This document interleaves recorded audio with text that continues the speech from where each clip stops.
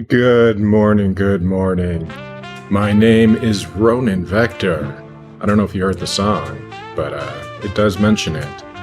My mission, to hang out in your timeline, to explore cool shit, to see what's out there. Today, we're going back into Terminus. Yes, zombie survival game. Excuse me, just fresh out of early access. It's a good time so far. I'm digging it. It's turn-based. It kind of reminds me of Zomboid if it was turn-based. I'm digging it so far. But today on the little TV over here, we're gonna do something a little different. Oh, is my mic not going? You can't hear me? Says I'm getting stuff.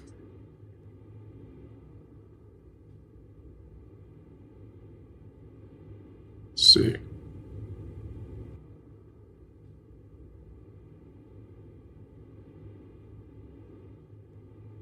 Not getting nothing, huh? That's weird because on my mixer it says it's showing that stuff is popping up.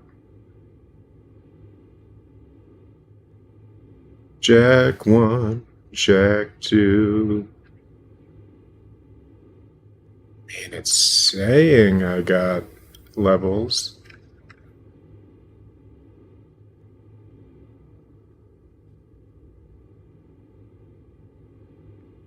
One way to check.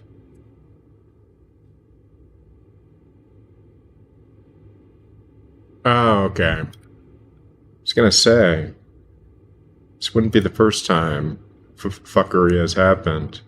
We're going to do something a little different today, though, on the little TV down here. We're going to be checking out this guy's channel named Manhwa Caps. This guy covers all sorts of manga, lots of isekai type stuff, some horror stuff.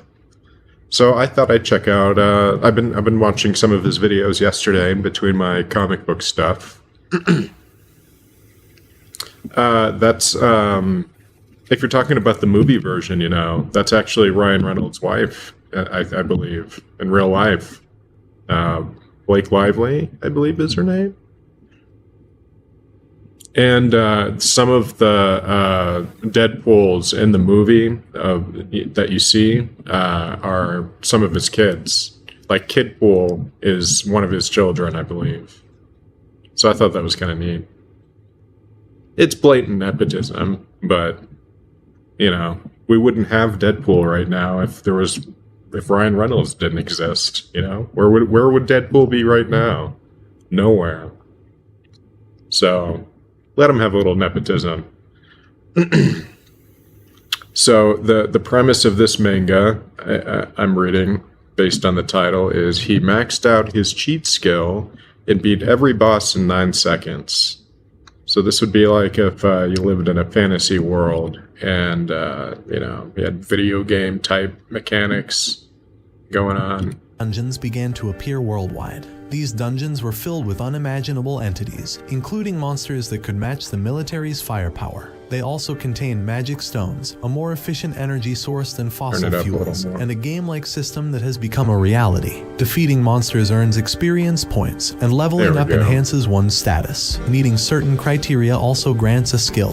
The story begins with Rin Ammon battling goblins on the 15th floor of a D-rank Unagi dungeon. It kind of reminds me of level 120, while Rin is at level 190, that making it look game like a the little goblins bit. Are moving slowly for Rin, allowing him to easily cut through them. After a while, he defeats all the goblins, hears a beep in his mind, and gains experience points, raising his level by 1. Rin checks his status board and reviews his stats. He feels he's making progress in leveling up, but Can you imagine if we could just pull up a fucking status board like that?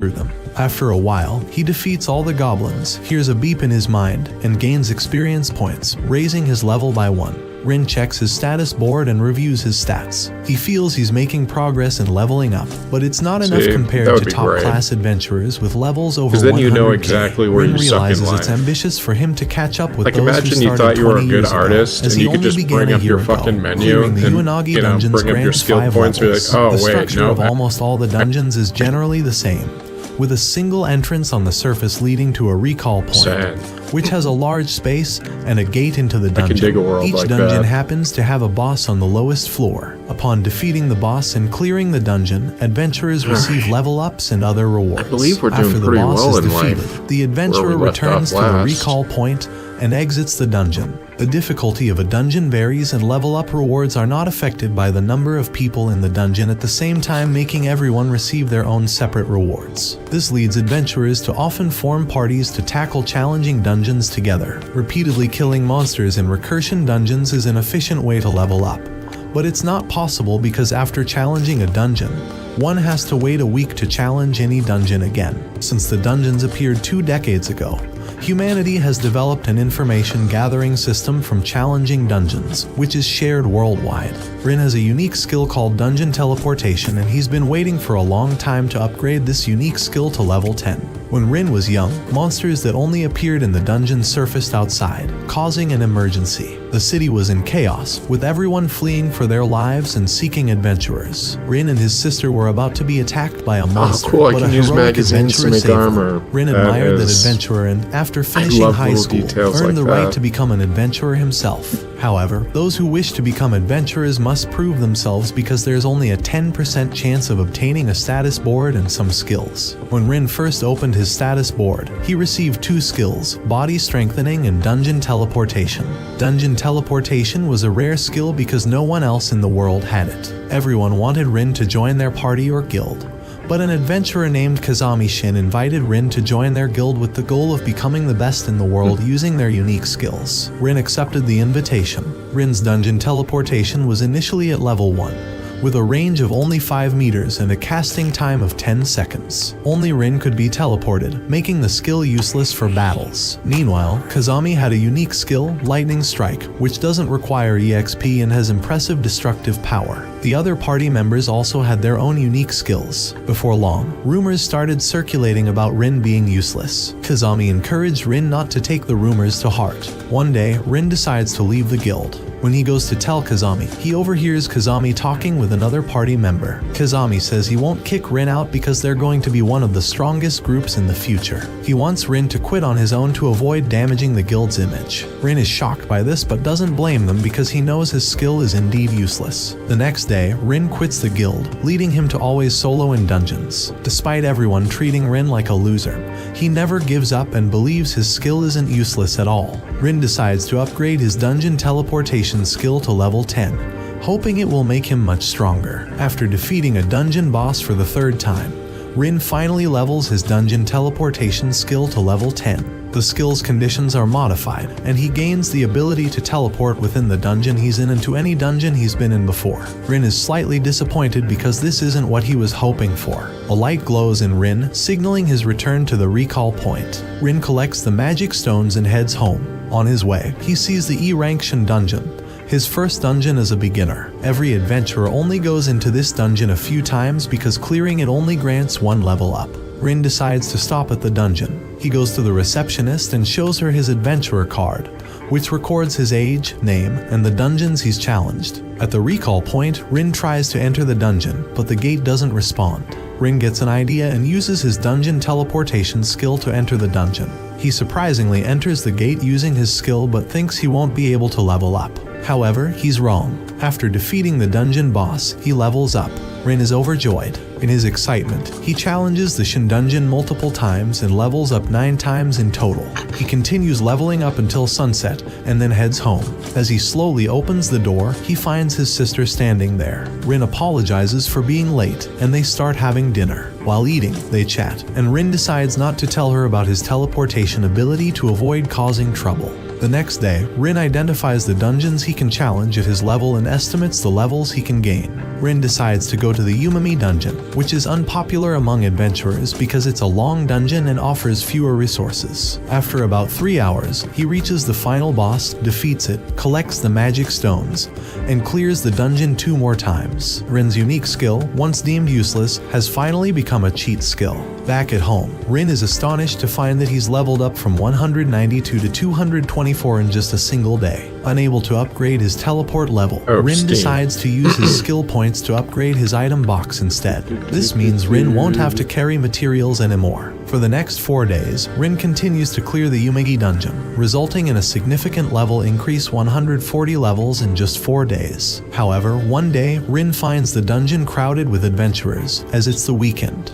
Rin decides to be cautious, knowing that if the world learns about his dungeon teleportation, a cheat skill, it could cause trouble. He's clearly in a dungeon very quickly. On his 6th run, Rin notices some adventurers fleeing from a monster and hears a girl calling for help. Using his high-speed movement, Rin finds the girl surrounded by monsters. Thinking she's a magic-type adventurer, Rin decides to help her. He defeats all the monsters and rescues her. The girl, amazed by Rin, thanks him for saving her. Rin asks if she's alright and if she's hurt, but she blushes and assures him that she's fine. Rin misinterprets her reaction and wonders if she dislikes him that much. He apologizes, thinking she might have been upset, but she denies it, bows, and thanks Rin again. She introduces herself as Kasai Yui, a 3rd-year student. Yui tells Rin that she's been adventuring in the dungeon since she was 17, a rule that Rin wasn't able to benefit from as it was implemented later. Rin asks why she's alone in the dungeon. He guesses that she might have joined a party at the last minute and entered the dungeon with them. But when the adventurers saw packs of gray wolves, they abandoned her as bait and ran away. It turns out that Rin's guess is completely correct. Rin suggests that Yui follow him for her safety. After a while, they reach the final boss room. Yui questions if they're really going to challenge the boss, to which Rin replies that doing so will allow them to return to the recall point much faster. Rin asks if she has a problem with this, but Yui says she actually wants to thank him for helping her. She questions if just the 2 of them are really going to fight the boss, given that Rin just fought a monster. Rin strikes a Riz pose and assures her not to worry. Yui asks who he is, and Rin realizes he hasn't introduced himself yet. He tells her his name, Amain Rin. Yui decides to call him Rin because she already knows someone named Amain and asks Rin to call her Yui. While they're talking, the Umami dungeon boss, Harpy, attacks, but Rin kills her instantly. Yui is so surprised that she starts clapping, her eyes sparkling. The dungeon is cleared again, and Rin reaches level 399. Yui thanks Rin because she's now at level 85. Rin realizes that she entered the dungeon with the basic level requirements, so he thought Yui was a magic type. But when he asks if Yui is a healer, she confirms it. There are various types of adventurers, but healers are rare, so many people invite them even if the healer is at a low level. Rin collects the magic stone and finally makes it back to the recall point. At the recall point, Rin and Yui see the party that teamed up with Yui. They're talking about Yui, and one of them sees Yui safe. Rin asks Yui to stay behind him. One of the party members is curious about how Yui managed to survive the monsters. I don't know, this one might be going by too quick for me to digest. This guy's talking a little quick.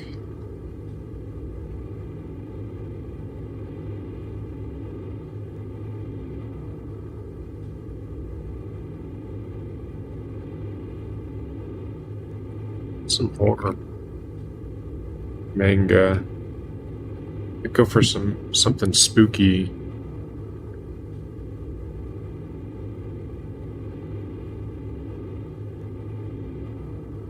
Let's see. This one claims to be the darkest isekai revenge manga I've ever read. By Action Tune. For anyone that cares. At one high school somewhere in this world, the delinquents had their eyes on one student whom they always bullied. This boy didn't have the courage to fight back, and he hated himself for it. Aside from himself, he also hated the people who turned a blind eye to it as well. Those people who let him feel all this pain, even though they could do something about it. But on top of all that, he also hated the bullies just as much as his pathetic self. That is why day and night, he always wished for a chance to redo this life. And it seems like he did. So when he got summoned to a different world, he thought this was his chance to redeem himself and get back to work. But it seems like he is now the new Messiah, also known as Yamato Takeru. But it seems like that is not the case anymore. This alternate world had an existence called the Demon Lord. Due to its power, the people started to get scared of it, and eventually their lives suffered in the long run. So as he thinks deeply about it, he is going to be honest. He knows that a person like himself who couldn't defy his bullies couldn't possibly put his life on the line to fight the Demon Lord. However, it seems like things have changed for the better this is when a he meets the much saint, better pace. Edelweiss, who teaches him to become stronger for the people. Or As a me. result, he ends I'm up also accepting very the fact that he is no stoned, longer so- the same person he was before, and that he is now a person people rely on in this alternate world. That is why, with much effort, he wants to make sure that he doesn't disappoint himself or his people. This time around, he would persevere for the betterment of everyone. Although at first he had quite a hard time, as expected from someone who is still a newbie, but over the coming days and month, it seems like his perseverance did pay off, all because he did his absolute best day and night. But no matter what goodness he does, people still end up treating him as the bad guy. Months after vigorous training, Yamato finds himself in front of everyone, now ready to be executed. It seems like due to his crazy skills and power, people now start to look at him as a monster. According to the executioner, Sucks to suck. Yamato is just another worlder holding a power that can supposedly defeat the Demon Lord. But since they are trying to be as cautious as much as possible, at the back of their minds before Yamato can even betray humanity and destroy the world just like the others did, he must already be dealt with right now and then.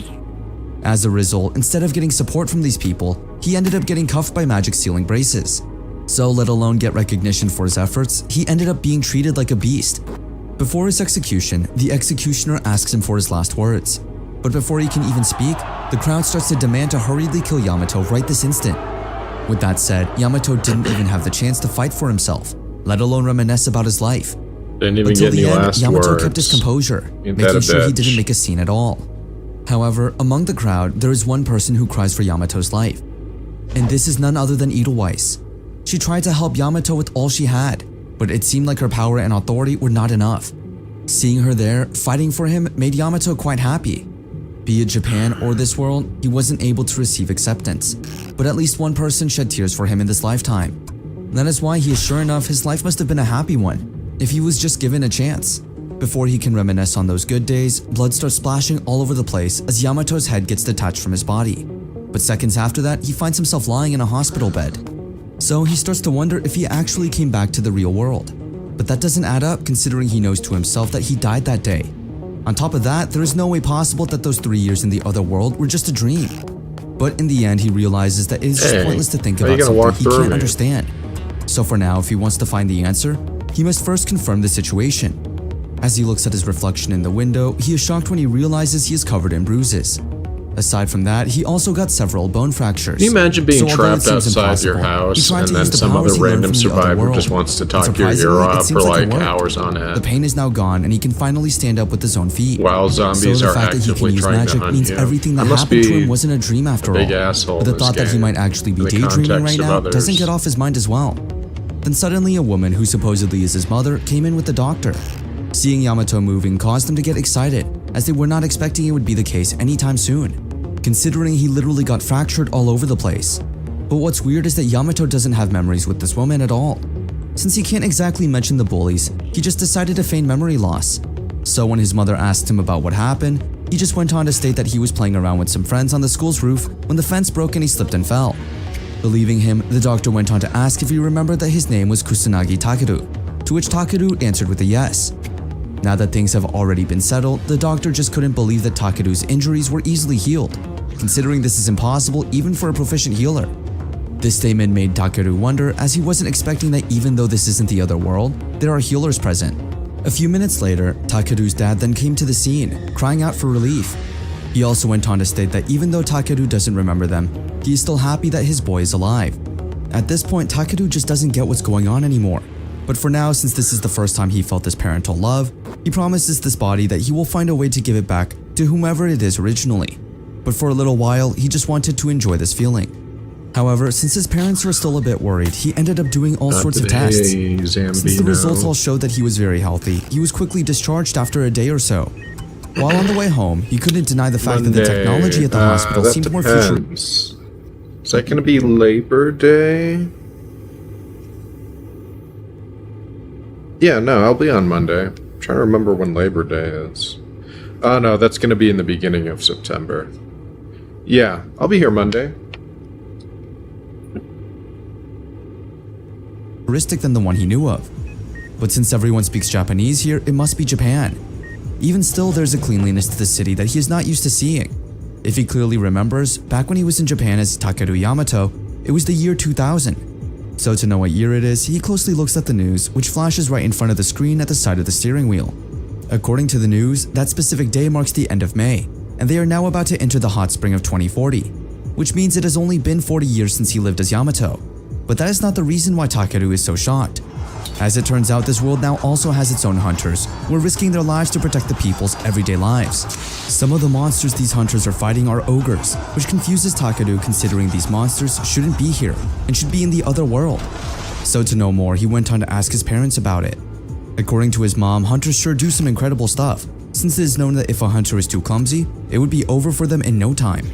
The fact that they are fighting using magic as if it is normal just shows that this whole thing is nothing but a norm in this world. So Takeru ended up realizing that even though this is Japan, it still resembles that world so much. It was not long after when a monster suddenly attacked them in front. Thankfully, using the powers he has gained in the other world, Takeru ended up saving his and his parents' lives. But when they thought that everything was finally okay, Takeru was speechless when he noticed that there was a gate break. As this gate opened, a group of ogres started to march one by one. Based on what Takeru knows, an ogre is a monster and even the kingdom's trained knights needed several of them to take one down. An ordinary person wouldn't stand a chance against it, but if it's him, he can make quick work of it, since he knows that he can use magic skills too. However, it seems like Takeru is having second thoughts on showing his real powers, since the nail that sticks out usually gets hammered down, just like what happened in his life in the other world. Not to mention, this body of his doesn't belong to him at all. If he stands out in some weird way, then when he needs to give this body back, it will surely spell trouble, and he doesn't want to be afraid of it anymore. That is why the only option he has now is to run. As he was about to do just that, he suddenly saw his parents almost getting killed by the ogre. So without any choice, he ended up using his powers anyway. To avoid shocking his parents, Takeru just went on to state that a nearby hunter came to help them. So his parents ended up feeling a bit relieved as they started making their way out. Now that this is already settled, Takeru still has one problem left.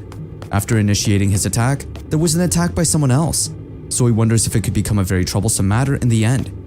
However, since his parents are still in shock, Takeru decided to just brush it off for now and just think of it later. Since their car got broken, they have no choice but to walk home. Although they had quite a long day, they were still thankful since they survived. It was such a big incident, so to think that there was no casualties is amazing. After walking for an hour or two, the three finally got home and it seemed like it was about time for Takeru to start living his new life. As soon as he got settled in, he knew for a fact that if he wanted to spend time as Kusanagi, then he would need information. So Takeru starts looking for a diary in case the owner of this body has one, but it seems like there aren't any at all. In fact, the only thing he has is a magazine about hunters, which just shows his fascination with them since all the books he has in his room are about them. As Takeru skims through it, he finds out that there is even a ranking system regarding them, as if they were some kind of celebrity. After reading every page, Takeru came across a note that the original owner wrote, showing that if he had a chance to become a hunter, he would love to join this particular guild. After finding out about this, Takeru just felt a bit weird, although he knows he is in Japan. It just doesn't feel like it at all.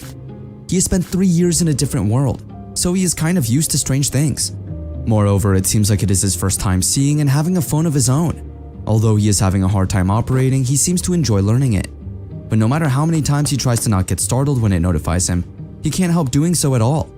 He is aware that he gets more nervous accepting messages from this phone than fighting the Demon Lord when he knows that this uses Takeru's parents' money. But with the assurance of his mother, Takeru keeps on learning how to use it.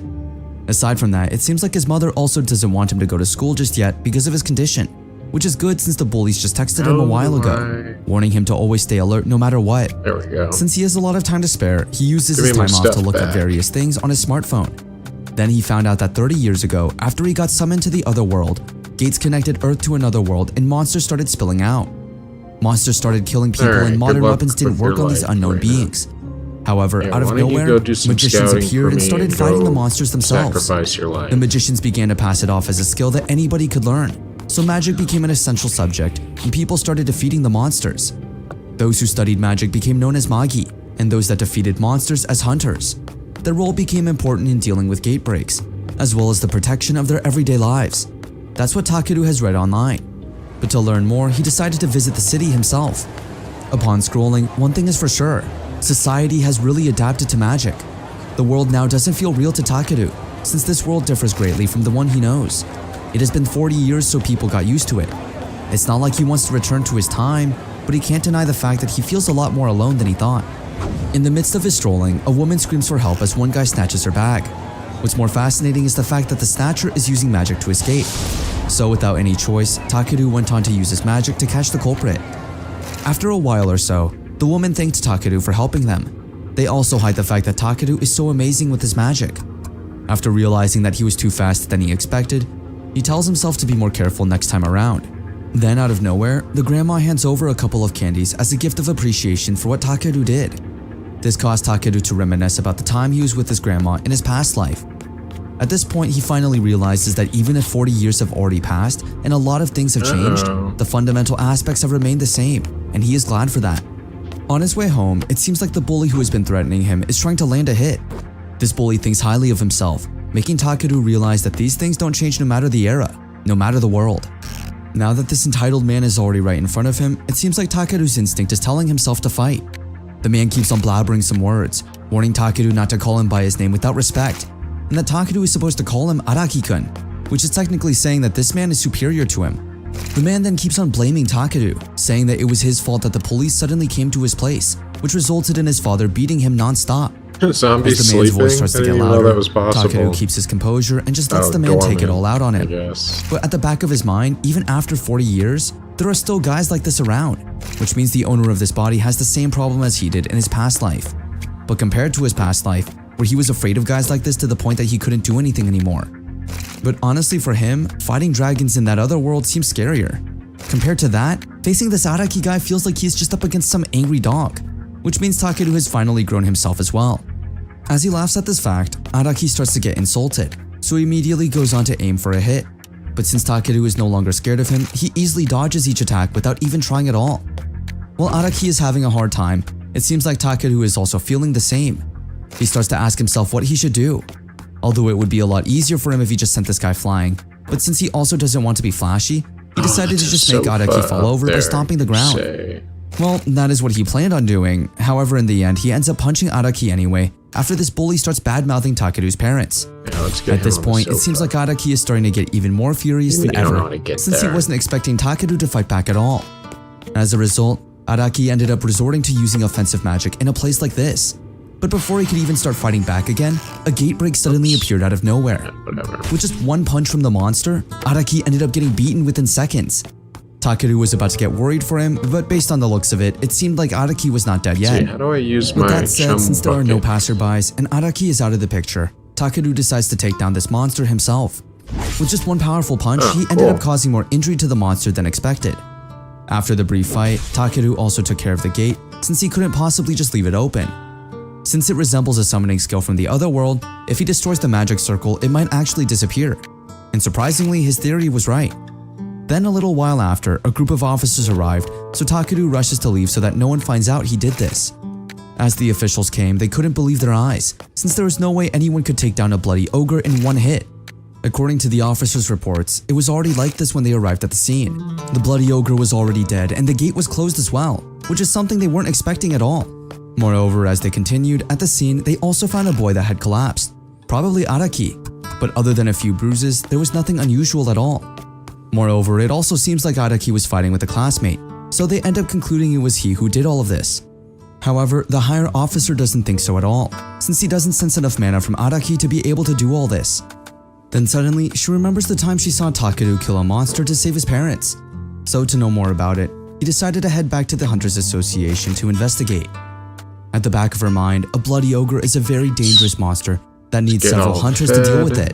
So the fact that this unknown hunter got to the scene right before the Hunters Association makes her quite fascinated to know more about what's really going on. After weeks of break from school, it is now time for Takeru to get back to the world of learning.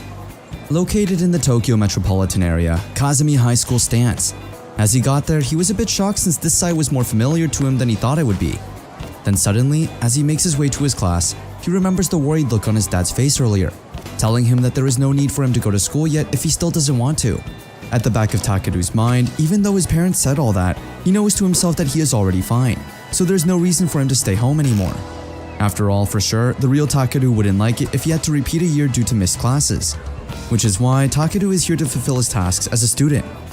While waiting on the campus grounds, Takeru can't help but observe his surroundings, where students are chit-chatting with one another left and right, just like how a normal high school should be. Based on Takeru's perspective, the school has that carefree energy, so he starts to wonder why the real Takeru went as far as deciding to take his life if his environment is like this. Well, there is only one explanation. Maybe the real Takeru didn't have that many friends at all. This means the circumstance of Takeru's life and his previous life are quite similar to what he thought. However, the only difference they have is that he managed to get a second chance in a different world. He was able to have the chance to practice magic with someone, exchange fierce glances between fellow adventurers, and running away or fighting against powerful demons. This caused him to remember what Edelweiss stated before, that she wanted to create a world where everyone can laugh naturally. Realizing he was distracted by his thoughts, he immediately went on to wake himself up by slapping his face subtly a few times, trying to accept the fact that there's no more turning back, as it is about time for him to take that first step. Although it may seem nerve-wracking, Takeru knows that he will do good, since he already dares to do it thanks to Edelweiss. With that said, he immediately went to his classroom where everyone was already in their seats. Before their class started, his teacher went on to inform everyone that from that day onwards, Takeru would be returning to classes. Due to the nature of his injuries, he is experiencing amnesia. The teacher informs everyone. That is why, as much as possible, the teacher wants everyone to help and support Takeru through this. Right after the introductions, Takeru immediately went to his seat, and it seemed like his classmates couldn't care any less for his return. Then out of nowhere, Araki finally enters the scene, looking all proud that people now think he took down the bloody ogre the other day. So full of himself that he even went on to state that it was already expected from someone as great as him. However, the moment he saw Takeru sitting at the back of the classroom, he couldn't help but get a bit embarrassed at the thought that Takeru was the only one who was able to witness how that ogre knocked him down with one punch. So instead of teasing Takeru, he ended up ignoring him, which is unusual for many since Araki is not like this at all. While everyone keeps their attention on Araki, one of the students seems to look so worried for Takeru. A timid boy with eyeglasses then asks Takeru if he is alright, considering he is suffering from amnesia right now. After realizing that Takeru probably doesn't remember him, the timid eyeglasses boy goes on to introduce himself as Sawamura Takuro. And just like the real Takeru, Takuro also loves hunters, which is why the two often talked before. This revelation shocked Takeru, since he wasn't expecting the original owner of this body to have friends. As the day went by during dismissals, Takeru couldn't deny the fact that he was now feeling a bit more exhausted than he expected. Although there is no doubt that he got stronger physically and mentally by going to the other world, but he can't pretty much say the same for his intellect. May as well take a nap His intellect wasn't great, and even when he was in high all school, up. he forgot to study all the time. I can move Not on. to mention that the textbooks aren't made of paper, so learning is a lot harder for him now than before. Although he is suffering from the crisis, Takuro seems amazed at the fact that even with his amnesia, Takeru looks rather fine. So Takeru went on to assure him that there was no need to worry about it, since he was improving day and night. Since they had already talked for a bit now, Takeru went on to ask his new friend what kind of person he was before, implying to the original owner of this body. Without hesitation, Takuro went on to state that Takeru was the kindest person in the world. Amid their conversation, the group of bullies tried to interrupt them, but for some reason it seems like Araki is a bit more distant in teasing Takeru. Maybe because of what happened to them the other day. But to avoid looking weak, Araki reasoned out that he didn't want to get involved with Takeru anymore since it would only cause nothing but trouble. So instead of Takeru, they ended up choosing Takuro as their next target. At first they acted as if they were going to the library to study, but knowing bullies, that was not the case at all. So without hesitation, as soon as Takuro together with Araki's group left, Takeru asked his classmates just where exactly the group took Takuro. At first, Takeru thought it would be the rooftop, but after what happened to him, it seems like the school has already taken proper action and closed the entrance to the top. This means the four must be in the industrial place behind the school. Seeing Takeru rushing to help his friend is just so foreign to their classmates, as he wasn't this imposing before his amnesia at all. Meanwhile, at the industrial place at the back of the school, Araki and his friends are asking Takuro some questions, and every time he can't answer those questions, they end up punching him non-stop. While this is all happening, Takeru is seen observing the whole situation in the shadows. Although he badly wants to rush in and help Takuro, he still doesn't want to change Takeru's circumstances too much. So as much as he could, he would like to avoid going straight in since it would cause a scene. But then the thought that Takuro came on his own to protect him rushes in. However, it was still not enough reason to push Takeru to jump in and help. Minute after minute, Araki and his group went on to toss and punch Takuro as if he were a toy, and even went on to teasingly ask him to call for Takeru's help. What Takuro said after that is what caused Takeru to have a change of heart. Takuro is now guilty of the fact that he let Takeru, whom he calls his friend, suffer so much from the hands of these bullies so that he can make sure he is safe. Fire That is why station, now that Takeru my is back, natural he has gained the habitat. courage to make sure that he will not repeat the same mistake of abandoning his friend when he needs him the most. Hearing this caused Takeru's heart to ignite, considering this is the first time he has ever seen someone willing to risk their lives for his sake. So as a result, it is now time for Takeru to protect him as well. Then, a couple of seconds after Takeru arrived, Takeru suddenly fainted. Seeing this caused the other bullies to look down on him, calling him scrawny or not even having the endurance to be a sandbag. But for Takeru, his friend is as strong as everybody else. Seeing Takeru here amazes the bullies, since they weren't expecting he had the guts to even face them. They guessed the amnesia he suffered made him go cray-cray, so they honestly thought that they would be able to cray-cray. beat him into a pulp in just one go. Little did they know this was not the same Takeru they knew of. With just one Been a while punch, since Takeru I easily heard brought them that worked down, out. shocking them to the next level. But since Araki's men are so full of themselves, instead of running for their lives, they even try to fight back, only for them to get defeated in the end. Seeing his teammates suffer greatly at the hands of Takeru makes Araki quite furious, to the point that he starts to act as if he is going to fight back himself as well. But before he can even do so, Takeru stops him on the spot, warning him that if he doesn't fix his habit of barking, he will surely annoy other people nearby. But instead of getting scared, Araki keeps his ego up, saying he doesn't want his friends to see that he is now weaker than Takeru. As a result, his friends also still had the guts to come to Takeru, even though they would stand no chance against him. Meanwhile, Takeru seems okay with this, since this simply means it would be easier for him to take them down in one go. He then remembers that one time during the war with the Demon Lord's army, when he was honest to a fault and let a guy go, all because that guy getting lucky stated with that he my was just dodges forced against here. his own will by the Demon Lord to fight for him. Since Takeru sympathizes with that person, the village he was supposed to protect was razed to the ground because of that mistake. Thanks to that, he finally learned the lesson that once he starts something, he can't possibly be half-hearted about finishing it. That is why, starting now, he will make sure not to make the same mistake ever again. Now that he is already furious about it, Takeru will make sure that he will break those bullies no matter what. But before he can even do so, a blue gate suddenly appears, causing the three to panic. Then when an ogre appears out of the gate, the three don't know what to do, considering ogres are considered the most dangerous monster that can come from a blue gate. But since Araki is here, his friends are relieved, thinking that he can easily defeat this monster, considering he has already beaten a bloody ogre before. Since there is no way he can reveal it wasn't him who defeated that ogre, Araki acted all strong and even went on to act as if he was going to attack the monster using his magic power. But as he expected, his magic is nothing compared to the hunter's. In the end, the ogre ended up beating him with just one punch. As a result, his friends started running for their lives. Meanwhile, Takeru looks calm, standing still on the side. So as expected, the ogre started rushing towards him Oh, instead. I guess she died. Using his power with just one blow, Oh, he she served immediately her defeated purpose. the ogre everyone was scared of fighting against. Araki, who witnessed everything with his own eyes this time, starts to fear Takeru, even calling him a monster. As Takeru walks towards him, Araki asks him to stay away from him, but it seems like Araki had the wrong idea, since Takeru just wanted to help him a bit. Using his healing power, Takeru ended up easing Araki's pain from the attack earlier. Then out of nowhere, Takeru breaks the ground with just one touch of his hand. He then told Araki to tell everyone that he was the one who defeated the ogre, since as much as possible, Takeru wants to live his life peacefully by not standing Got out. some fuel At too. first, I could Araki ride this doesn't all the want way to the agree with gas Takeru's station. proposition, but after talking it out, it seems like he eventually agrees to play the part. Aside from that, Takeru also warns him not to bother Takeru and him from now on. Aside from that, Takeru also wants Araki to stop bullying people as well. If there ever happens to be a next time, Takeru will make sure to not let him live anymore. Now that the hunters are on their way, Takeru rushes to get out carrying Takeru, while reminding Araki to do a good job deceiving the officials. After a bit, at the hunter training technical school called Ordon thirsty and Academy, depressed. one of the hunters reported that she was dispatched to deal with the gate and the ogre to Kazumi High School. But before she managed to even arrive, everything was already dealt with. The hunter also reported that the lone male student that was at the scene, which is probably Akira, claimed he defeated it by himself. But the remnants of mana at the scene were way over a normal human's output, which means that it can only be excreted by a monster presence. Seeing how the hunter is so scared when she has more than enough power as a hunter means that the person behind it is no ordinary person indeed. So to know more about the situation, the organization head went on to check Araki's description. Since this is such a fascinating case, the head decided to take care of it from now on. After reviewing everything, she just had the feeling that the person who contained the appearance of the monster today was someone else, not Araki. As she read through the case, she stumbled upon the report stating that Araki was arguing with someone when he supposedly defeated the bloody ogre the other day.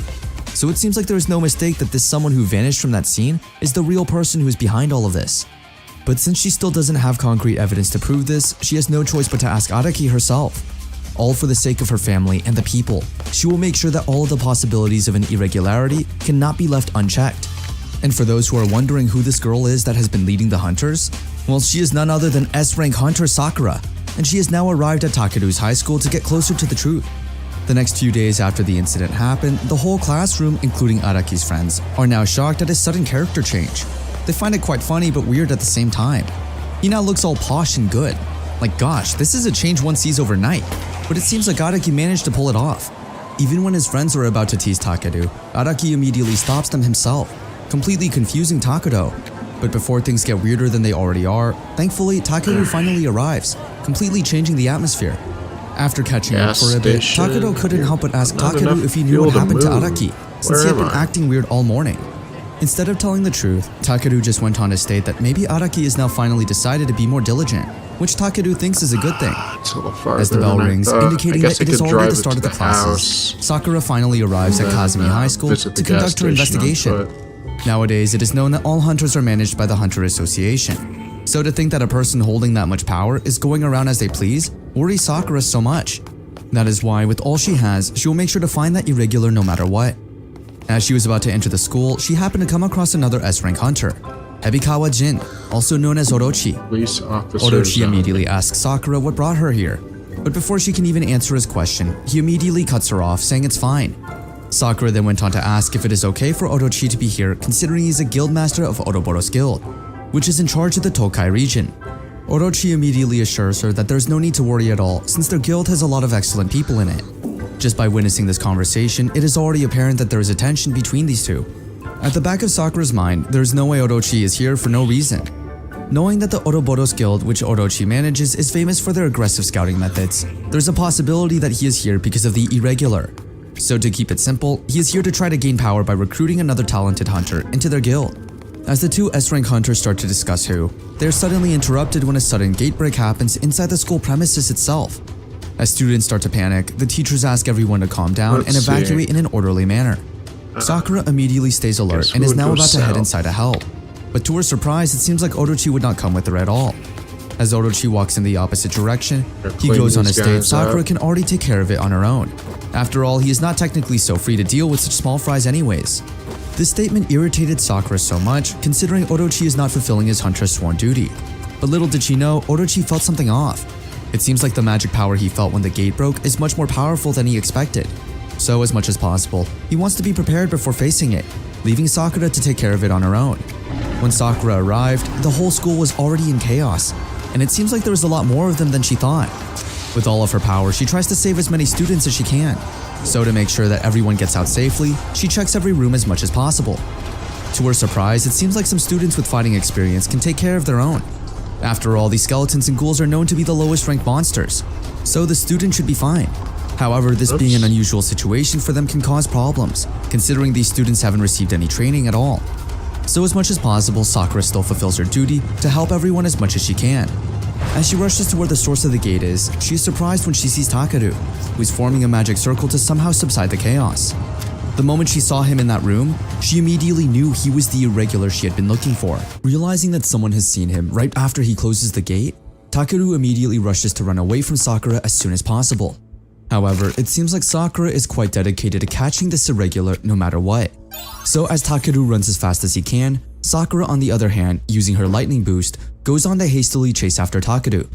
Sakura herself is a bit astonished at the fact that Takeru is just using a mere physical boost since he is much faster than the average user. I don't know, On top they're of that, saying this Sakura's is the lightning darkest. boost I should haven't also seen give her more anything all speed than that dark Takeru's yet. skill. But it seems like that is not the I'm case gonna at give all. this manga another However, 10 the minutes to possibility get that she can keep interesting. up is still apparent. So as much as possible, Takeru doesn't want to turn around and show his face to her, but there is no doubt that he can feel her pressure, even with this distance. Although Takeru can go faster if he wants to, considering physical boost is magic that increases the user's physical abilities. However, for some reason he can't, since this is the limit for Kusanagi Takeru. If he was just in his original body, which had undergone training, there is a possibility that he is already kilometers away by now. Well, even if he thinks about that more deeply, it can't be helped anymore. After all, magic stems from the soul, and he does have it under control. I guess But it would be bad to let his guard down now. One-time use. But the idea of training Takeru's body does come to his mind. However, for now, he needs to focus on hiding his identity as much as possible. Using his aerial boost, he instantly vanishes in thin air due to his speed. At this point, Sakura decided to give up on him for now. Meanwhile, after a couple of minutes, Takeru is now finally pretty far away from school. Considering what happened, for sure the classes for this day are already cancelled, so there's no reason for Takeru to head back anymore. As he walks home, he starts contemplating that the one who chased after him was probably a hunter. When he looked them up on the net, he thought they were like the chivalric order or adventurers from the other world, but it seems like the difference is pretty far from what he expected. That is why, as much as possible, he doesn't want to let his guard down anymore. As soon as he got home, his mother started hugging him tightly. So glad to see her son okay. It seems like the parents have already heard about the news that ogres appeared at Takeru's high school. Since Takeru wasn't answering his phone, his parents were so worried for him. Alright. Speaking of which, he starts looking for his phone, which Now he we thinks got fell a in fire school. truck. Surprisingly, near according to gas his mother, a friend of station, his so we're came gonna to their play house and field brought it back soon. for him. That person Life is is currently in looking the up. living room, so his mother wants him to thank his friend himself. We might make it As out soon of as he here. saw who his mother was referring to, he froze in place, since it was none other than Sakura, who looked fascinated seeing the shocked look on Takeru's face. But as much as possible, Takeru tries to hide his identity still, acting as if he wasn't the guy from earlier and just thanking Sakura for bringing back his phone. However, it seems like Sakura already knows what Takeru is trying to do, so straightforwardly she went on to state that she wants to ask Takeru about some things. Still acting as if he doesn't know anything, Takeru tries to put on an awkward smile, asking what are those questions exactly. Without hesitation, Sakura went on to state that it is about yesterday's abandoned factory incident, as well as the bloody ogre incident a while ago. At this point, Takeru has finally realized that there is no way he would be able to get away with this anymore. This is a lot worse than he thought, since there is no way he can run away anymore. There's also no way that he can talk about the incident openly here, especially with his mother listening. So, as much as possible, he tried to distract his mom, hoping that she would leave them to talk for a good minute or two. And thankfully she did. For them to be able to talk this out properly, Takeru decided to take Sakura to his room. Sakura immediately asks Takeru just who he is exactly. This shocked Takeru as he wasn't expecting that Sakura would go straight for it. However, even if she asks him who he is, he won't reveal it at all. So Sakura went on to state that depending on Takeru's answer, she might have to restrain him if she doesn't have a choice. At this point, Takeru starts to see her as a boorish type of person, and it seems like he is starting to get the feeling that if he lies poorly, Sakura will eventually find it out anyways. However, even if he tells her the truth that he is a hero from Really, a different pal? world, there's Are still all a the big dead chance that bodies Sakura would outside take it not a off good as a joke. indication about how this Since is gonna Takeru has go? been extra quieter than he should be, Oh, Sakura is great. starting to lose patience with him. So Not she mad ends up about pinning him that. to the wall, getting them two in a very awkward position. It seems like Sakura honestly thinks that Kill Takeru you has been too. doing something bad. That is why he's been staying all silent. So to set things straight, Takeru went on to explain that it's not the case at all, since he is actually suffering from amnesia. So technically he doesn't remember anything at all. But if that was the case, how was he even fighting off monsters? Aside from that, it seems like he also has good senses to use magic as well, to the point that even during such an emergency, he stays calm.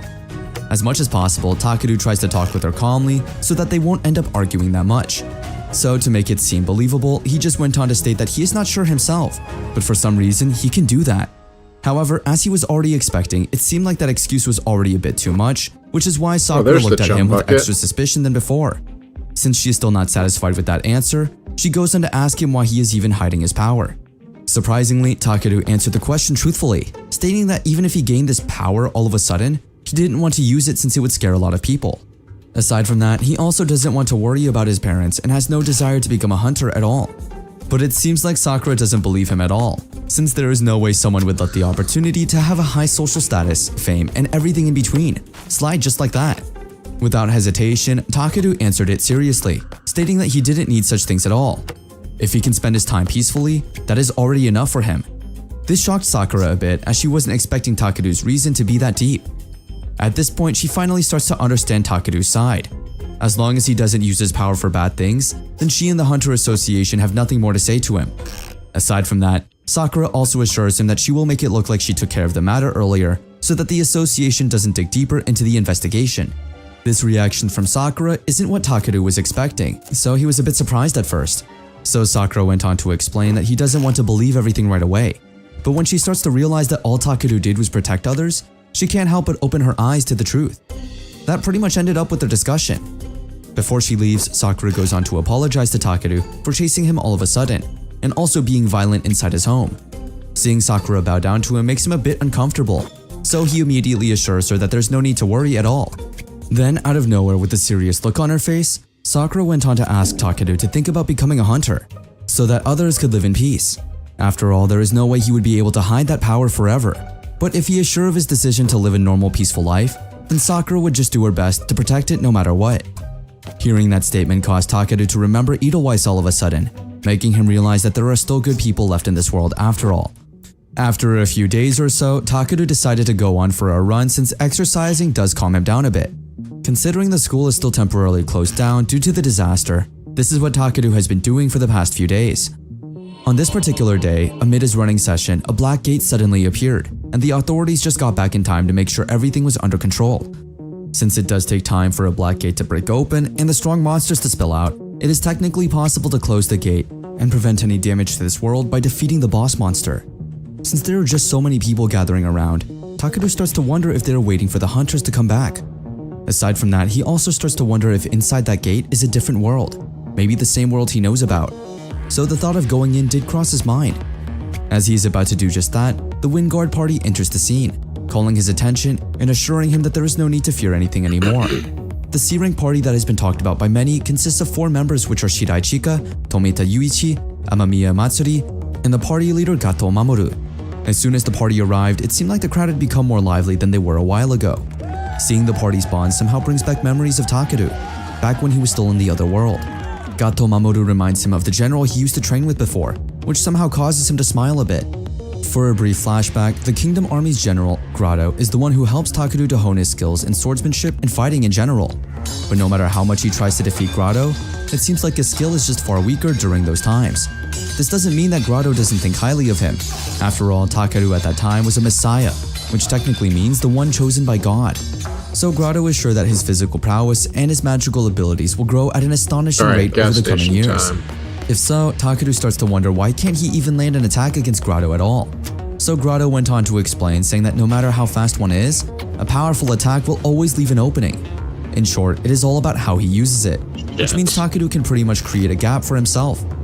Their conversation was going well until a demon appeared out of thin air. It is a demon they have never seen before, so the two start to wonder how it even made it to the side. As the two are left in confusion, the demon manages to find an opening, causing the general to get injured along the way. Takeru, who can't move because of fear that time, couldn't do anything to help the general.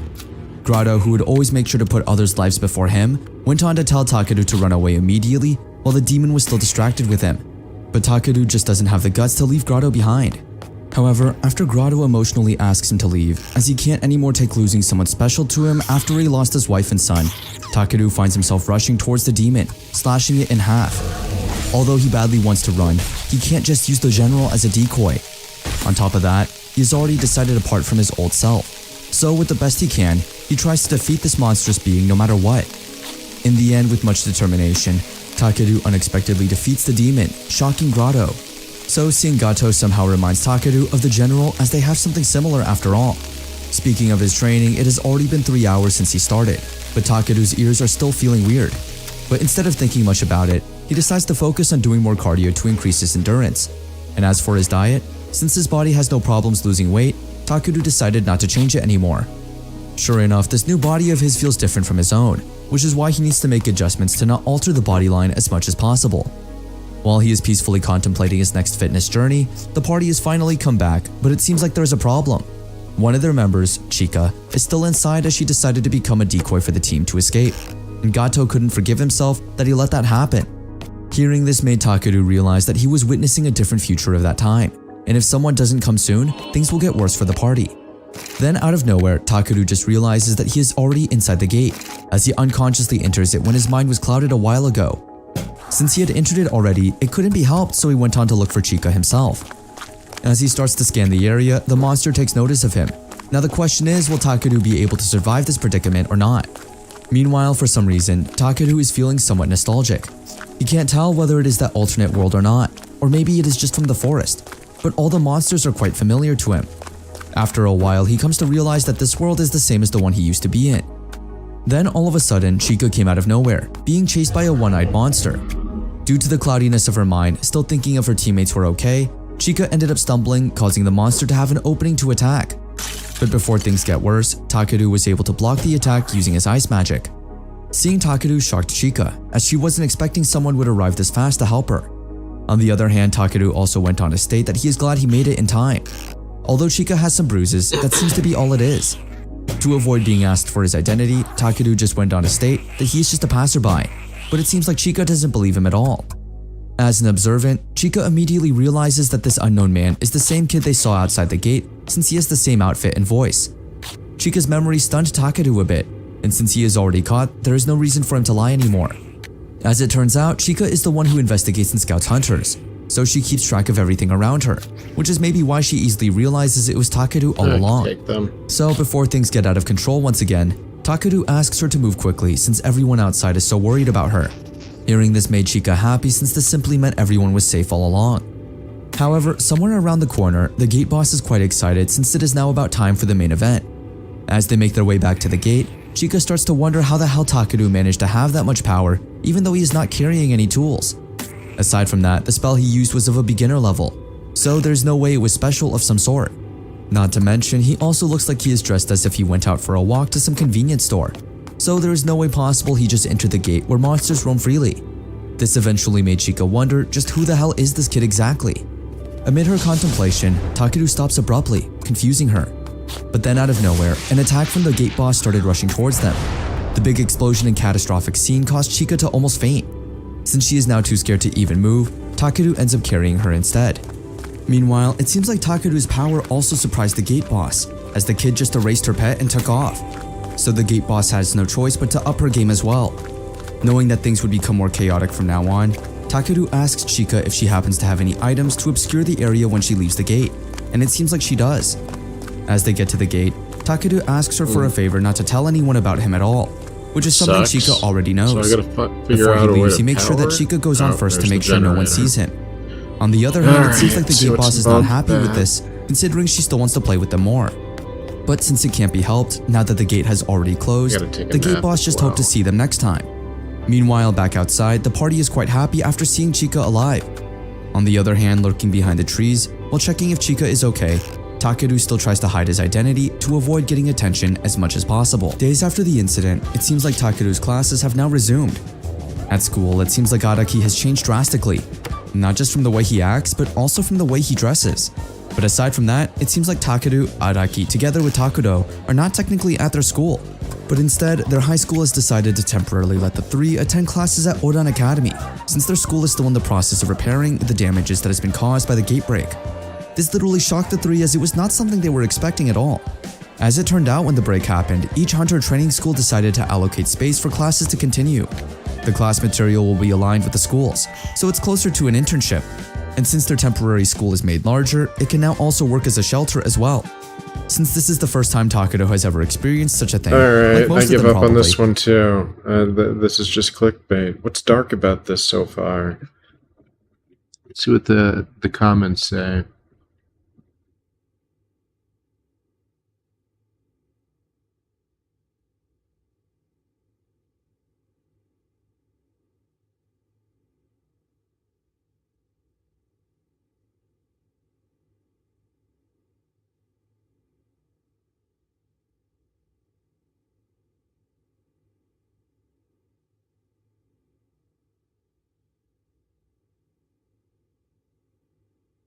I don't know, these comments keep saying it's gonna get dark. Fine, I'll keep going. I already makes gave him up feel a bit another one, excited. so... And to think that they've been sent to Odan Academy just makes it much more exciting than it already is. But Takuro couldn't deny the fact that he had mixed feelings with Araki being here with them. Immediately, Takeru assures him that for sure, Araki wouldn't do anything here of all places. After all, this is one of the most prestigious academies in the whole country, so there's no way Araki can act all high inside these grounds. So as much as possible, Takeru wants Takuro to forget about Araki for now, so that they can enjoy this experience the most. As expected, Odan Academy is very amazing. The famous hunter Takamina Sakura is here as well. Aside from that, there are also a lot of graduates who are at the top of the ranks as well, so being here seems like a dream come true for Takuro.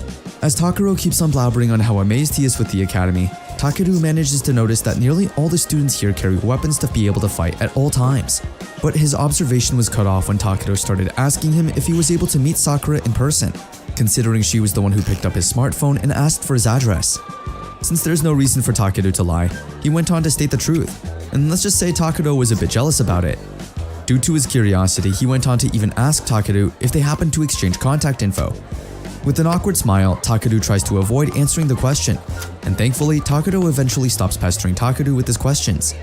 Instead, he went on to state that he heard Sakura has a fan club that is pretty extreme. So as much as possible, if ever Takeru got a bit close to Sakura, he must try to make sure to be careful as much as possible.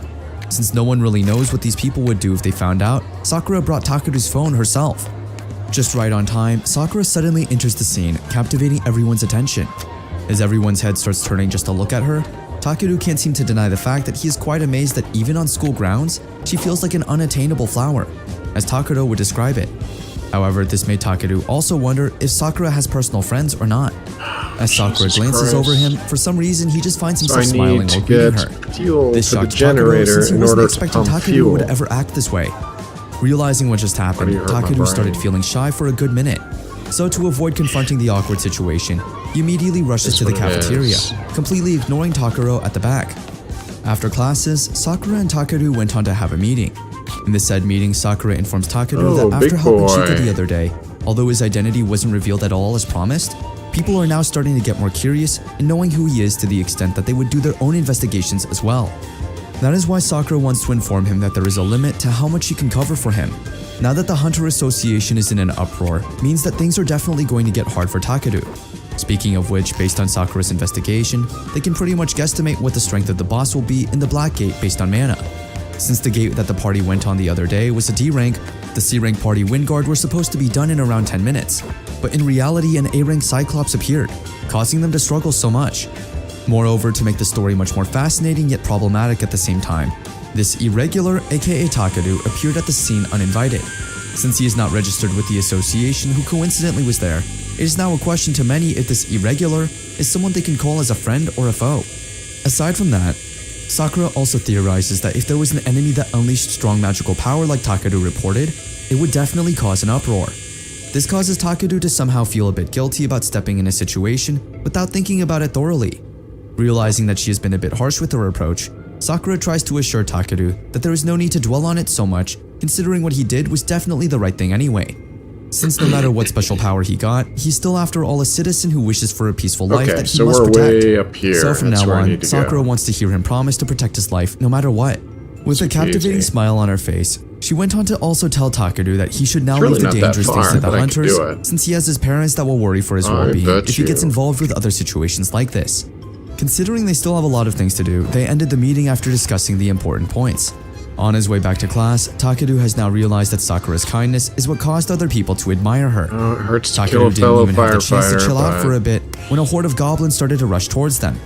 Seeing this didn't scare Takeru anymore, considering he had already gotten used to this abrupt situation. But because of what they just talked about, it seems like he doesn't want to take action first. Then, after a good minute or so, a group of Hunter students rushes to the scene to take care of the situation. After fighting, Takeru can't deny the fact that they are indeed quite flashy. But what surprised him a bit is the fact that this group is the one Takeru has been talking about. The one and only Sakura's fan club. The club's president, Byodoin, is rather energetic than he thought, just like the other members. And it seems like the A-rank group is looking forward to getting along with Takeru, who doesn't seem excited at all. Since Byodoin looks rather excited to be friends with Takeru, seeing the new kid silent seems new to him. Since this is such a rare scene for him, he just went on to conclude that Takeru might be wondering what Odan society is. So even if Takeru didn't ask him to, he went on to explain everything as much as he could. Since Byodoin admires Sakura so much, he can't seem to deny the fact that she is like a beautiful goddess that needs to be protected no matter what. That is why those who admire her gather and protect the city. As their number increased, it eventually serves as the largest guild in this school, which protects the peace of the general public. So this made Takeru wonder if this simply means that it wasn't just a fan club at all. To explain further, Byodoin went on to continue, revealing that the only condition to join the club is to love and respect Sakura. Even if one is not a hunter, be it a Magnus or a support, there are plenty of things for one to do. That is why after seeing how Takeru looks at Sakura gave Byodoin the idea that Takeru might actually want to join their club himself. And based on the looks of it, Byodoin sees Takeru fit to be a part of their club, maybe because of the powerful aura Takeru emits. However, Takeru knows there and there that he is not good at dealing with these types of people at all. But it seems like Byodoin has now decided to let Takeru join, especially after seeing how calm he was when that monster almost attacked him earlier. Byodoin knows that it was not an ordinary behavior at all. Since this is going a bit too far than expected, Takeru immediately went on to set things straight as soon as he could. He informs Byodoin that he just got surprised a while ago, that is why he stayed still. So it wasn't really out of the ordinary. Then out of nowhere, Sakura enters the scene, rushing to check if everything is alright since she was able to sense the gate appearing a while ago. Since it was already taken good care of, Takeru is about to tell Sakura that a group has already done the job. But as he was about to introduce them, he was a bit stunned when he saw that they were already gone, so he just brushed it off for now. The next day, How did I get Takeru still is diseased wondering again? what the group's deal was yesterday, but no matter what it is, as much as possible, he doesn't want to get involved at all. But for there to be such a huge guild within the school amazes Takeru a bit. However, this wasn't a surprise to him anymore, considering Sakura's influence was already apparent from the get-go. That is why, as much as possible, he wants to be more careful not to get in the way of their work to avoid making things difficult for him. However, it seems like Byodoin is quite dedicated to making Takeru a member of their club.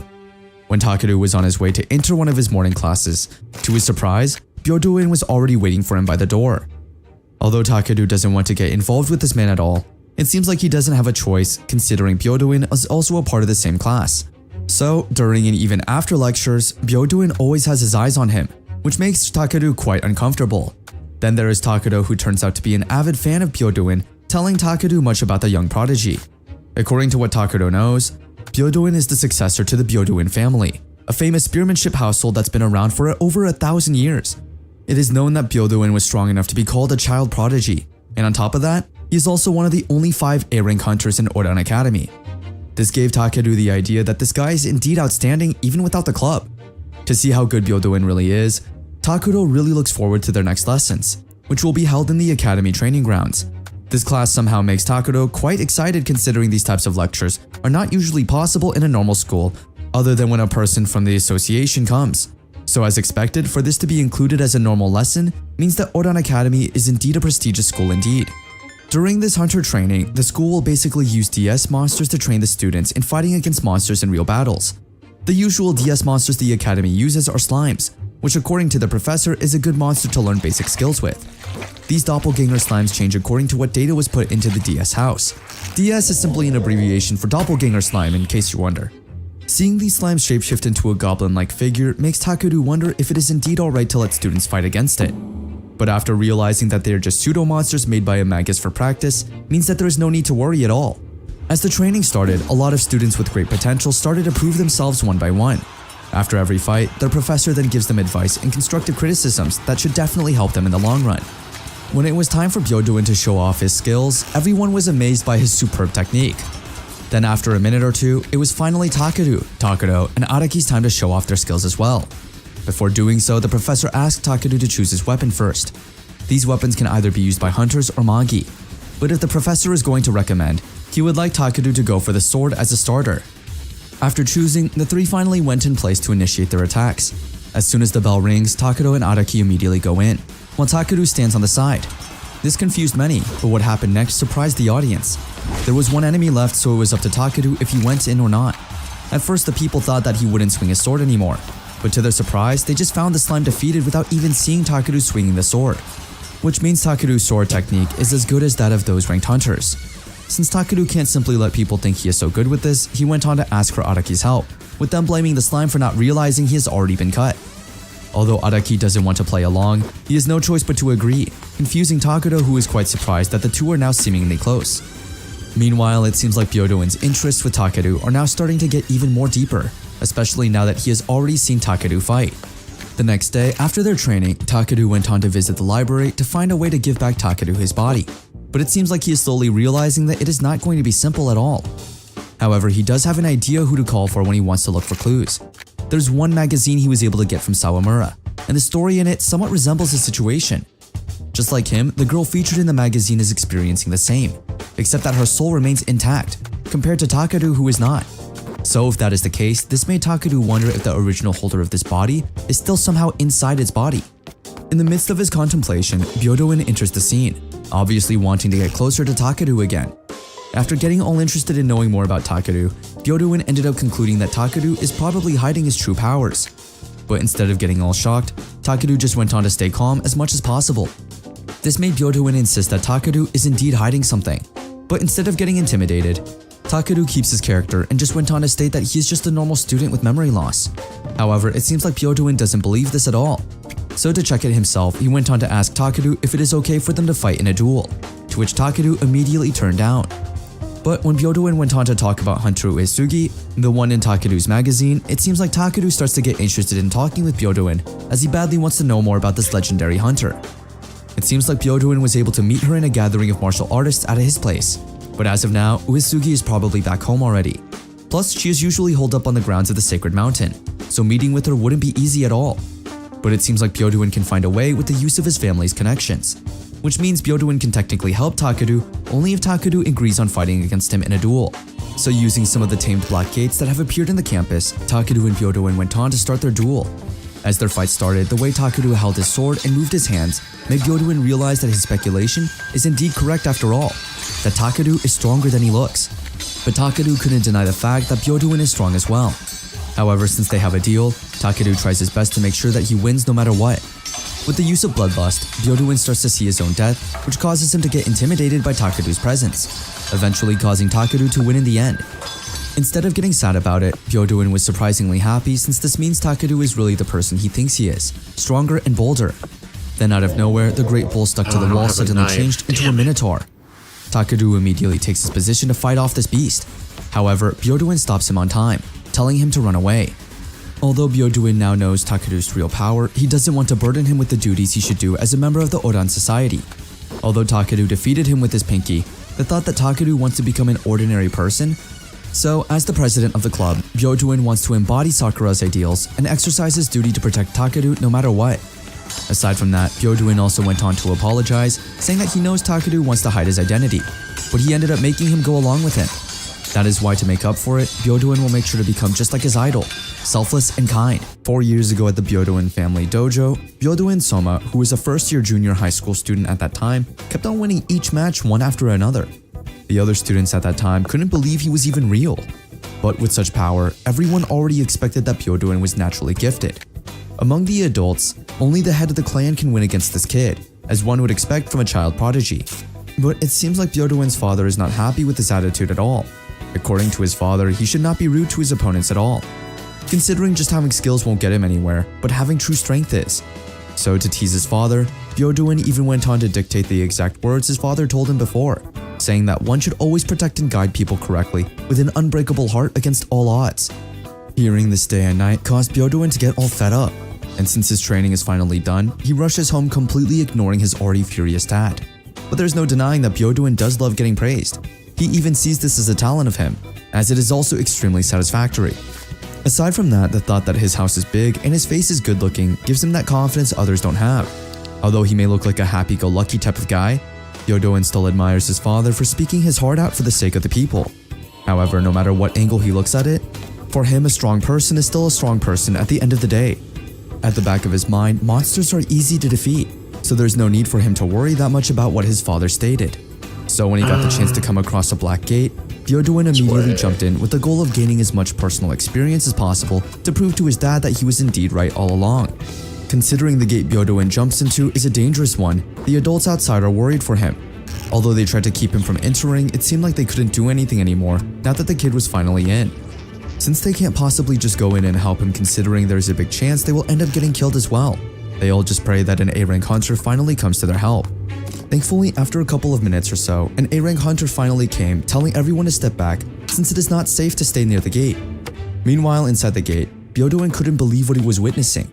All this time, he thought that his skills were enough to kill any monsters there were, but it seemed like he was wrong all this time. When the monster grabbed him by the arm at that exact moment, he honestly thought that it was the end for him. But to his surprise, everyone came to the rescue, which is something he was not expecting at all. He then starts to wonder what is going on. Why is there only one rescuer? Will this woman manage to defeat this monster alone? Although he badly wants to move, it seems like due to fear, he somehow can't move his body anymore. On the other hand, it seems like the rescuer also is having a hard time fighting off the monster herself. But instead of worrying Byodoin, she keeps her composure and even has the time to ask Byodoin if he is hurt anymore, even if she is actually the one who's injured. At this moment, Byodoin starts to realize what his father meant with his words. It was during this time he finally realized that he was actually weak and fragile. Then there's this girl who smiles so widely, happy at the fact that he has already defeated every monster there is. So she hurriedly rushes towards Byodoin, telling him that it is now time to head back since everything is already better now. That is why, now that he finds himself in that exact situation with Takeru, he decided to change himself and not be weak anymore, so that if he fights alongside that person, he won't feel ashamed of himself. That is why, no matter how hard it may seem, he needs to become a lot stronger than he is right now. So even though the Minotaur is considered an A-rank monster, Byodoin needs to make sure that he defeats it no matter what. However, it seems like Takeru managed to notice something with Byodoin's fighting style. Although there is no doubt that his skills are definitely amazing, but it seems like he is being too delicate based on Takeru's observation. Being more simple is fine, but Byodoin needs to remember that his opponent is a monster, not a human. So to help Byodoin a little, Takeru decided to wake up the dormant magical power within him. It is a temporary boost, and it may feel like he is dying later, but Takeru is sure enough this will give Byodoin the strength to send this monster flying. Right after that blow, Byodoin himself couldn't even believe what happened. While he is still in shock, Takeru goes on to check the surroundings, and to his surprise, it seems like someone is watching them from afar. Somewhere around the area, it seems like the villain in this story has now finally decided to make sure that Takeru doesn't slip off their hands anymore. No matter what happens, they will make sure to do everything to get Takeru the irregular, even if he is stronger than an S-class hunter. After all, he is still a human, so he should definitely have a weakness of his own. Now the question is, how did they manage to find out that Takeru was the same person who defeated not just the Cyclops, but also the Minotaur? Well, we will definitely find out about that sooner or later. Fast forward, summer breaks are almost here, and Takeru woke up from a bad dream of his past. As he starts to get out of breath, he somehow thinks he is back in that world again, but thankfully he wasn't. Since there are still classes, he rushes to prepare for school and eats his breakfast with his family downstairs. While eating, Takeru starts to wonder what are the things he is planning to do this summer break. Since he has already asked Byodoin to set up the meeting with Uesugi over the summer break, which Byodoin promised to do, Takeru hopes that he can find a clue on how to return this body to its original owner. Now that he thinks about it, if the original owner returns, will that mean he will finally disappear forever? Although this might cause a heavy feeling for some, Takeru isn't bothered about it anymore, considering he has already died once before. At this point, he just wanted to have peace. Then all of a sudden, his contemplation was interrupted when his parents went on to worriedly ask him if he was okay, considering his face looked really pale. To avoid worrying his parents, he just went on to say that he just had a bad dream, and nothing too serious at all. But it seems like his father is still worrying about it. After all they know is that Takeru went as far as to experience memory loss. So this could be a sign of some other illness, and they can't stomach anything else happening to their son anymore. Seeing this reaction caused Takeru to smile, since the parental love the real Takeru's parents give off is indeed unmatched. That is why, as quickly as possible, he wanted to give this body back no matter what. But it seems like his parents wouldn't allow him to get to school without getting checked up at all. So instead of attending classes, Takeru was excused so that he could have his checkup at the hospital. There he was able to come across those hunters from the Windguard party.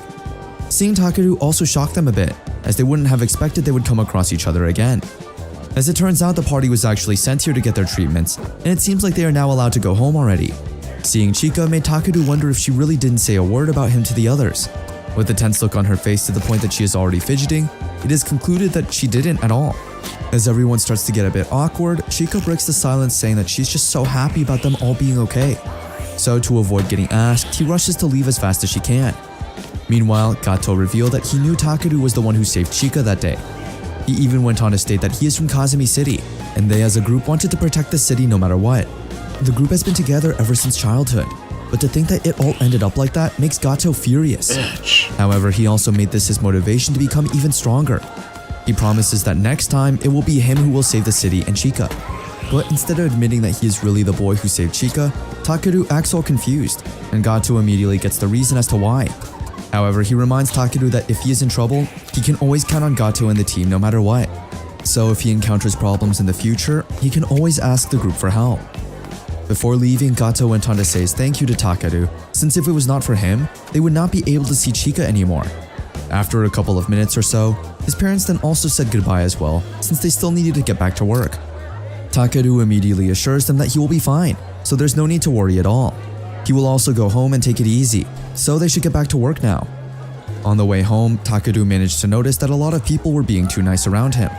They express gratitude or worry.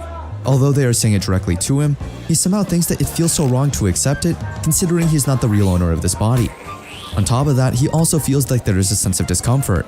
That is why, until Takeru gets back, he will make sure to protect those people to his heart's intent. With everything he has, he wants to do something about the situation.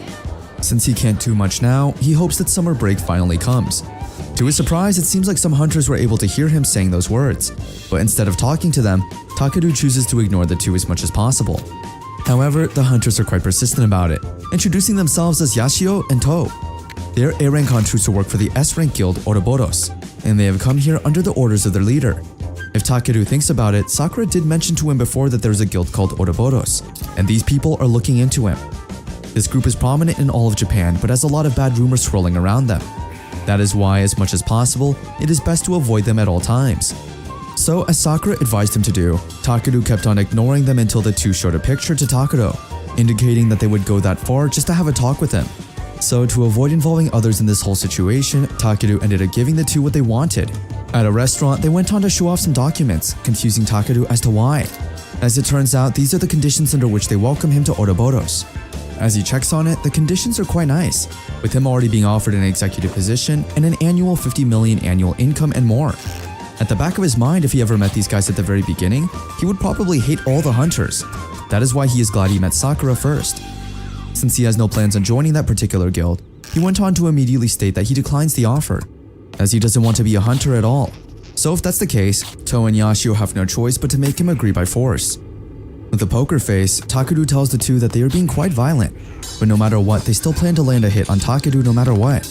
But even if their weapons are far more advanced, Takeru's skills are just as top-notch as both of them combined. However, no matter what, the two still don't want to give up, with them even stating that they will just hold back enough not to kill him at all. However, it seems like Takeru has good reflexes, so he can easily dodge one attack after another. Yeah, that is why 3 more Yashio plans to zones firstly stop to that get movement through. so that Takeru can end up getting caught off guard. But despite them joining hands to take this boy down, it seems like Takeru is just so powerful like an S-rank hunter. So in the end, using his protection guard power, Takeru always manages to not get hit by the two at all. No matter what they do from punching to kicking, they still don't get to land a hit on Takeru at all. So in the end, they both end up getting exhausted. At the back of Takeru's mind, these guys don't seem to mind using those anti-monster skills in public. Since they are now desperate to win, Yashio just went on to threaten Takeru, saying that since using their power would bear 0 results, then as planned they will now just do the hostage tactic. However, to Takeru's surprise, it seems like they got the wrong guy, considering it was Araki who they have been surveilling all this time, not Takeru. But since it has already gone too far, Takeru also decided to take care of the person observing Araki as well. While To and Yashio are down, a phone call from their leader starts, so Takeru goes on to pick it up himself. Immediately, he went on to ask what a leader from such a large guild wants from a civilian like him. Straightforward, the boss went on to state that he wants Takeru to be part of their team. And since Takeru refuses to do so, the boss jokingly warns him that if he wants that, then he has no choice but to report Takeru to the Hunter Association. But in the end, it seems like the boss has no plans on doing so. After all, he wants Takeru to exist as a secret weapon from here on out, so he will go out of his way to teach him that there are no obligations involved. Since the boss knows that Takeru wouldn't agree with him at all, he goes on to send a picture of Takeru's parents lying in bed. Immediately, the young man starts to get worried for his parents, so the boss assures him that there is no need to worry about him since all he did was give them poison. But the catch is that the poison can't possibly be cured by this world's medicine. The only thing that could save his parents is if the boss hands over the antidote. But of course, as expected, this will only happen if Takeru agrees to accept his conditions. For them to be able to talk this out, the boss asks Takeru to head to his place alone, which Takeru fully understands considering he knows himself that bringing him back up will just make things slow for him. After checking on his parents who are now at the hospital, Takeru immediately went to the boss's place. As soon as he got there, Echidna, the boss's assistant, went on to guide him where to go. While they were on the way to the meeting room, Echidna went on to inform Takeru that such restaurants are used as bases all over Japan, and the one that he was at before was also one of theirs. You may think they will have their meeting in some normal room, but turns out that is not the case. As soon as they get inside an empty room, Echidna informs Takeru that the boss is waiting for him on the other side of what looks like a black hole. Without hesitation, Takeru went on to step inside, only to be welcomed by a bunch of monsters. It turns out that these monsters are creatures that the boss is controlling. No matter what he says, for sure these monsters will do everything he says. At this point, Takeru finally realizes that all that has been happening badly in the city for the past day is the boss's handiwork. Surprisingly, the boss didn't even deny that at all. He even went on to state that it was just to test Takeru. Aside from that, he also finds it funny that Gato keeps on crying after the incident, which is why he can't stop doing it again and again. Blood is boiling and confusion starts to strike. Takeru went on to ask if this was the boss's goal all this time. Without hesitation, the boss states that he did all of this to tear it all down. From all of these damn rules, together with the guilds and hunters that follow them, the boss aims to take them down once and for all. he will tear it all down and rule this country himself, together with his monsters. However, Takeru thinks this is impossible, since no matter how many monsters he tries to get involved in the situation, things will also be taken control of. However, that is not the case for the boss at all. It seems like he has already considered all the consequences. So even if an S-rank reinforcement or control comes in for help, the boss already has other trump cards in hand. Then surprisingly, the boss somehow handed over the antidote to Takeru, which shocked the kid a bit. According to him, he already planned to give it to Takeru after he had shown him the view. After all, he doesn't have any intention of making Takeru his enemy at all.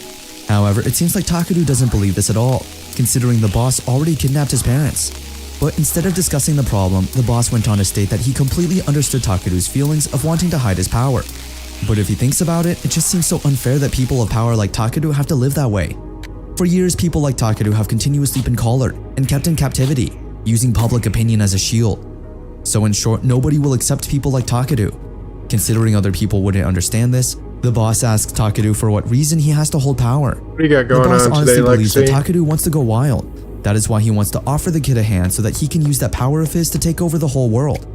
Without even thinking twice, Takeru went on to throw the antidote to the ground while boldly stating that he refused to accept the boss's offer.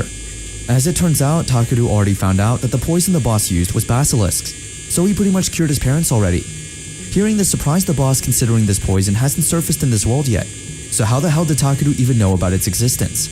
Takeru then boldly asks the boss to fight him with fuel. Thank you. Since he came all this way to nail the boss down, Takeru honestly believes that his power only exists to protect his precious peaceful days. So if possible, he wants the boss to come at him, since those who dare to touch what's dear to him will be thoroughly crushed by him.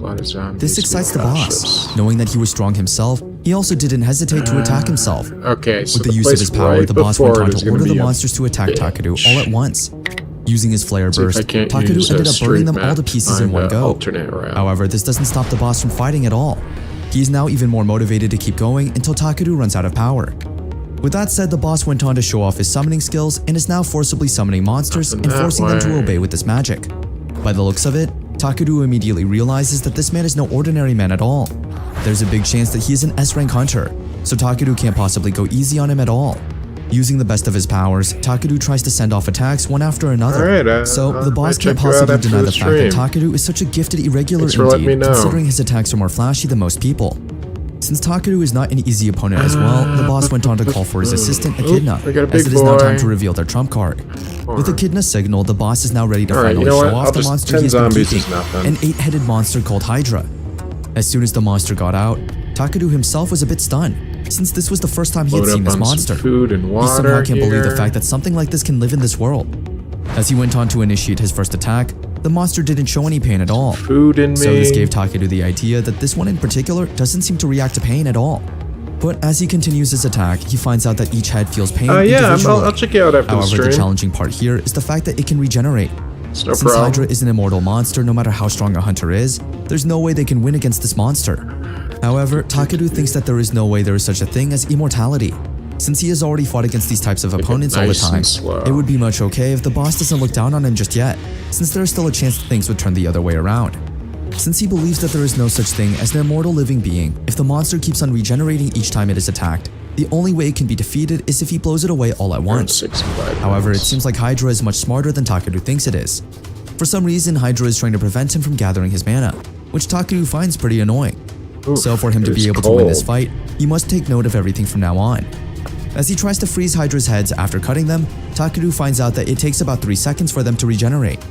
That is why he plans on blasting magic that is fast to cast at it during those 3 seconds. However, Takeru feels this is not enough just yet. So as much as he can, he tries to find out if this monster has any other weaknesses. After a couple of seconds, he finds out that this monster's weakness is his tail. Using his power, he went on to knock it down in one go. Seeing his trump card fall in front of him seems like a dream to the boss, but this doesn't mean he will give up already. He is even more pumped up than ever. However, no matter how much he tries to fight back, it seems like Takeru is just much stronger than him. So even if he went on to use his other deadly monsters to attack Takeru, he still ended up getting beaten up as well. Since her master is in a tough situation right now, Echidna decided to also step in to help. At first, Takeru thought that Echidna was a normal monster he could just defeat in one go. But to his surprise, it seems like speculation was right all along. As it turned out, Echidna is a demon, who is quite powerful than he thought. The fact that Takeru knows about demons somehow amazes Echidna, as she wasn't expecting that someone from this world would even know about their existence. This even made her think that Takeru might be the man that is talked about in the prophecy. Meanwhile, Takeru stays unfazed as he reminisces about the time he was still in the other world, where they always tell him to kill demons no matter what. For some reason, Echidna also felt this overwhelming fear after seeing Takeru like this. Need a dead It is as if rabbit. she is facing the demon lord. So she starts to wonder to herself, what should she do now? Then all of a sudden, the boss went on to give her permission to do whatever she wanted. Useless. Considering everything he has now is gone, all the monsters in the Hydra are dead. On top of that, he has no mana left either. So it is better to leave everything in Echidna's hands for now. This gave Echidna no choice but to go ahead with her plan, which she was planning to do after the hunters got wiped out. Hearing this shocked the boss a bit, considering this meant she was also planning to take him down. But since he can't do much about it anymore, he would just do everything he could to give Echidna the time she needs. Probably don't need two As much as he could, he went on to stop Takeru from moving an inch. On the other hand, Echidna went on to work on her plan on the side. Since there is a dimensional wall that separates the two worlds, a small hole like a gate cannot What do a is lot my of damage at weight all. limit? But what will happen if the dimensional wall is gone? With that said, Echidna went on to give birth to what she calls her child, Typhos. Get rid This all child this of hers, as rotten she calls it, will be food. the It's one not who will doing kill any even God. favors. While this is all happening, a slit suddenly opens to connect both worlds. People who were trying to go on with their day start getting startled now that a bunch of gates are suddenly appearing here and there. On the other hand, it seems like Echidna is also starting to feel the changes in herself as well. Now, it will just be a matter of time before we find out if things will end up the way Echidna wanted it to be, or will Takeru win this fight nonetheless. Now that Echidna is starting to rampage here and there, Takeru needs to prepare himself since Echidna is not that simple to defeat at all. But before we dive into all of that, let us now turn back to the time when everything started. 10 years ago at the age of 13, Boss Hebikawa entered his first gate. Although carrying everyone's bag is pretty heavy, the boss at that time kept his head up high, since he knew to himself that he was in his senior's good care. Well, that was what he thought at first until things started to These are change. all used During the up. time they were chased after some monsters, his seniors ended up leaving him behind, only telling him that since he has entered the gate at such a young age, he must already be strong enough to manage on his own. At that moment, the young man thought that it would be his end. However, it seems like things didn't end up the way he thought it would. At that time, Echidna was the Because demon I'm who was wearing too chasing much after them, clothing? and seeing Better? young Hebikawa being left behind somehow amazes her a bit. Since this kid has already had so much, Echidna decided to save him. But there is an exchange, and that exchange is only between the two. Why can't After it that just give me traumatizing like event when he finally got to easy, the basic hospital, he stat that poured just out all of tells his me how much exhaustion, I care? asking his teammates at that time why they used him as their bait. And the fact that they 10.8. won't get any penalty just makes everything worse for It's him. 10 or more. His Okay, teammates then so I'm went on wearing to too much reason out to the clothing. organization that they didn't technically use I him guess as a I bait, could as it was work all an the shed. accident. Since one of their teammates died, the others started making him feel guilty for opening up. On top of that, since his testimony cannot be confirmed now, nothing can be done anymore, I mean, I dropped as those all are this the for rules of the nothing. association. So in the end, he went on to agree to accept Echidna's terms. He will now crush the Hunters Association, as long as Echidna gives him the power. He promises to give his everything to ensure that they win. That is why now that he and Echidna are already halfway explains through, that. he can't help but feel a bit relieved. Until he saw that Takeru was still alive and okay. But this doesn't mean Takeru is not having a hard time. He actually can't deny the fact that Echidna is strong, considering no power is affecting her at all.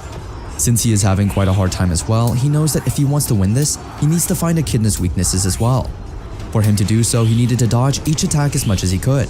Amid their fight, Echidna went on to state that she and her child have now been there are a united lot with one of them. another and have become the strongest being there is. Right now, even others will not be able to ignore her at all. At this Almost point, it seems like there, Takeru's though. body is reaching the limit, so if he doesn't end this fast, he might meet his defeat. Echidna herself also thinks that there is no way Takeru's attack will ever work on her at all. However, this doesn't mean Takeru would give up that easily at all. So using his aerial burst, he went on to slice off Echidna's head in one go. As it turns out, Takeru was able to notice Echidna's weakness. Since she is in control of the monster, it is easier to deal with this Hydra. However, it seems like I Echidna wouldn't mind if herself this wouldn't went give a up that little easily as faster. well. At this point, her mind is starting to erode, as she is now unable to control the power of Typhos. So in hopes that the tides will be in her favor now, she tries to threaten Takeru, saying that she will go after his family and everyone dear to him. Since Takeru doesn't want anyone to get involved in this mess as much as possible, especially his family, he just goes on to give Echidna the angry look. For some reason, Echidna starts to feel this fear that she never thought she would ever feel anymore. She now starts to wonder she has already obtained this strong power, so just why is she still afraid of a mere kid? This caused her to remember those hurtful days when her family was the one who looked down on her. As tears start to pour down her eyes, she tries to get a hold of herself, as she knows that this weakness is only in her mind. She was indeed weak back then, but now it is different. Alright, That now is I why, just as gotta much as get possible, she will inside. try to take revenge on all people who made fun of her. She will do everything to make them feel despair. This is why, to do that, she would need to kill this kid who she thinks is from the prophecy that everyone has been looking for, even if it means she dies trying. Meanwhile, it seems like Takeru has been remembering the time he was living in the other world as well. Adrenaline for. There was one moment when he and Edelweiss are resting in the woods when Edelweiss excitedly informs him that this time's journey had a lot of people going on with them. So this means their journey would be quite lovely for sure. But Edelweiss still wonders if it was okay to refuse, considering everyone even offered to join in on the party to subjugate the Demon Lord. Immediately, Takeru went on to state that anyone has the right to do so, considering it is quite a dangerous mission. Plus, Takeru also thinks that everyone would not be able to keep up with his pace, and Edelweiss couldn't agree more. If her memory serves her right, there was even a time when Takeru left his horse and started running all of a sudden. On top of that, there was even a time when he decided to climb a cliff, so for sure no one would be able to keep up with his pace at all. Aside from that, Edelweiss also knows that Takeru doesn't trust everyone at all. I finally did it.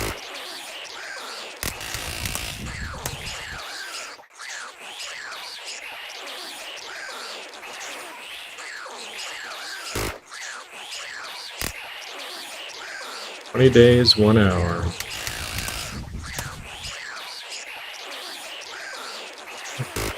The sound effects in this game are funny.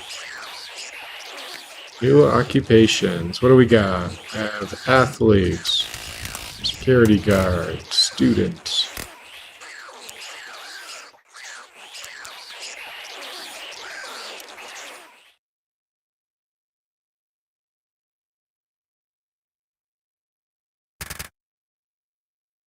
Oh yeah, that's right. I sacrificed everybody on the way here.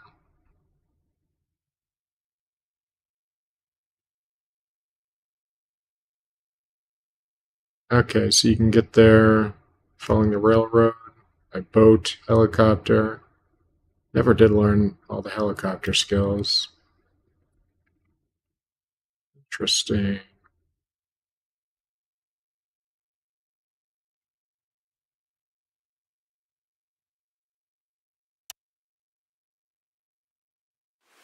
All right. Let's try a different occupation. I'm gonna try being a student.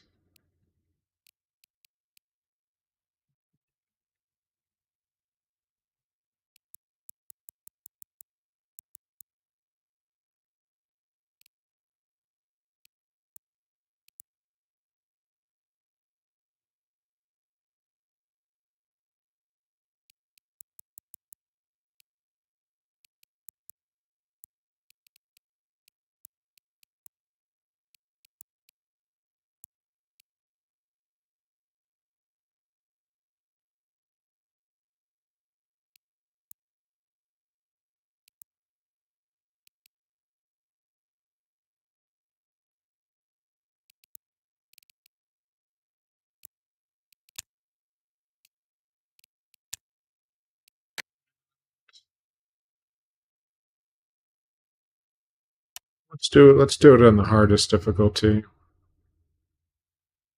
And we're gonna do permadeath.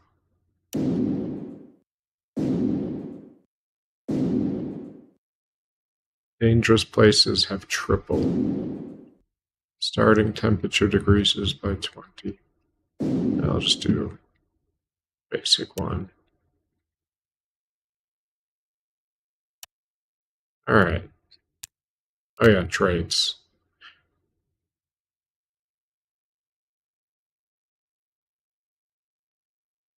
High social awareness. Trust increases more when communicating with survivors.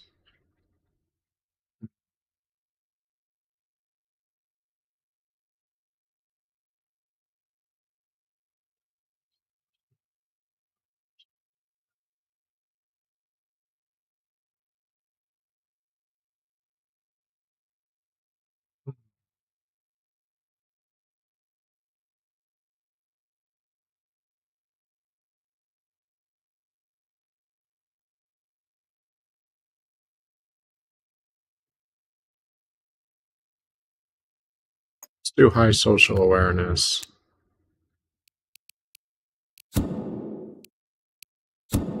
You bitch. You reset it all.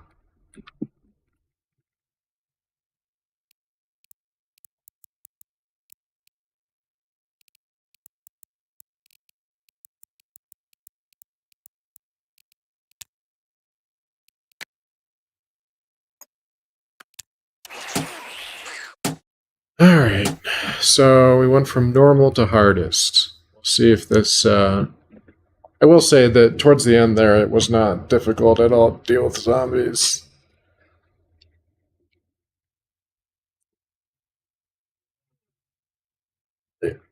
Is that the hard part? Because I can't start the game. Shit. Alright.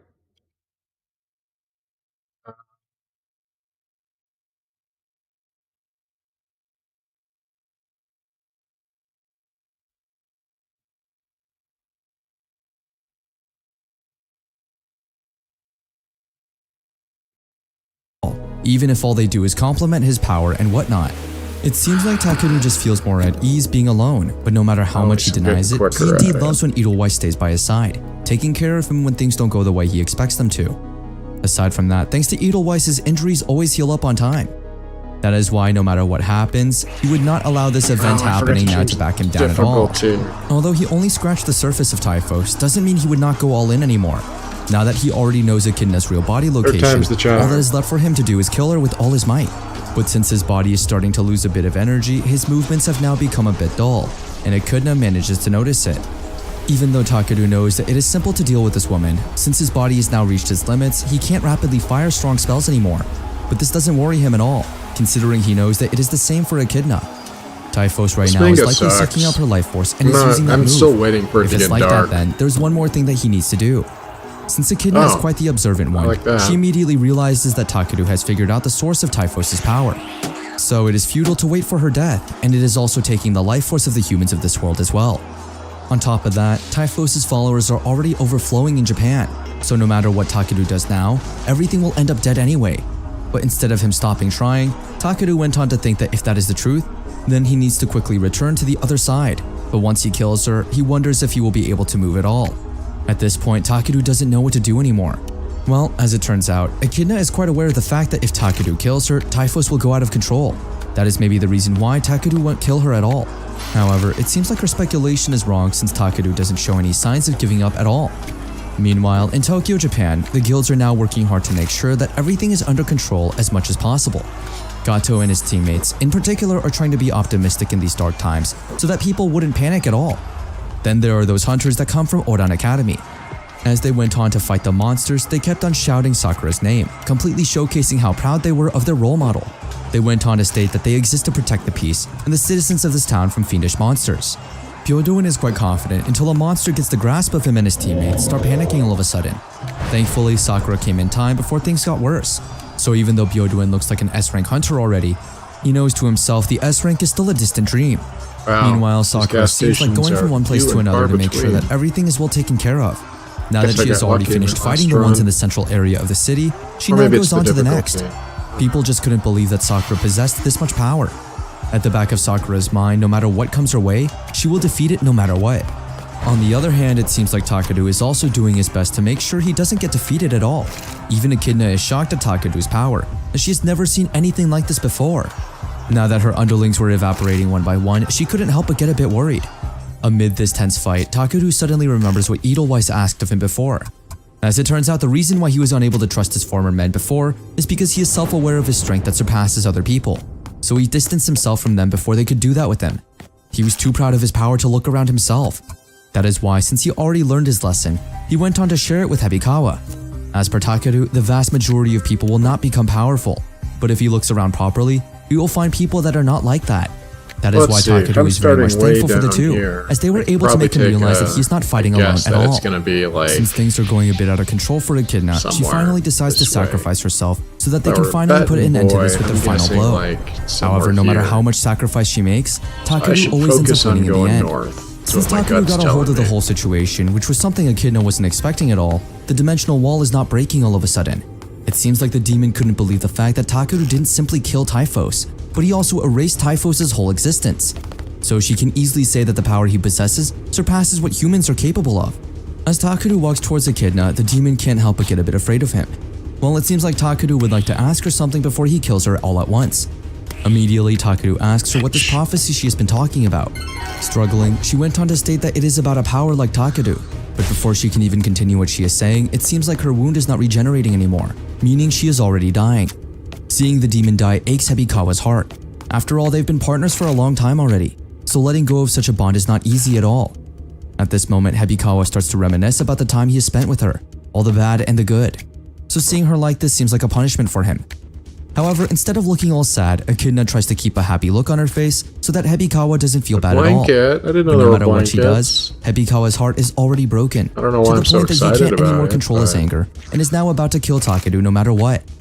However, before he can even try doing so, a group of unknown people come onto the scene, shocking Takeru as he wasn't expecting any other guests anymore. With such calmness in his voice, he went on to ask the group for their identity. Without even hesitating, the three went on to introduce themselves as Rare, Sukuna, and the Dark Knight. Just one look at them and Takeru already knows that these people are strong, considering they didn't falter at all. And he knows to himself if he exerts any more power and fights, his body will break for sure. So Takeru wonders what steps should he take next. Out of nowhere, the three went on to assure Takeru that they wouldn't do anything wrong at all, so he didn't need to be so on guard. They then went on to reason that they only came here to take care of the traitor, aka Echidna, so they technically don't have any intentions of fighting with Takeru at all. Oops. Aside from that, they are also Why here to did I get do something that that? they refer to as a trade secret. Well, luckily That is I why didn't as get soon as hurt they got too their hands on it, bad. they immediately initiated going back home. However, knowing Takeru, he wouldn't allow them to leave just like that at all. But since Rare knows that Takeru is quite tired, he just tells them to take it easy for now. For sure, they will meet again in the near future, so there is no need to rush at all. Seeing demons made Takeru wonder if this was the same other world that he knew of, but he knows for a fact that is not the case at all. Meanwhile, back in the city, it seems like many people have already died. The damage done due to this large outbreak was unprecedented. The leader behind this incident was quickly arrested by the Hunter Association as well, so people should be at ease by now. For some reason, Hebikawa is not resisting at all, maybe because he has now finally felt guilty for what he has done.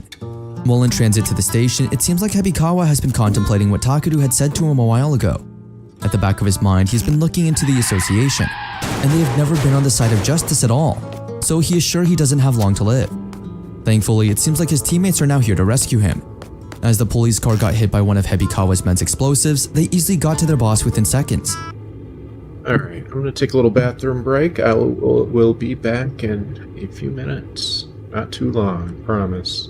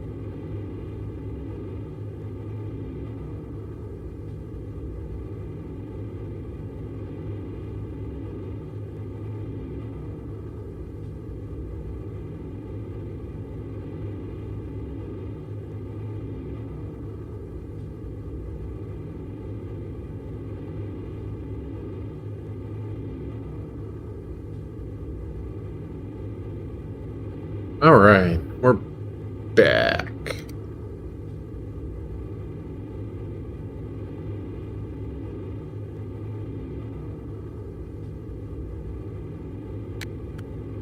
Looks like my character's thirsty.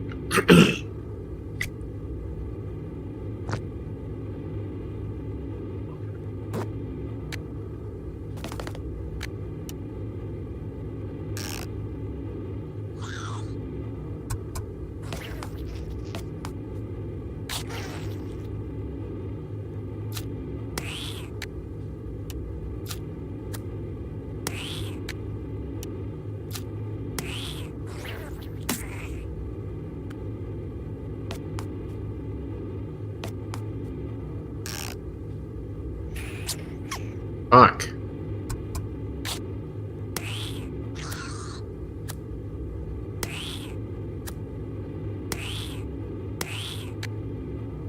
Shit.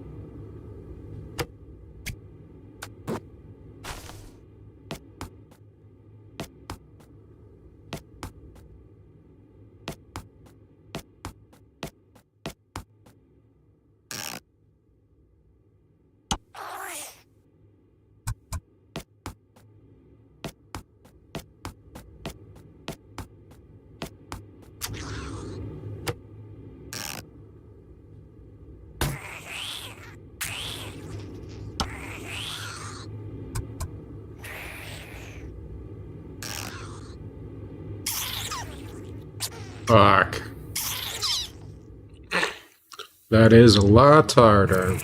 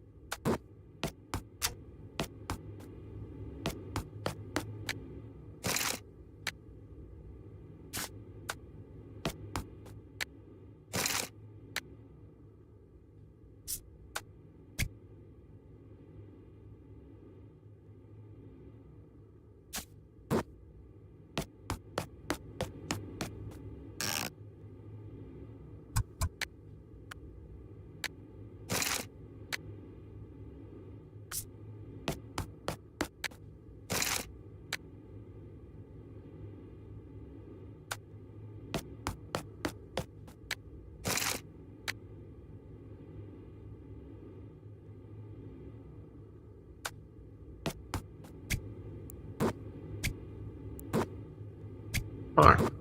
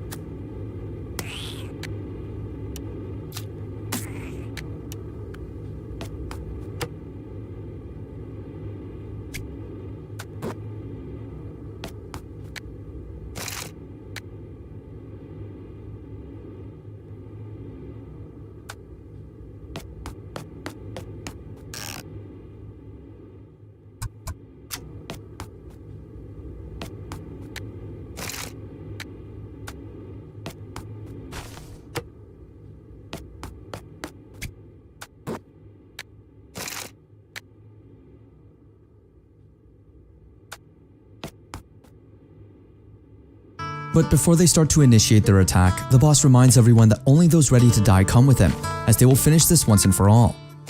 Meanwhile, at Kazumi Municipal Hospital, it seems like Takeru's parents are now well, so they will head their way back home. Outside the hospital, Takeru immediately felt the heat of the sun, indicating that summer break was almost around the corner indeed. On the other hand, it seems like the three demons have also finally made their way back home. Immediately, they went on to inform the princess that as she had ordered them to do, they had already dealt with Echidna, whom they term now as a traitor. Aside from that, they have also recovered the stolen item, Pandora. But that is not the exciting part just yet. Rear also went on to inform the princess that they had also let a man go, who seemed to be from the prophecy of the Messiah. It seems like the princess is quite happy with this decision, as she thinks it is not yet time at all. Sukuna, on the other hand, is starting to throw tantrums once more. It seems like she really wants to play with Takeru. However, since things are not yet that safe for them, it is safe if they just let Takeru be for now. Meanwhile, at the Hunters Association Japanese HQ, the heads are now having a meeting regarding what happened the other day. S-Rank Sogo Renyo just went on to inform everyone that he had already contacted all 50 S-Rank Hunters to convene here for an emergency. However, it seems like only 5 people came, which honestly surprised him like hell. At this moment, he starts to wonder if these hunters don't care about what happens to Japan. Now that things are getting out of control, Sakura went on to tell the leader that since the people here responded to the summons, she doesn't think it is good to keep talking about the others. S-Rank Saijo Karen also went on to state that getting people to gather on site in this day and age is just a bit primitive. The leader immediately went on to point out that they might talk about confidential stuff, so it can't be helped at all.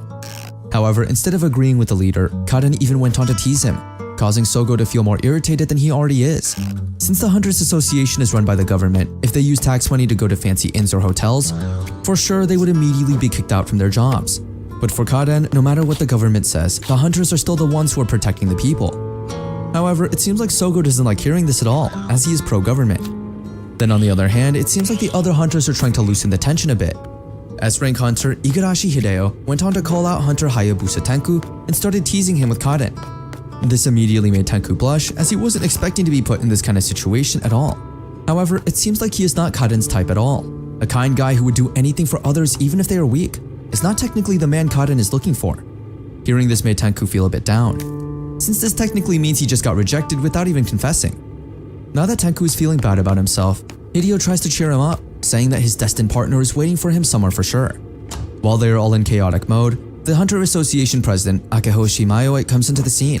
To Sogo's surprise, it seems like everyone started acting all of a sudden. With that said,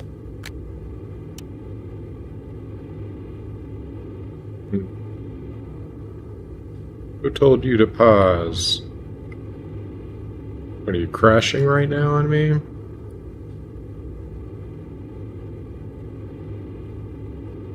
Of course you are. is not technically the man Karen is looking for. Hearing this made Tenku feel a bit down, since this technically means he just got rejected without even confessing. Now that Tenku is feeling bad about himself, Hideo tries to cheer him up, saying that his destined partner is waiting for him somewhere for sure. While they are all in chaotic mode, the Hunter Association president Akehoshi Mayoe comes into the scene.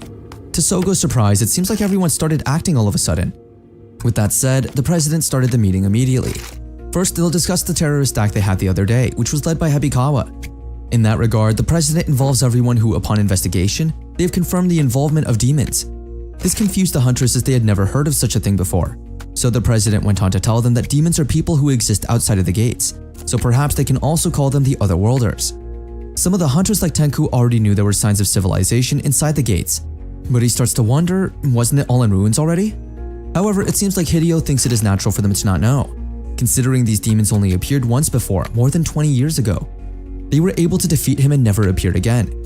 So to be more precise, demons only appear like people, as they are merciless monsters themselves. With that said, based on what Hideo has stated, it will be impossible to establish relations. However, if they announce this to everyone, there will be people who will disagree with them. Aside from that, there will also be people who will try to go and meet these demons for sure. Since they can't predict how things will be, they plan to hide the existence of demons for now. And that is why the truth will be disclosed just to those S-Class, and a system will be set up. This is why they need to participate in this cover-up as much as possible. Hearing all this caused Sakura to wonder if her mom and dad got killed by a demon, not a humanoid monster. As she was about to ask more questions about it, the president went on to discuss the next topic, which is Takeru. Seeing Takeru's photo on the big screen sends shivers to Sakura's spine. She wasn't expecting that the association would already know about it, but it seems like the president has his ways indeed. According to him, Takeru destroyed the Ouroboros guild himself. This made Tenku wonder, considering according to the reports they received, Ebikawa was caught by the association's hunters, so how can Takeru possibly defeat them all on his own? So one of the officers went on to state that by the time they got to the location, Ebikawa was already down. That is why they immediately checked the CCTV cameras and found Takeru. Since he does not belong to the Hunters Association, they are now investigating what sort of individual he is. So if any of them have information about him, the president would like them to gather it all in one. However, as the meeting went on, it seemed like nobody shared anything at all, causing the president to smile all of a sudden. As it turns out, the president just called for the four, not the entire organization, and Sogo was his accomplice throughout this plan. And that is why he wants Sogo to keep it a secret as of now, since he still has some plans in mind. Now it is a matter of time before we know whether the president has something up his sleeves. If there is, what could it possibly be? Meanwhile, it seems like Sakura is in deep confusion right now, as she was not expecting Takeru's name to come up in such a major event. At the back of her mind, no matter how much she tries to keep it under wraps, it seems like nothing works at all. Even if she does so much for Takeru's sake, it seems like Takeru himself is just too careless. At this point, she is now genuinely confused about whether Takeru does want to be hidden or not. But despite what happened, Sakura believes that Takeru has his reasons, which is why she plans to at least talk to him about it. So without hesitation, she immediately sends a message to Takeru, telling him to contact her when he sees this message. Then all of a sudden, the president enters the scene, assuring Sakura that there is no need for her to worry at all. Wish you would It seems like the president already knew sometimes. about the fact that the cause of the incident regarding Ouroboros was that they poisoned Takeru's parents. That is why there is no need for Sakura to worry at all, since the Hunter Association does not plan to do anything to Takeru at all. But for now, the president wants Sogo and the rest to solve this issue as much as possible, and the president wants only Sakura to know about this because she is friends with Takeru. Hearing this shocked Sakura, as she wasn't expecting the president to know much about it at all. But instead of thinking about how the president knew about this, Sakura starts to wonder if she is friends with Takeru at all, since in her perspective, they are not at all. As soon as the president left, a girl named Momiji came in looking cute, telling Sakura that she came here to get her. It seems like their grandfather is waiting for them. Then all of a sudden, Momiji started crying since this was the first time Sakura's work had calmed down, which meant they could finally spend time together after a long time. So to make it up for Momiji, Sakura went on to state that she will do anything Momiji likes, no matter what it is. Hearing this caused Momiji to feel happy, and as soon as she went on to show Sakura what she wanted, Sakura couldn't help but get shocked. The next day, Takeru decided to visit the mall as he had something to buy.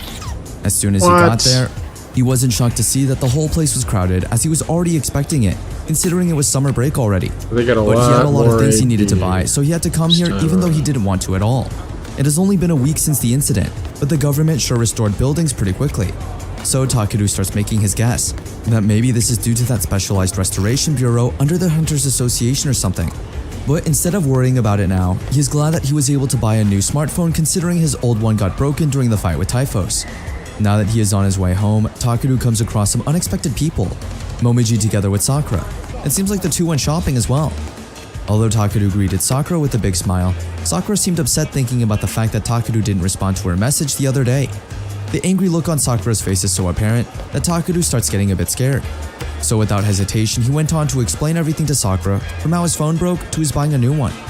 On the other hand, it seems like Momiji is just observing her sister. Based on what she remembers the grandmother told them, Momiji can't help but speculate that Sakura must be in love with Takeru, considering how angry she is at him for ignoring her. So without thinking twice, Momiji went on to ask her if Takeru was her boyfriend. At first, Sakura is a bit shy hearing this, but since she has been wondering since yesterday if Takeru looks at her as a friend, she went on to go with Momiji's statement stating that they are indeed friends. Sakura thought that Takeru felt a bit awkward hearing this, but to her surprise, it seemed like he was even happy and honored at the fact that the most popular person at school was his friend. Since Momiji wants to know more about Sakura at school, she goes on to invite Takeru to join them in shopping, shocking the two, but instead of saying no, Takeru went on to grant Momiji's request for now.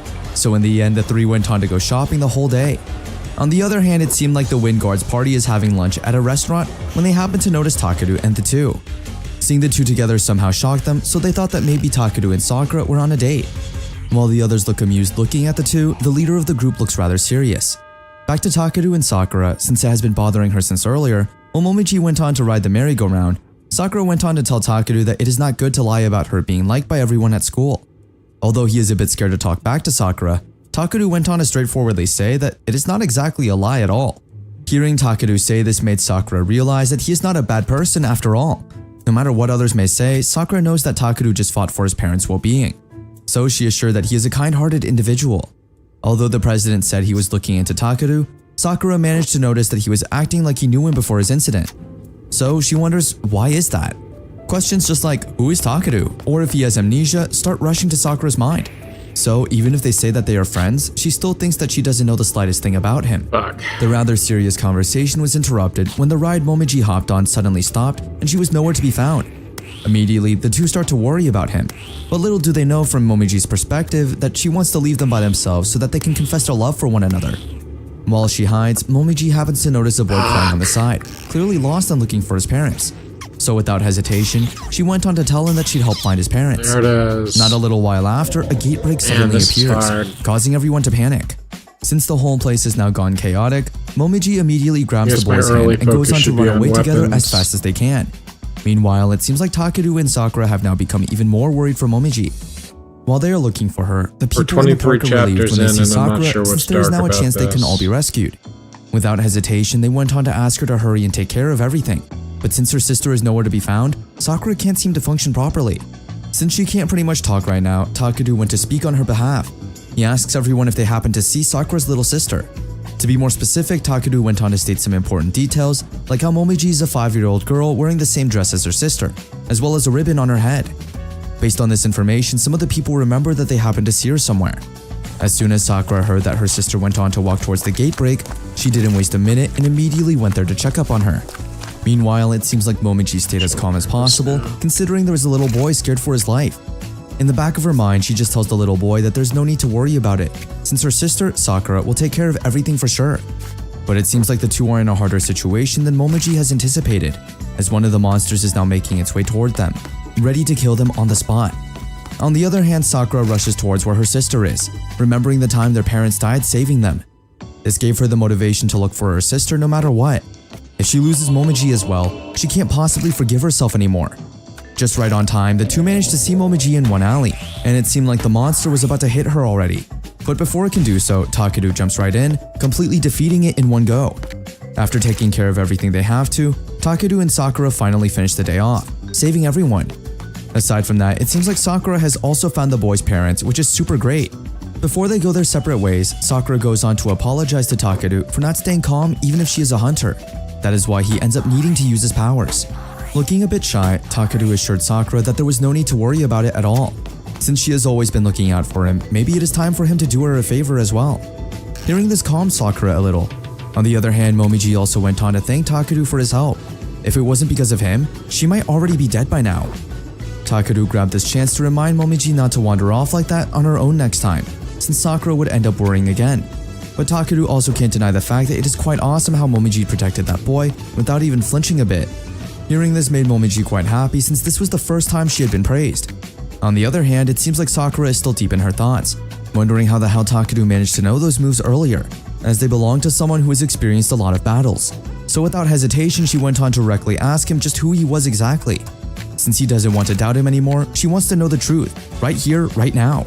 Feeling a bit of guilt for not telling Sakura more about him, Takeru was ready to tell her everything from now on forward.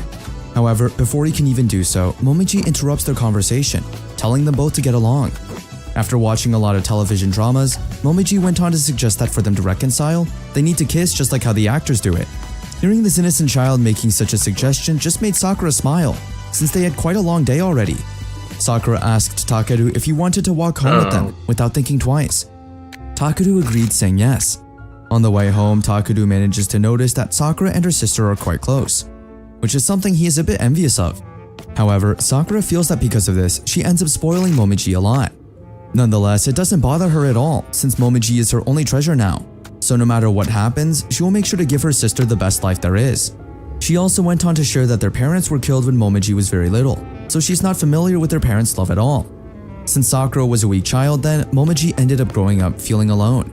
As a result, Sakura started feeling regret, which is why she decided to become strong. That is why she became a hunter for a rather personal reason. At the back of her mind, if she is strong, she can protect those she wants to protect, so Momiji won't have to cry anymore. But like so, she would also like it if that led to a world where everyone could laugh freely. Although she knows this sounds like the world is an afterthought, for her it is not. On top of that, Takeru also went on to tell Sakura something he thinks he would not be able to tell her the next time they see each other. With such a wide smile on his face, he went on to state that he was glad that he was able to meet her, as she let him experience things beyond imagination. He also went on to state that his memories might be returning, so there's a big chance that the memories he has made during this short time will probably be gone. This confused Sakura a bit as it didn't add up at all. So Takeru went on to state that it is because he is not the real Takeru. However, it seems like Sakura didn't get the point, as she just went on to state that even if he forgets about her, she will still remember him as her friend. The next day, since Takeru plans on meeting Uesugi Kikyo, he and Byodoin are now on their way to Niigata, and it seems like Takeru is not enjoying Byodoin's company at all. Meanwhile, at the sacred mountains of Yomotsukade, Uesugi is seen. As soon as they got to the village, the two immediately hiked the mountains, and Takeru was a bit surprised at the fact that his body felt rather light, even after hiking for hours now. It seems like these woods have a dense amount of mana circulating it, which Takeru managed to notice himself. According to Byodoin, these mountains were a favorable spot to build a place for a temple, since it is a place that connects to a different world that is not through a gate. There have been tales of yokai, like Oni coming out at some point in time. All of those comes from these dragon veins that exist in places like this. So everything here has a shared point of origin, so if Byodoin would be blunt about it, this place has all sorts of dangerous beings and it is only known by S-class hunters and a few distinguished families. However, there is no need to worry at all since if monsters find their way in, there's someone to take care of it. In Japan, exorcists are popular, but the Uesugi family was one that has protected Japan since the old times. But why did Byodoin refer to them as was? Takeru wonders. Well, it seems like they were destroyed 10 years ago by a monster that appeared in this area. That monster was sealed by Uesugi Tsubasa, Kikyo's sister. But in the end, she ended up offering her life for it. This means the only one who has survived was none other than Kikyo alone. That is why she has been protecting the seal for all this time, which also means that her photo appearing in a magazine is a rare moment indeed. Now that Byodoin mentioned it, it seems like Takeru just has the idea that Kikyo has that calm vibe to her, to which Byodoin immediately disagrees.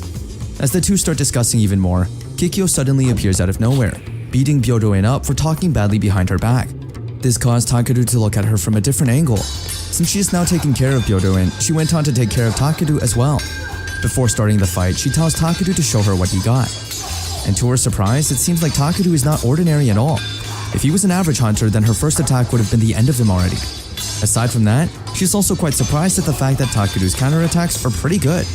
From the way he hardens his arm and waits for his stance to break, Kikyo is certain that Takeru is used to battles indeed.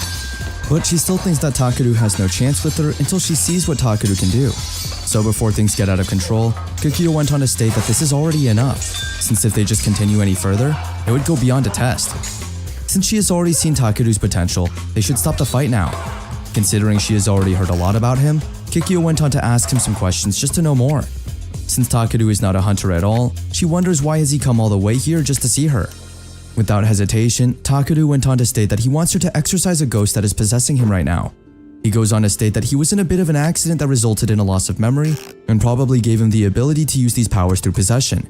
That is why he wants to go back to his normal Scarlet, self. what's up? Hearing this made Kikyo realize that Takeru is not How have you ordinary at been? all. Since Kikyo doubts Takeru would lie after coming this far, she just asks to confirm if Takeru wants to exorcise that ghost inside of him or not.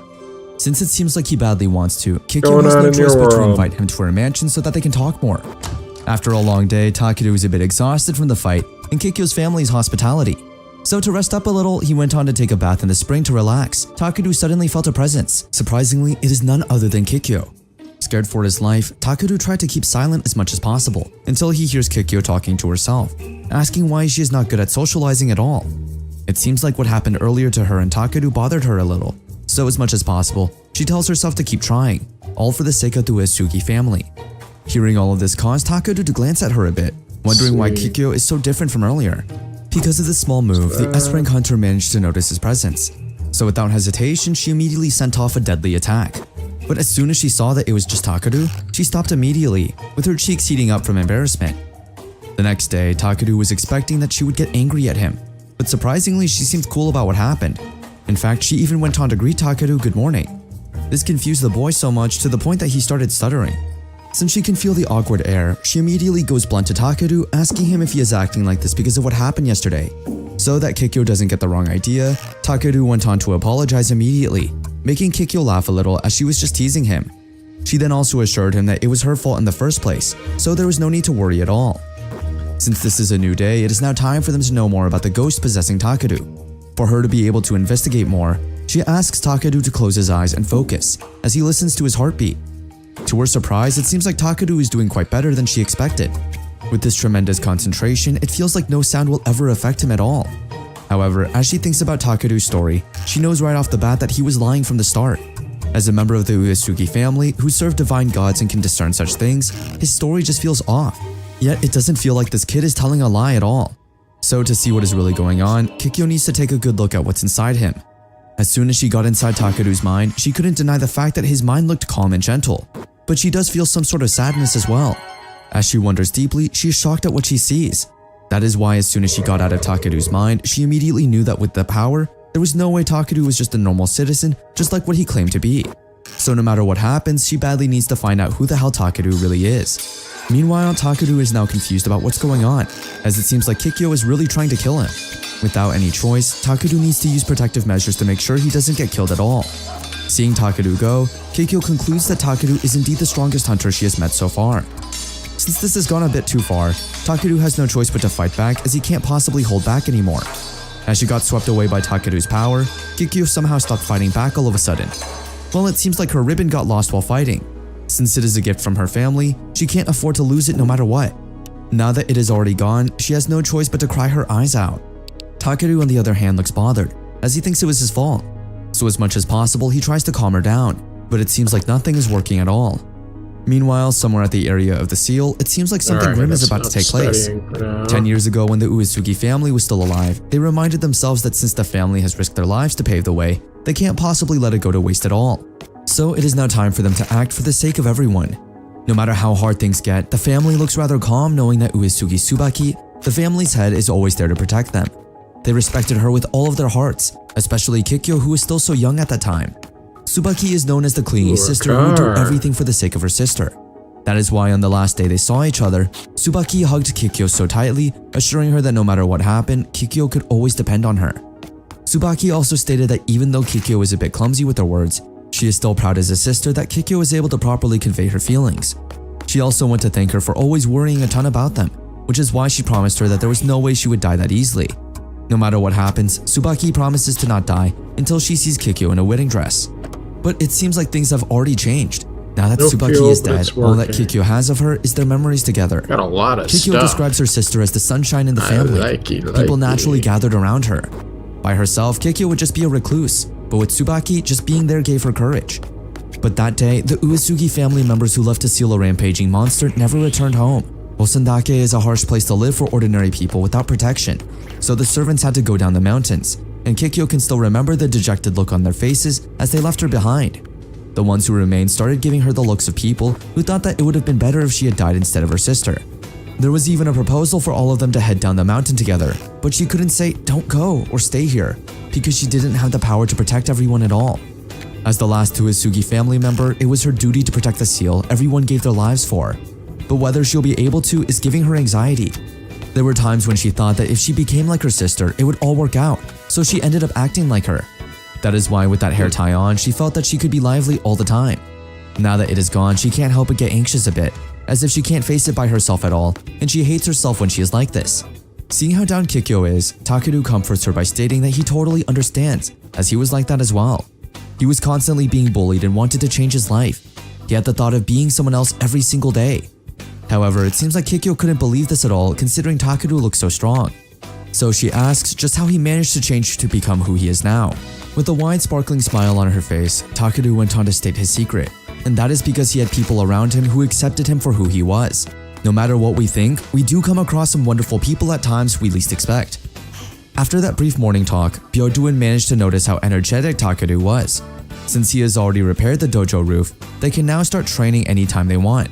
But before anything else, Takeru tries to scold Byoduin for trying to agitate Kikyo the other day. And Byoduin's reason shocked Takeru a bit. It seems like Byoduin did it on purpose as he knows Kikyo is quite a lonely person. So she needs someone who she can easily pick a fight with, and he is willing to be that person. Takeru wasn't expecting to hear this from him, but since he now feels a bit guiltier for what happened, it seems like he plans to do what he can as well to make Kikyo feel a bit better. But there is no doubt that finding a hair tie is not easy after all. He doesn't even have the slightest clue on how to find it, which makes it a bit worse. Then all of a sudden, Kikyo enters the scene, informing Takeru that when she entered his mind, she managed to fight against something evil inside of him. So he grabbed this chance to ask her if she happened to see if there was some other soul in there, but to his surprise, it seemed like there wasn't at all. Kikyo also thinks that two souls being in one body is just not possible at all. But this doesn't add up at all, since it is known that Kikyo has been fighting by having a spirit possess her. However, it seems like that is not the case at all, since she only borrows their power, so it's technically not a possession. In the case of a soul entering a body already with one present, the original soul gets ejected. So this made Takeru wonder just where the hell the original owner's soul went. Then out of nowhere, a fox appeared seemingly telling Takeru to follow him. And surprisingly, it seems like the fox found the hair tie he was looking for. Aside from that, it seems like the fox can talk to Takeru as well. But since this is not the first time Takeru has talked with animals, he went on to ask what the fox wanted him to do. Without hesitation, the fox went on to state that he wanted Takeru to protect Kikyo no matter what. This confused Takeru as he knew to himself that even if he didn't request his help, Kikyo was pretty strong already. But when he remembered what Byodoin told him a while ago, Takeru just went on to accept Mr. Fox's request. However, before anything else, he also asks Takeru to keep this all a secret as much as possible, as it may shock Kikyo a bit. Now that everything is already set, using transfer magic, Takeru got to where Kikyo is again. He immediately handed over her hair tie, and this made Kikyo cry a bit. Meanwhile, somewhere around the area, Tsubaki is seen looking so happy at the fact that Kikyo is no longer alone. Surprisingly, it seems like she was actually the fox earlier. Although protecting her sister was her duty before, it can't be helped anymore. That is why it is now in Takeru's hand. So if he happens to make her cry, she will definitely come after him no matter what. Since Kikyo clearly can't help him with this matter, Takeru decides to finally head back home in the meantime. But he does assure Kikyo that he will text her if there is any progress whatsoever. Before he leaves, Kikyo reminds him that even if an evil spirit possesses him, it is only a matter of time before his body will soon start to try and expel the foreign substance. Another soul can't continue to try and exert dominance over another for long. So at the very least, Kikyo thinks that Takeru is not the one who would need an exorcism at all. On his way back down the mountains, he starts contemplating what Kikyo said to him a while ago. According to her, it is weird that Takeru's soul hasn't returned. But did it go to somewhere else, or did it get extinguished? But no matter what it is, it seems like Takeru is back at the starting point. So for now, he should think of what to do next. Then all of a sudden, the ground started shaking, confusing Takeru as well as Byodoin back at the mansion. But surprisingly, it seems like Kikyo is rather calm about it. In fact, she even asks Byodoin to head back down the mountains as soon as possible. But since he insisted on staying and helping, Kikyo has no choice but to forcibly send him down. Although he appreciates the sentiment, Kikyo thinks that Byodoin will just get in the way. After all, this is a mission for the Uesugi family, so she should be the one to take care of it. After a while, Byodoin regains his consciousness after suddenly getting knocked down by Kikyo herself. He begged Anira, the sheep protector of Kikyo, which was given by her sister, to head back to Kikyo. But it seems like Anira has no plans on doing so at all since it was all Kikyo's orders. Along the way, they happen to come across Takeru. Seeing Anira full of wounds, Takeru immediately patches her up. Meanwhile, it seems like Byodoin is a bit shocked by the disrupted view in front of him. However, this is not the time to worry about it at all. Since Takeru was already here, he went on to ask him to take him back to Kikyo no matter what.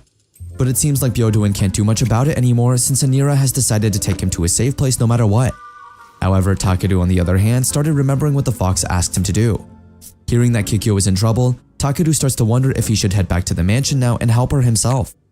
Then out of nowhere, the fox suddenly appeared, saying that it looked like Takeru needed a guide or something. So thankfully, she is here now to help him. Meanwhile, Kikyo is somewhere deep in the mountains with her sister waiting for her.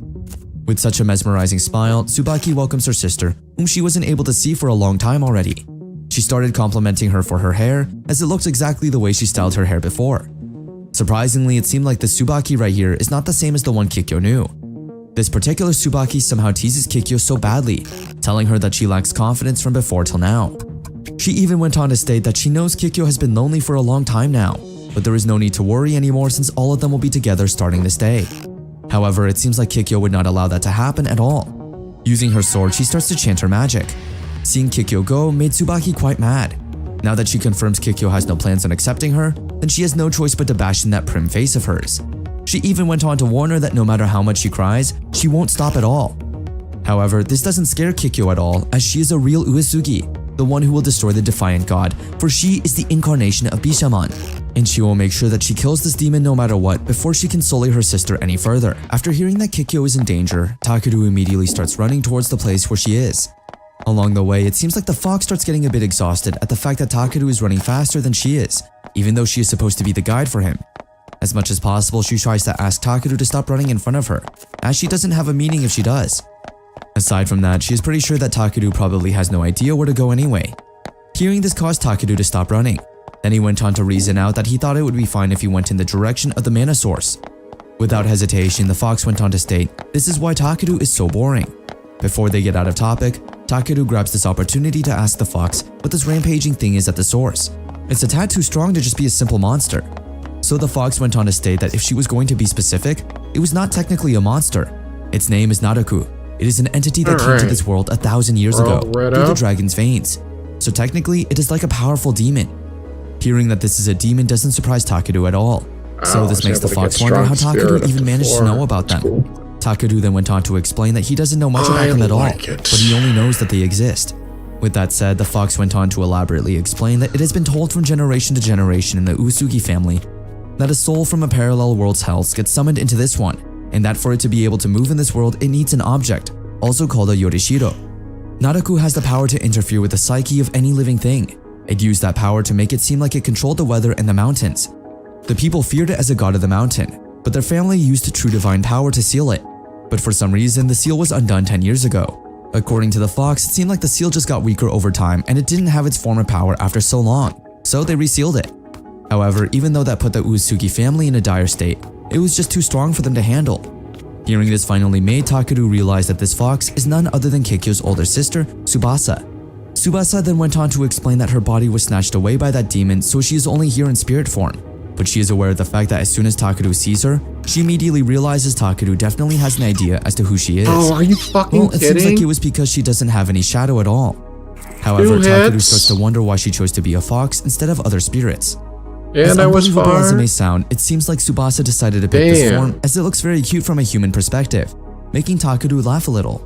But aside from that, Tsubasa went on to explain further that since those of Uesugi hold divine power, her body was just right as a vessel for the demon.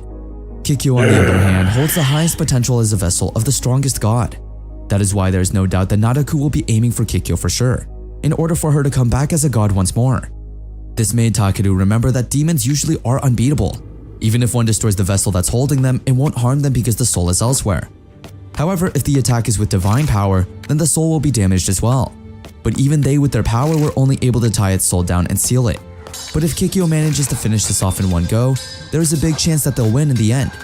Speaking of which, Kikyo looks like she is trying her best to win this fight no matter what, and the demon Naraku can't deny the fact that Kikyo has quite improved over the years. When Kikyo almost finishes this all off, the demon suddenly acts as if she is all sad, causing Kikyo to remember her sister. Because of those strong emotions, the demon manages to get a hold of her within seconds. It seems like the demon has become quite adept at it, at using Tsubasa's memories as she is such a good vessel. When things have become worse than expected, Takeru suddenly appears out of nowhere to help. Since this is the first time Naraku sees him, she wonders just who this man is. But instead of introducing himself first, Takeru immediately went on to patch up Kikyo's wounds for now. Based on the looks of it, it seems like she is losing a lot of blood, so she needs to get to a doctor as soon as possible. But instead of worrying about her well-being, Kikyo keeps on apologizing for not being able to kill the demon and not fulfilling her promise to everyone. While this emotional scene takes place, Naraku can't take the fact that Takeru is really ignoring her after all the trouble he went through to get to this place. Since she can't help but ask him just who he is, she goes on to move forward, asking if he happens to be Kikyo's boyfriend or perhaps he wants to become her friend. But before she can even finish off what she is saying, Takeru immediately hits her with his fist effortlessly, sending her off meters away. Instead of worrying about the demon, Takeru is a bit worried that with his spell speed, he won't be able to heal her on time. Then not so long after, Tsubasa finally catches up, and seeing her sister like this makes her worry.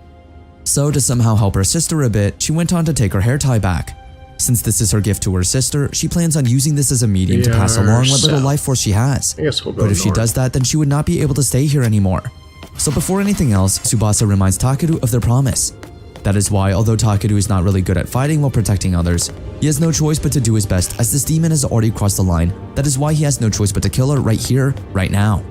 Seeing Takeru fight, Tsubasa can't deny the fact that he has some amazing restorative power, so if it weren't for him, saving Kikyo would have been impossible. So before it was too late, Tsubasa went on to say everything she wanted to say to her sister. She went on to state that she wasn't such a bright personality from the start either. She had her moments of hesitancy at places Kikyo didn't see her at. Their parents died of an illness and she became the head of the family, so she had to meet everyone's expectations. As a result, she shelved her anxiety and tried to be as bright as she could. That is why she was envious of Kikyo, because she could show her emotions openly for everyone to see. If anything, it was a little depressing at times. But if Kikyo just knew that every time she calls her Nesama, It calms her down and lets her know that she is not alone. That is why she is grateful to her for giving her the strength to fight. No matter what happens, Kikyo is Tsubasa's most important and beloved family. That is why she has to save her no matter what. Meanwhile, it seems like Anira and Byoduin have finally reached the bottom of the mountain. Since there is no way Byoduin would be allowed to help Kikyo at all, he just leaves everything to Anira's care. As Anira makes her way back up the mountain, Byoduin on the other hand requests for backup to be sent to Niigata, the area of Yomotsurake. Although he feels bad right now not being able to do anything, he tells himself not to take it the wrong way at all, as he didn't become a hunter to get someone's approval. So just like Kikyo, he will beautifully protect everyone in his own way. Meanwhile, back to the three, as Tsubasa heals her sister, Kikyo goes on to reminisce that her sister was an incredible person from an early age. She was so supportive and happy, and that is why everyone loved her. So when she died, Kikyo was devastated at the fact that people around her wished it was just her who died, not her sister. At an early age, she started suffering emotionally all by herself. She was weak at heart. Even though she knew and understood that it wasn't like that, she couldn't help but view everything as bad. She really hated herself because of that. So she wondered about what she could do if she became like her sister, if she had powers like her. That is why she wants to be strong, since if she is not, then she would not be as competitive.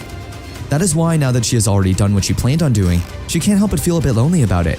Tsubasa on the other hand looks really proud of her sister as she is now all grown up, but there is no denying that she is still a crybaby like before.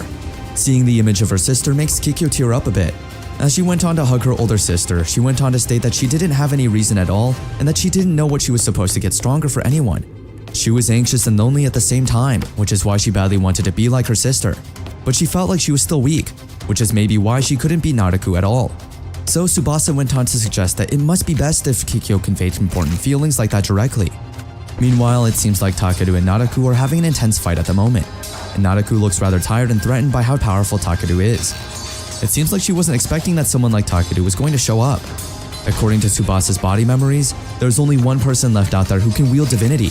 So Naruto can't somehow accept the fact that after all that effort, in the end, all that Takeru can do is trap her in this flimsy seal.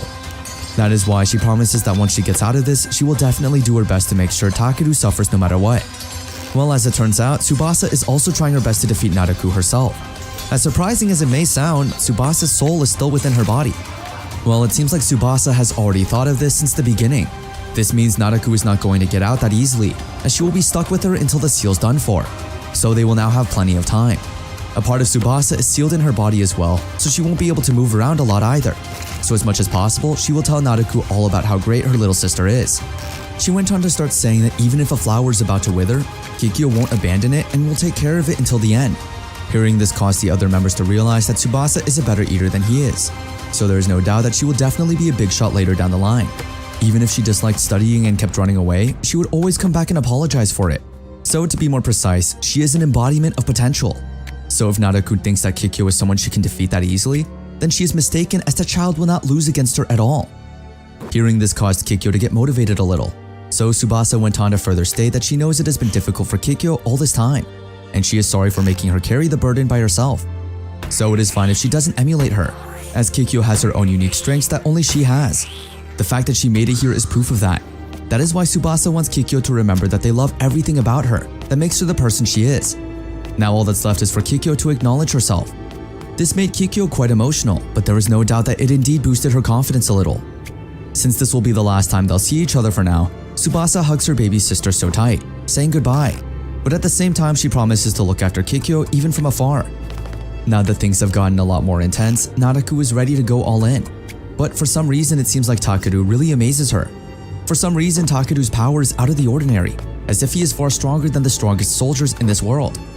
Then after a second or two, Kikyo enters the scene, looking all well. Now that she has energy and will to fight once more, she tells Takeru that she feels like she can accomplish anything right now, especially after her sister reminds her that she is strong, because she is herself and nothing more. At this point, her power is so great that it is not easy to handle it, so in order to contain it, one needs a high level of resolve. As Kikyo went on to start her attack, Takeru couldn't deny the fact that her power was indeed incomparable. Now that Kikyo is already hyped up to end this fight once and for all, Takeru decided to step aside as she cast her spell to take down Naruto. Since the turn of events is not what Naruto has been expecting as much as possible, she tries to kill and stop Kikyo from doing what she is doing, since for some reason, she is getting a bad vibe from her all of a sudden, as she is being threatened by something Kikyo has. However, before she can even land a hit on her, Anira comes right in time, stopping her midway. Seeing Anira here surprised Takeru a bit, but knowing that Anira and Kikyo had been good friends since they were young, and the scene was like something out of a movie scene. Naraku, who seems pissed off, already started stabbing Anira just to get out of her grip. But before she can inflict much damage on the poor creature, Takeru steps in to help the little girl. With one swing, Naraku ended up flying meters away. While she is still down, Takeru uses this time to help heal Anira's wounds. At this point, Naraku looks more frustrated than she usually is, but for some reason she can't understand why Takeru and Anira are willing to step away from Kikyo, even if they know she is in a grave situation right now. Well, let's just say Takeru answered her with a proud smirk, indicating they don't need to go all in with protecting Kikyo anymore since she herself is already in the mood to fight Naraku all by herself. As the scene continues to intensify, Kikyo keeps her focus while Naraku looks a bit stressed about how things have turned out for her. Kikyo went on to chant her last spells, in which the divine power of Aklanatha would be released. The power was out of this world. Naraku started to feel as if she was being torn away from Tsubasa's body, and it seemed like she was not wrong at all. The divine power Kikyo just cast out caused a lot of changes in the atmosphere, causing Naraku to be forcibly taken out of Tsubasa's body. Now that she is outside, Takeru has finally got a glimpse of what Naraku really looks like. Without wasting a minute, Takeru immediately rushes to where Naraku is, planning to land a hit no matter what. At first, Naraku looks rather calm since all this time she thought Takeru's attacks would be futile, considering she is now in her spirit state. So normal attacks wouldn't technically work on her. Well, supposedly. But to her surprise, Takeru was able to tackle her down with just one blow, confusing her in many ways possible. While Takeru tries to beat her out into a pulp, she then starts to wonder just why is he able to touch her when supposedly he couldn't. Well, as it turns out, Takeru is actually using divine flames, which greatly works on demons like Naraku. On top of that, Takeru is no ordinary magic user as well. Since he excels very much at fire magic, it is safe to say that Naraku is feeling all types of pain right at this very moment. To make sure that this is the end for Naraku, Takeru holds her in place so that Kikyo would be able to cast her deadly spell towards this stubborn demon. As they stand still waiting for Kikyo to initiate the spell to end this once and for all, Takeru feels a sense of power scattering all over the place. Kikyo, on the other hand, also feels the enormous power rushing towards her. So powerful that she is starting to feel like her whole body is about to creak. So if she's not careful at all, there's a high possibility that this power will leave her. As much as possible, she tries to concentrate all of her attention on building up this power.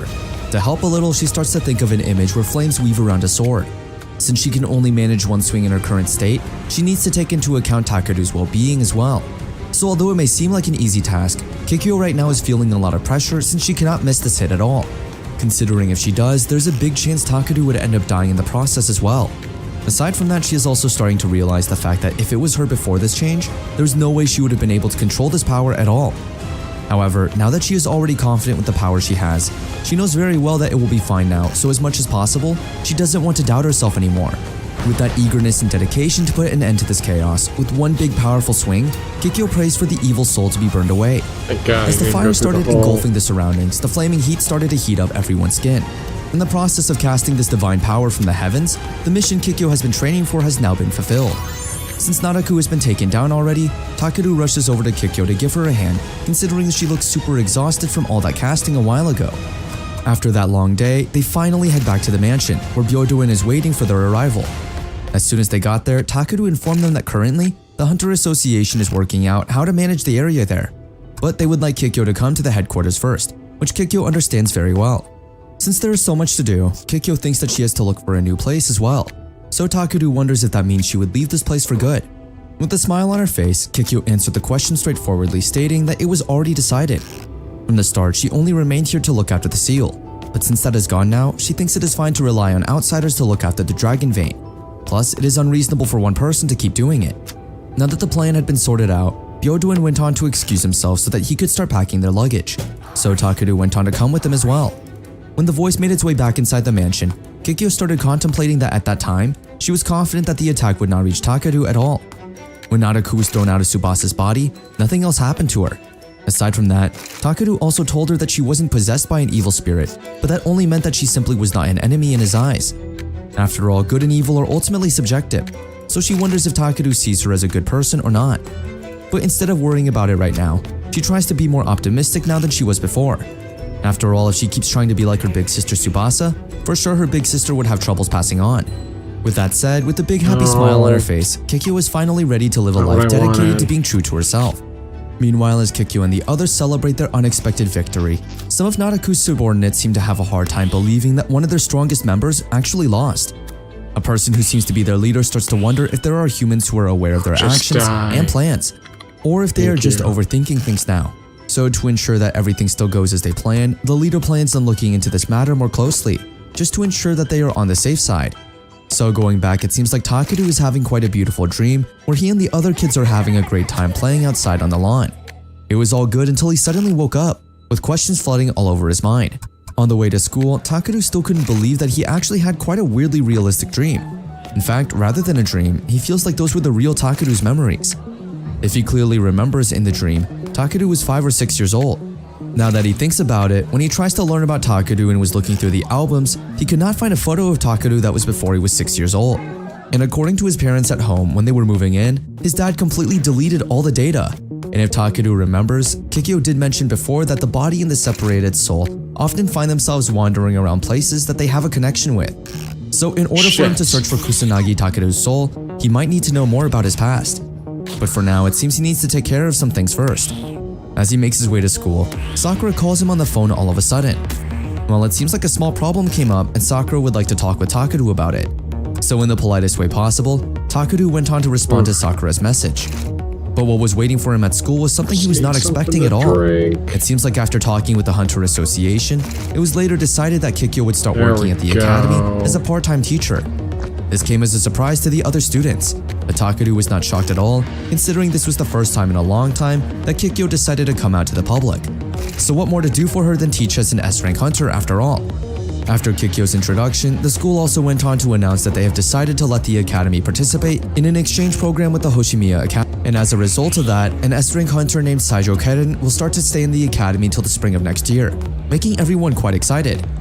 After the ceremony, everyone can't seem to believe that 2 of the best S-rank hunters have shown up at their school, especially in regards to Hunter Keren.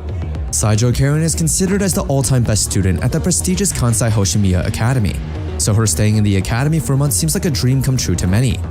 Knowing Takeru, Takuro went on to state that before Takeru lost his memory, he was quite the avid fan of Saijo Keren, which obviously came as a surprise to Takeru. Since they didn't have much time to talk about that topic, the two went to their separate ways. On his way home, Takeru came across Kikyo and Sakura talking. Without hesitation, Kikyo went on to call for Takeru, surprising Sakura a bit as she was not expecting the two would know each other at all. So out of curiosity, she went on to ask how the two even met. Subconsciously, Kikyo went on to state that the two of them are indeed super close. So close that they even saw each other's naked body, aka the time Kikyo accidentally took a bath while Takeru was still in the spring. Of course, Sakura got the wrong idea, so immediately the two tried to explain it properly. After clearing out everything, it seems like Sakura was able to get the two sides in the end. Now that it is settled, Takeru went on to ask Sakura what she wanted to talk about. Sakura immediately informed Takeru that after he destroyed the Ouroboros Guild, the top brass of the Hunters Association now knew about it. But based on Sakura's observation, the president himself settled the matter, and he seems to be investigating Takeru behind the scenes. So Sakura wonders if Takeru happened to know the president personally, since Takeru doesn't have the memories of the original Takeru. This made Takeru wonder how the Hunters Association president even knew him. Frankly, Sakura doesn't know what their intentions are. Since there are a lot of bad rumors too, this time 2 S-rank hunters showed up, so Sakura thought it was to monitor Takeru. So Kikyo went on to state that she was not here for that, and she didn't hear anything. So to warn Takeru, she went on to state that her sister left the association because it was suspicious. That is why she only joined it to receive some help. So it is better if Takeru stays as careful as possible. Since they are talking about S-rank hunters who monitor Takeru, Kikyo immediately thinks of Saijo, who was present at the ceremony earlier. As soon as they started talking about her, Saijo then entered the scene, surprising everyone, saying she was just waiting for everyone to finish their talk. Without wasting a minute, Sakura went on to ask Saijo if she came to this school to monitor Takeru, but since that was not the reason why she came, she immediately denied the accusations. But what she did next shocked everyone. She went on to hug Takeru, saying that she had always wanted to see him. Although she is aware of the fact that Takeru has probably lost his memory, she still wants to be with him. Hearing this intrigued Takeru, since he was really hoping to know more about the real Takeru. So even if it looks a bit absurd, he went on to ask Saijo to tell him more about his past. Saijo seems to be willing to do as Takeru asks her, but only on one condition, and that is if Takeru is willing to take her on a date. Since Takeru has no choice but to do as Saijo has asked of him, he now starts to wonder what he should do on a date anyway. These types of things are quite foreign to Takeru, considering he and Edelweiss just went shopping a few times before. but for him, that wasn't even a date at all. But since he can't do anything anymore, considering he wants to learn more about the real Takadu, he just wishes for the best. After waiting for a couple of minutes or two, Saijo finally arrives, looking chic in her casual but attractive outfit.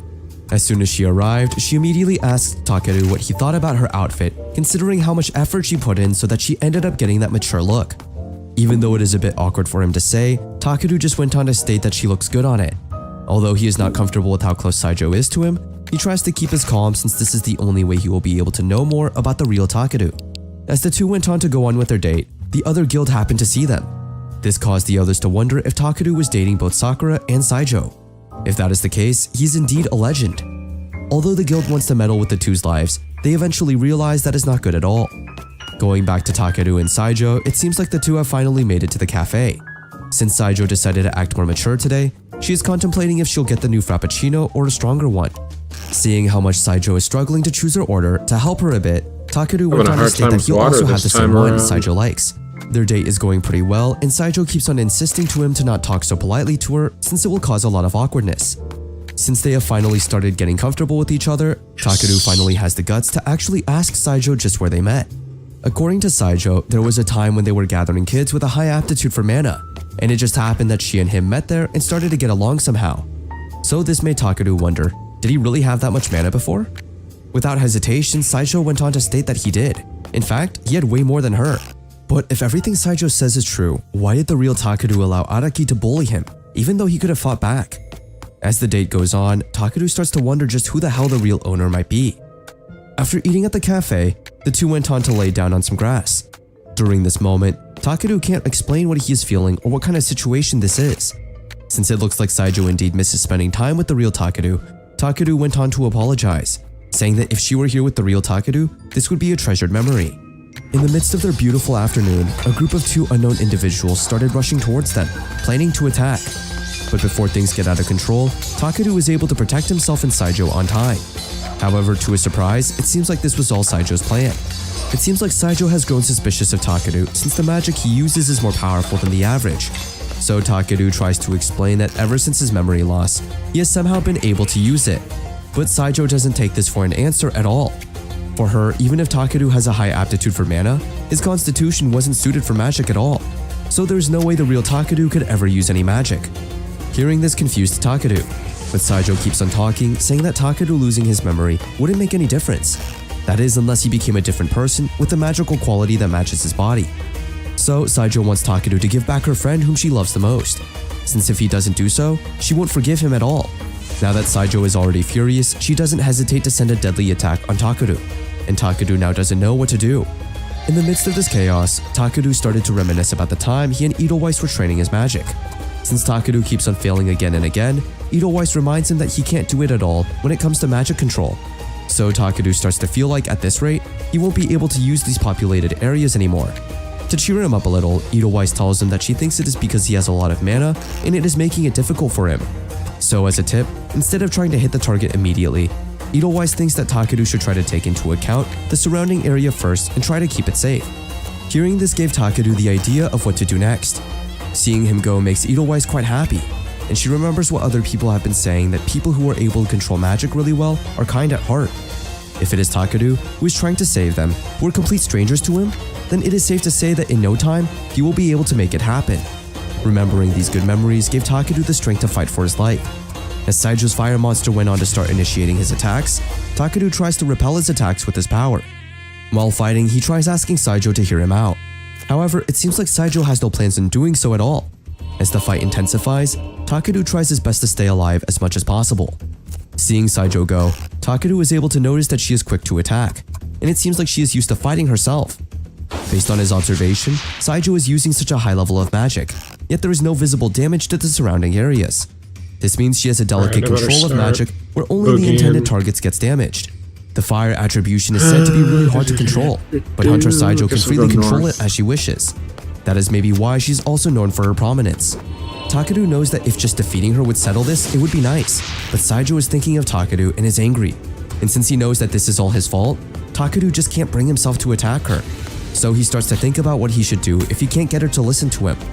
Seeing Takadu go increases Saijo's suspicions since she knows that the real Takadu was never able to move like this at all, as he didn't have the reflexes for it.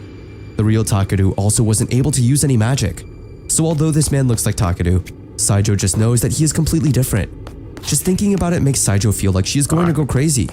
In the midst of this chaotic fight, Saijo suddenly remembers the time she and Takeru were still kids. It seems like among all the other kids, Takeru is the only one who loves Saijo's firepower. Even if she hates her own flames, it seems like Takeru couldn't help but love them. This caused Saijo to feel a bit emotional. That is why since then, Saijo has done her best. She worked very hard so that this flame that burned Takeru once would not burn him ever again. So if that is really Takeru's body, then she is sorry, but she will never forgive anyone who tries to control the love of her life. That is why, although this is something she is trying to avoid, she has no choice but to use his flames to get that faker to leave Takeru's body. But before she ends up burning everything around them, Takeru jumps over her, pinning her to the ground. It seems like Saijo is already losing control over her magic. If she continues to increase her output, there's a big chance she will burn herself down. So as much as possible, Takeru wants her to calm down for now. To help her a bit, Takeru slowly pours some of his mana into her, while he takes control of her magic.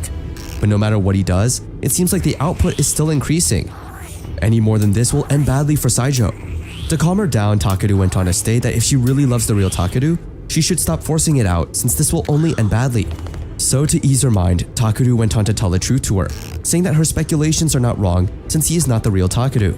But this body that she is seeing is truly Takeru's, but he promises to give it back no matter what. However, despite this, it seems like Saijo has no plans to calm down. But Takeru, who has a lot of patience, assures her that it is okay.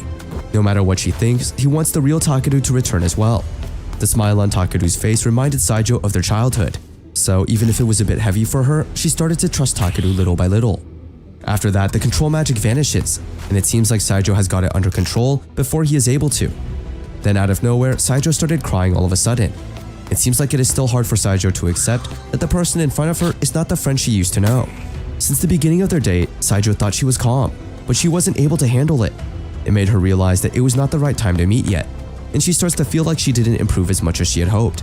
Now that the situation has become calmer than before, Saijo immediately went on to ask Takeru to tell her what is really going on, and just who the hell is he? After a couple of minutes of explaining, Saijo and her subordinates finally understand the situation. According to what Takeru has explained to them, he actually got summoned to an alternate world, saved it, and then died after. And it just happens that as soon as he woke up, he was already in Takeru's body. However, even if they can accept the fact that Takeru's story is true, just how can you prove that the body that he took over is actually Takeru's?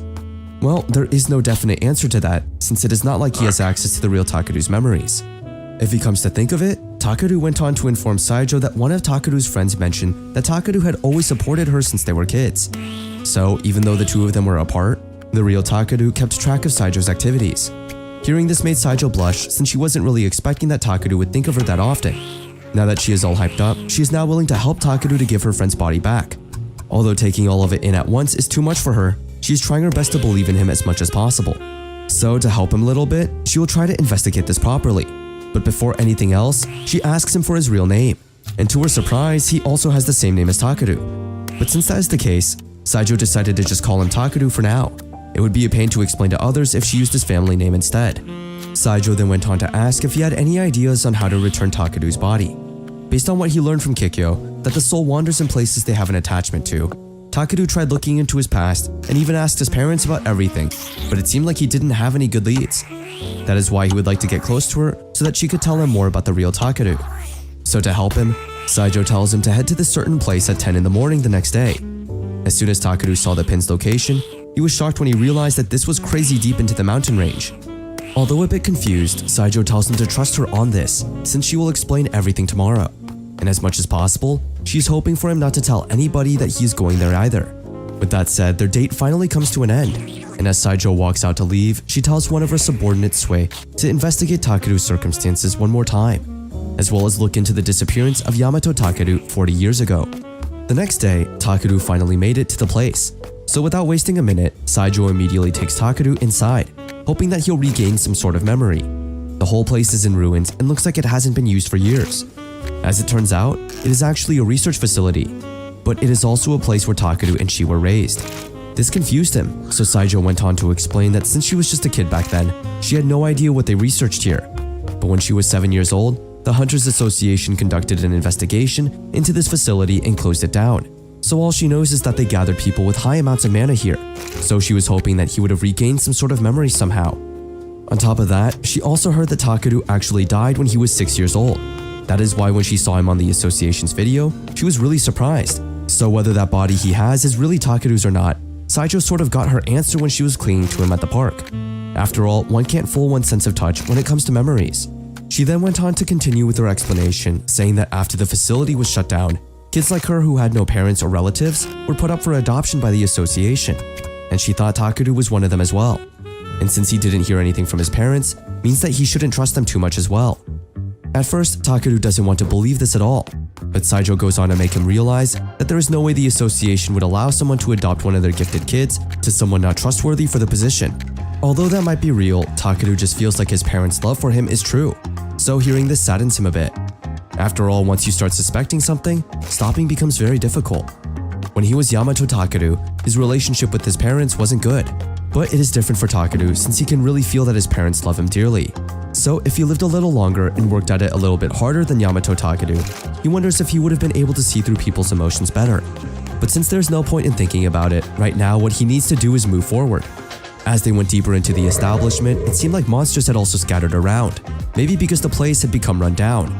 So as much as possible, he needs to be careful and not destroy it any further. As they fought each monster together, Takeru couldn't help but be amazed at how skillful Saijo was. It seems like she is able to match his movements even though she is used to being on the front line.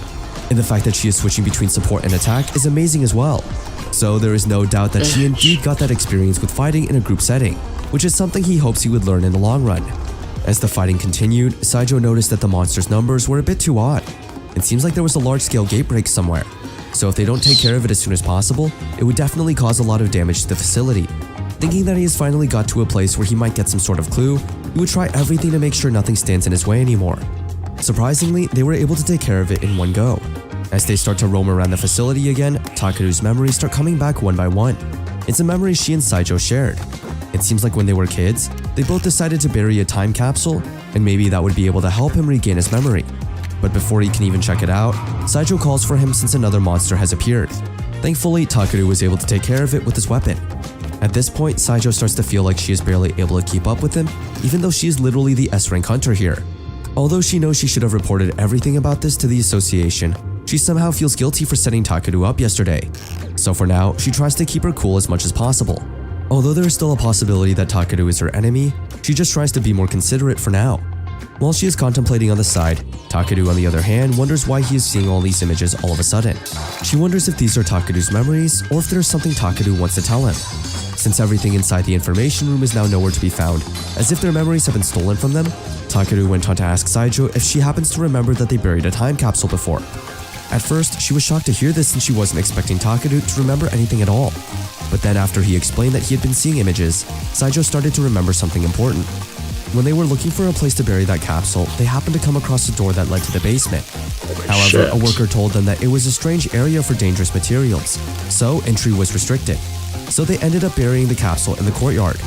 With that said, before they checked on the capsule, Saijo decided to check out the basement first. As they get inside, she suddenly feels this cold air as if she is trying to find out something she is not meant to know. With every step he takes, it seems like she is starting to feel the heaviness of her past, as if her precious memories are crumbling away. Noticing this, Takeru assures her that no matter what happens, he will be sure to do something about it, so there is no reason for her to worry at all. As their conversation started to get a bit more chill and comfortable, a dark aura started enveloping the whole place. Immediately, Takeru went on to check on it. To his surprise, it seems like the demons that have been keeping their eyes on him are here as well. Even they didn't expect Takeru to be here.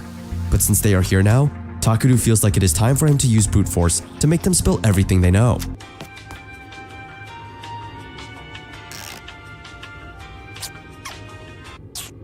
It's over.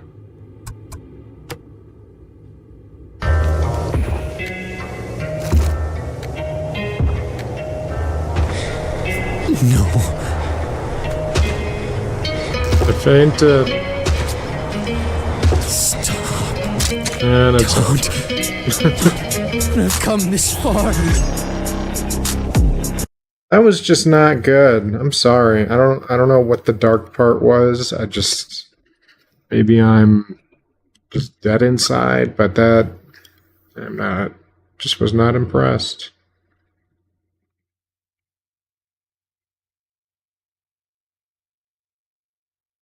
Nothing against the storyteller. I just don't think the title matched whatever was supposed to happen.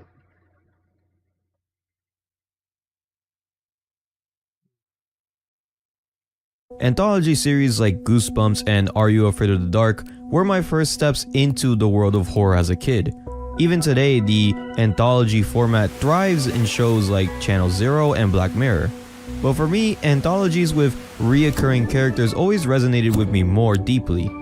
In manga form, one of the best examples of this is Yorubaito, or Shady Part-Time Jobs, a horror anthology series created in 2020. The story follows two girls, Yumi and Nagomi, as they take on shady part-time jobs that pay suspiciously well, all to pursue their own goals. Each job is around 2 to 4 chapters long, introducing us to a new, disturbing entity that the duo must face. While each story stands on its own, it's the overarching lore surrounding the two main characters that keep us hooked. So today, we're diving into the first 3 volumes of Yorubaito, exploring the lore, world building, and the eerie universe of the shady part-time jobs. But if you guys want to see more anime content like this one, then why not go down and hit that subscribe button. But without further ado, let's get on with the video.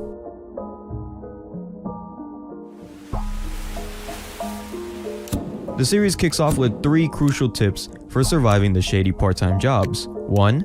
Expect the unexpected. 2. Gather as much intel as possible. And 3. Find a helper if possible. We're introduced to our 2 main characters, Yumi and Nagomi, who arrive at their boss's house where they'll be staying while working at his diner. After a long day, they settle into their rooms, hinting at a past connection between them. Hama, as Nagomi is often called, mentions that the job pays an incredible $150 an hour, which surprises Yumi, considering it's just a waitressing gig. Later that night, Hama is out walking in the woods, reflecting on how Yumi is like a stubborn sister to her. Suddenly, she feels the eerie sensation of being watched, not just by one thing, but by many. She turns and sees a figure by a tree, which quickly disappears. Suddenly, a distorted face appears out of nowhere, and someone tells her to wake up. She snaps out of it only to find Yumi standing next to her bed, muttering the words, "Stinks." Yumi leaves the room, followed by what appears to be a child. As Hama rushes out, she sees their boss staring into a room. Just before passing out, she overhears him saying they're destined to return to the forest. The next day, the owner and Hama discuss the bizarre events of the previous night. He offers her the day off, but she declines, instead asking who he was talking to. He reveals that his sick wife lives with them upstairs, and they move to the forest in hopes that she'd recover. Now, he's essentially a prisoner to the forest. Hama tries to talk to Yumi about it, but she brushes her off. That night, the nightmares return, with the mysterious figure getting closer each time, only for someone to wake her up before anything happens. This disturbing cycle repeats every single night for a week straight. One day, Hama finds Yumi sitting alone in a room, muttering to herself while clutching a fire extinguisher. The owner watches them from the hallway. The next morning as they eat breakfast, the owner casually asks what they were doing last night. Hama admits to having strange dreams that keep her awake, which causes Yumi to freak out, repeating the phrase, "It stinks." The owner gives a creepy smile, suggesting that they both get some proper sleep. That night, the dream changed. The figure doesn't approach Hama but just stands there, laughing. Yumi wakes her up again and urges her to come to the lounge. As Hama walks through the hallway, she notices the owner's room is wide open. Peeking inside, she finds his wife's corpse. Panicking, Hama asks Yumi if she knew about it. Yumi admits that she could smell something off, but she didn't know what it was. The owner suddenly appears, demanding that they open the door. Hama goes to do so, but Yumi stops her, insisting that it stinks. Suddenly, the door is smashed open with an axe. Hama tries to escape, but Yumi is paralyzed with fear. The owner reveals that the dreams were meant to devour Hama, but Yumi kept waking her up, saving her life. As the owner swings the axe at Yumi, Hama kicks her out of the way and taunts him, asking if this is how he killed his wife. Offended, the owner denies it, explaining that his wife was killed by her illness and that they moved to the forest to fulfill her dream. However, the forest took control and he believed that by sacrificing somebody, he could revive his wife. The owner swings the axe again, but Yumi blocks it with the fire extinguisher, which explodes, giving the girls a chance to escape. As they run into the forest, Yumi warns Hama about something chasing them. The next morning, exhausted from their escape, they're approached by villagers who reveal that the owner has always lived here and that he was always single, despite what the girls were told. As they wrap up their jobs, Hama hands Yumi her first paycheck and asks about the smell. Yumi explains that it's a sign of trouble whenever she detects it. Hama then invites Yumi to join her in doing more shady part-time jobs, knowing that she could use the money. Yumi agrees, and they immediately start bickering like old friends. The chapter ends ominously with voices echoing from the forest and the final page revealing the owner and other bodies fused with the trees. The first volume of Shady Part-Time Jobs throws Yumi and Nagomi into a series of increasingly unsettling jobs, from working at night security guards in a haunted building to serving as test subjects for experimental medicine. But the standout story of the volume is about a particularly shady delivery gig. Deliver a briefcase to a specific location marked on the map for a hefty reward of $30,000 each. The catch? Under no circumstances are they allowed to look inside the briefcase. As they embark on this road trip, they find themselves passing near their hometown and decide to make a quick visit. Before that though, they make a stop at a small stop, where they notice everyone staring at them. While grabbing a bite to eat, someone accidentally knocks over the briefcase and hands it back to them. Later that night, something slides under the door. The same woman who had knocked over the briefcase steals it in the middle of the night. When the girls wake up, they find the briefcase outside their door, with a trail of blood leading to the woman's dead body in the hallway. Shaken but determined, they hit the road again and decide to visit their old middle school. They dig up a time capsule, only to be interrupted by a former math teacher who distracts them with nostalgic memories while secretly attempting to steal the briefcase. The moment she opens it, she goes mad, scraping her face across the scorching concrete as the briefcase inexplicably grows larger. The girls continue on their journey, sharing stories about their personal lives. They get sidetracked by a local festival and decide to join in on the fun, enjoying caramel apples and the lively atmosphere. But things take a dark turn when someone bumps into them and steals the briefcase. The thief, eager to show off his prize, decides to unveil what's inside from the top of a tower. Meanwhile, a couple finds Yumi. Alright, I'll be back in a minute.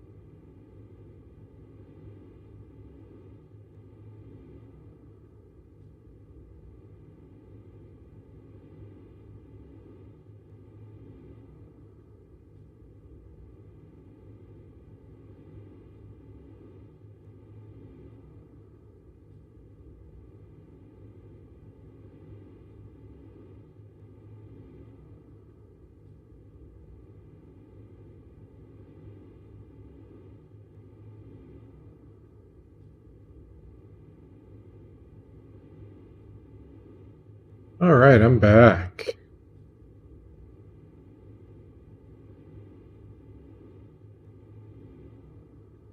You're back, and you took a real-life heli ride. Oh, that's cool. Did you go on like a helicopter tour?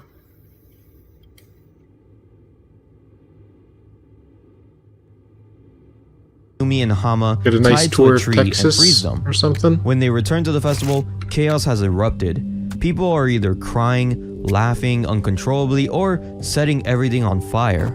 The girls barely escape as a group of men charge at them. The next morning, they find themselves at a train station with some time to kill. But as they relax, they realize they have only an hour left to make the delivery. They quickly hail a taxi, only for the driver to try and steal the briefcase. After knocking him out, they finally reach the destination, drop off the briefcase, and receive their payment. Curious though, they ask their employers what's inside the briefcase, but the men have no idea. They're just middlemen in the operation. As the girls leave and grab a meal, talking about their middle school days in the time capsule, a breaking news report plays in the background. Countries from the Middle East to West Asia have been completely obliterated, and the only word survivors kept repeating is briefcase. The first volume is a good introduction to how the rest of the story is going to go. I believe that the series is a perfect mix of like Scooby-Doo and PTSD Radio. Every volume has 4 stories, each 2 to 4 chapters long. But like Scooby-Doo, the main characters find themselves entangled in villain of the week scenarios, but with the disturbing and surreal imagery that fans of PTSD Radio would appreciate.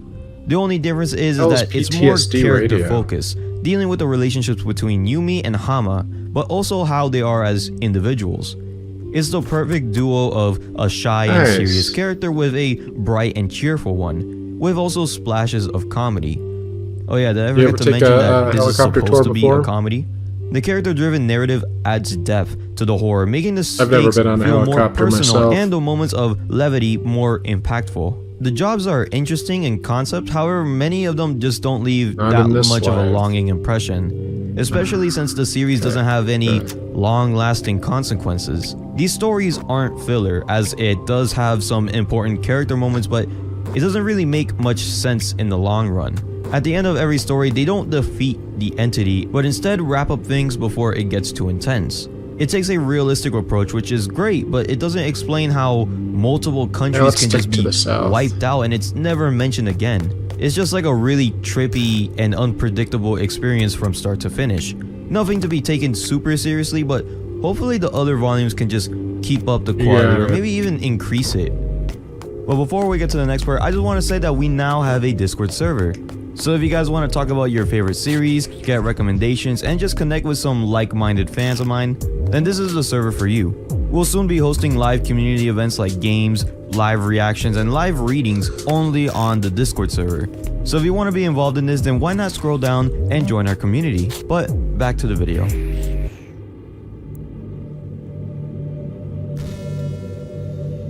The second volume has Yumi and Hama continue taking shady part-time jobs, but will get partners assigned to them by the Shady Part-Time Jobs Company, a company that we'll talk about in later time. But we're gonna go over the most important story of the volume, the aquarium job.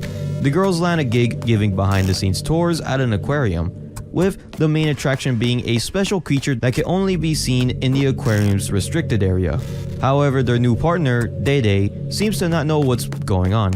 Flashbacks to a week earlier when Hama receives the job offer from the company with 3 slots open. Her boss decided to bring Dede along, a girl that has some connection to Hama. Helicopter pilot As the groups begin to get to know each other, they notice something strange, a school of fish forming in the shape of a woman. Their boss gives them a tour of the aquarium backstage where they encounter a massive anonymous black tank. During a break, Yumi comments that the backstage stinks, while Dede just laughs it off saying that it's because of the fish. But in reality, it's hinting that it might be coming from the mysterious black tank. As they start to bicker, Dede interrupts, asking why they started taking on these shady part-time jobs. We then cut to their boss, who is standing naked in front of the black tank, which we soon discovered that the darkness is just a giant, unsettling eyeball. Day shares that she had a 'Cause I buddy know ask her for a all loan, their- and she all their said yes, and branches he have some disappeared. kind of And now she wants to helicopter pay off the force. debt to surprise him when he comes back, not knowing that she was actually tricked Most of into them taking his have debt. to believe. Yumi reveals that her goal is to clear the debt her parents left when they disappeared, while also supporting her siblings' education and living expenses. Hama, on the other hand, dreams of traveling the world, but despite having enough money to do several times over, she wants to see everything that the world has to offer. As they head back to work, the eerie sounds coming from the black tank makes Yumi uneasy. That day, their boss mysteriously vanishes. okay. A few days later, a woman visiting the aquarium sees another naked woman swimming in the tank. At first, Is that she's 'cause they already shocked, have but enough she soon pregnant feels soldiers? an They inexplicable don't need you there pull knocking as everybody the out? woman is calling to her to come closer. Meanwhile, Day gets lost near the massive tank. The same woman from before asks for a tour and casually just drops $30,000 to spend. Suddenly, Day hears someone call her name. When she turns around, she's horrified to see their boss, naked, telling her that she wants you. As the woman on the tour senses the presence of the naked You swimmer, could start your she own rushes military towards unit. her. Could be While Goth Yumi warns Force Hama that 6. it stinks. We cut to Day as the boss approaches SWAT her, zombie, rambling fuck about a that. mother fish that isn't from this world. While Hama considers leaving everyone behind, Yumi insists that they need to save both Day and the customer. Things take a terrifying turn when That'll Day do is it. dragged into the tank by the boss, who head transforms into a fish. The woman from the tour, seemingly in a trance, begins to undress to join him. All three end up in the tank, but Hama manages to pull Day out at the last moment. After this harrowing experience, the trio decide to quit the aquarium job. Hama, however, wants to keep working with Day so Guy she is could hungry, spread her depressed, and positivity to cold. Yume. The chapter ends on a chilling note. I only have Visitors water. at the aquarium spot a school of fish in the shape of a person, only to realize it's the actual corpses of the boss and the woman, both devoured by the fish, leaving only the remains. But we get an after credit scene of Day asking Hama if her father is doing well. Now, while the second volume isn't as good as the first, it still has some pretty creepy imagery and the job scenarios keep readers engaged. You can skip the other stories, but I don't recommend doing it. It's worth sticking with them for the character development alone. Character development is a strong point in this volume. We learn more about the motives and the backstories of the main characters. This character focus adds emotional weight to the story, making the terrifying moments even more impactful than they are. Oh, Survivor. I didn't really like Look at that they that. added pointless side characters. They're not very interesting or memorable, except for Day, as she's the only one with connections to Hama and the shady part-time company. Day adds another layer to the comedy of the series with her facial expressions and just her lost in thought attitude. But with the flashback and the after credit scene, we know that there's a lot more to both Really? her You're gonna and stand Hama. right there in my From what way? we know about the company, their purpose is to assign shady jobs to workers interested in doing shady work. We also know that there are multiple workers and that there's even a commission fee that they have to pay to the owner. But with the many mysteries and dark secrets ready to be uncovered in future volumes, I'm just really excited to see how Volume 3 expands on that lore. Or could use a snack. The structure of Volume 3 is a lot different from the other two. It starts off with another shady job as a janitor at a haunted school. But the next stories are Well, there's always continuations other of the paths after credit to scene that we see at happiness. the end of Volume 2. Hama meets up with her boss, Day, and a new partner named Yuki, a shy and gloomy girl. Their latest assignment is a private investigation There's into the life of a always a celebrity way. named Shiro Azuma. The mission is simple: tail him and look for anything strange, while making sure not to get caught. Yume pairs up with Day while Hama sticks with Yuki. But as they follow Azuma, unsettling events begin to unfold, like stray cats and So even people here- dying around him. The next day, they realize something bizarre. Throughout the entire time that they've been tailing him, none of them have actually seen his face. As the accidents and strange deaths continue, Yuki starts to unravel, questioning why Hama seems so calm in the face of such weirdness and death. Meanwhile, their boss vanishes without a trace. 3 days later, the group My ravages character is through his desk starving. and discovers a letter with a key. The letter says that if the boss goes I'd be missing, more they interested should use in the key flying to if search they had Azuma's some, apartment for Starship clues. action When they going. finally break in, Yuki I stumbles like flying upon in space Azuma's very dead body. much. But there's just one problem. Dede and Yumi can still see Azuma walking around the city. Desperate, Hama We'll get calls there. up their boss, who casually just tells him not to get involved because anyone who does is bound to die. As Yumi and Dede continue tailing it, Yumi starts to sense something strange, muttering, "It stinks," before bolting with Dede. The tension peaks when someone calls out his name, causing a crowd to gather around him. But suddenly, a plane crashes into the scene. Clothing Strangely, store. the Is that plane what was it did, empty, right? but 61 people on the ground died that day. Their boss later reveals that he's actually a specialist in shady paranormal matters, Restaurant. just like There we whatever go. entity was impersonating Azuma. Afterwards, Maybe I Yumi won't takes Dede starve. home while Hama walks with Yuki. Yuki thanks Hama for being a friend and saying that she's glad to have gotten to meet everyone. But before they part ways, Yuki ominously warns Hama not to look behind her. Seconds later, Yuki is tragically struck by a car, leaving Hama traumatized and desperately trying to calm herself by thinking happy thoughts. Their next job takes them to a hot spring with a my God. sinister secret. Give me some Despite food the relaxing already. setting, their shady investigator boss is Trying to do to me, concerned, video especially about Hama. There we go. The hot spring is rumored to house the Hot Spring of Dreams, a mysterious bath that has caused several cleaners to drown. The girls manage to clean it up and enjoy a month of relaxation at their job, until the investigator uncovers the truth. Instead of draining people's youth, the Hot Spring of Dreams replaces its victims with imposters, like the one that they encountered in their last job.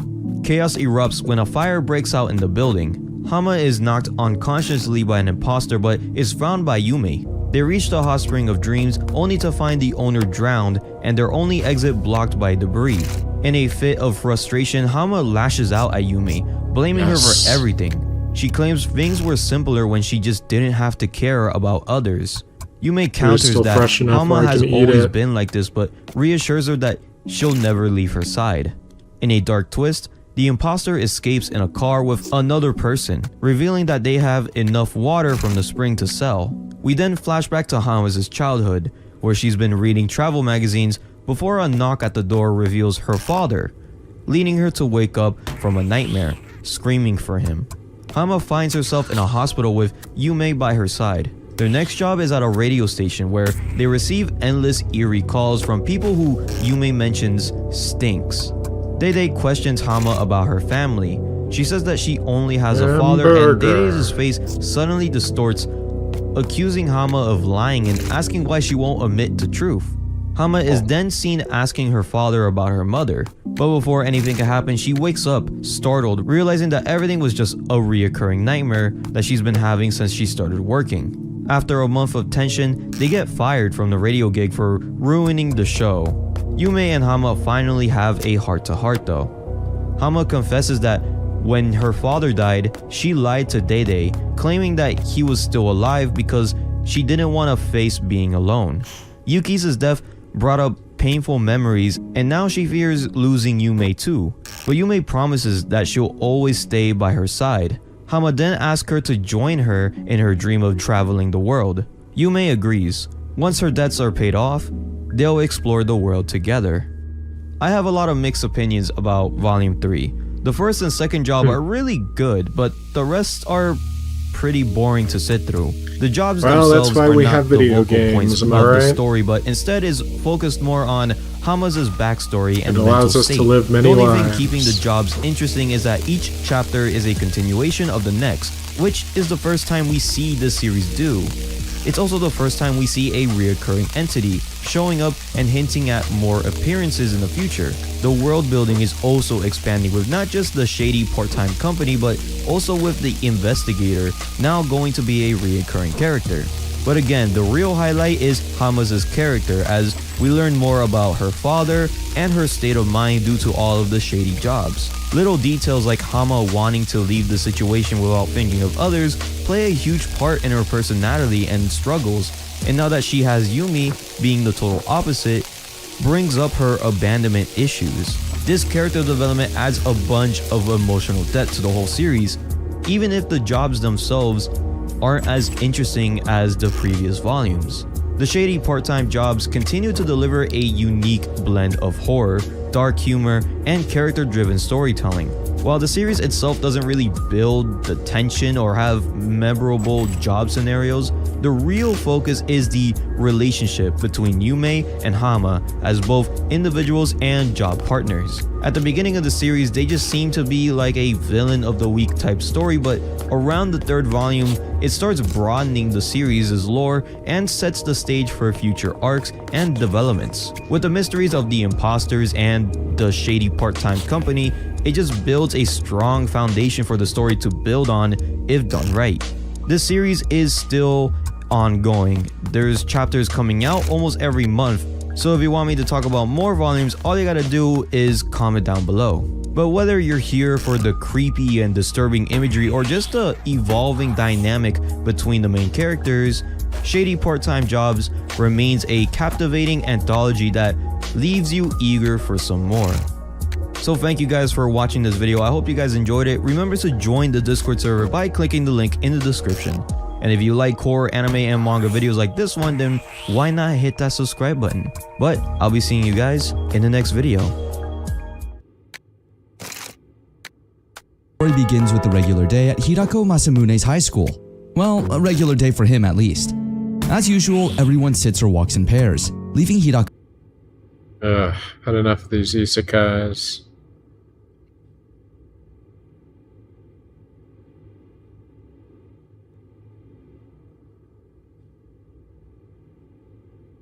Let's see.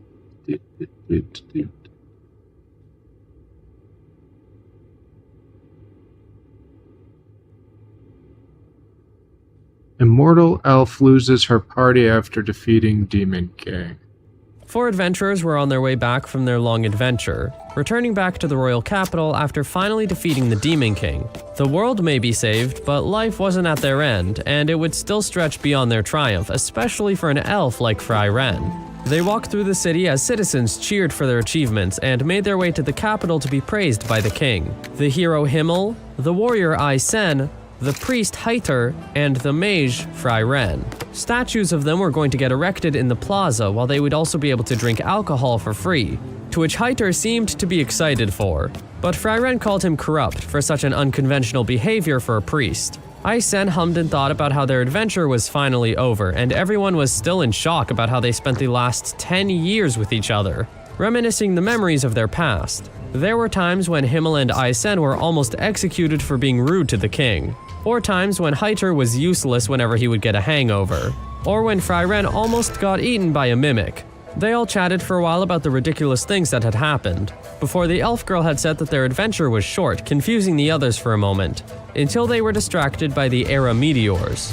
This meteor shower was one that happened once every 50 years, and brought a perfect beginning to a peaceful era. However, it seemed quite hard to see in town, according to Fry Ren. She said that she would try to take everyone to a better place 50 years from now to witness the meteors more beautifully, causing Himmel to chuckle. The next day, it was time for Fry Ren to make her leave, and Himmel asked the girl what she was going to do next after all their adventuring.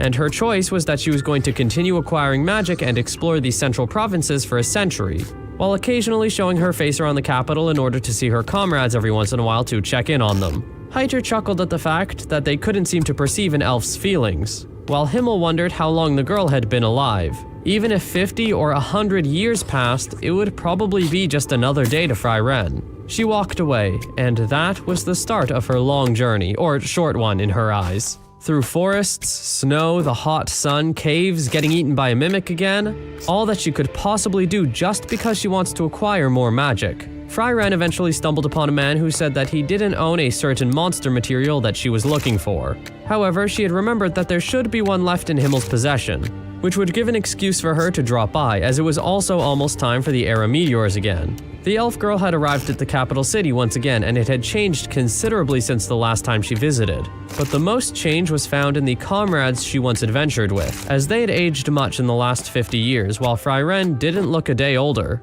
She was there both for the meteor shower and the Darkness Dragon's horn, which Himmel did not forget about, since it had an ominous aura seeping out of the drawer it was in for the last 50 years. He had given it to her, saying that he didn't mind such a thing, since it was a treasure from a beloved comrade. She left the building with the horns, not understanding the strong feelings that Himmel had as her comrade, but she soon stumbled upon a statue that showed all 4 of them in their prime.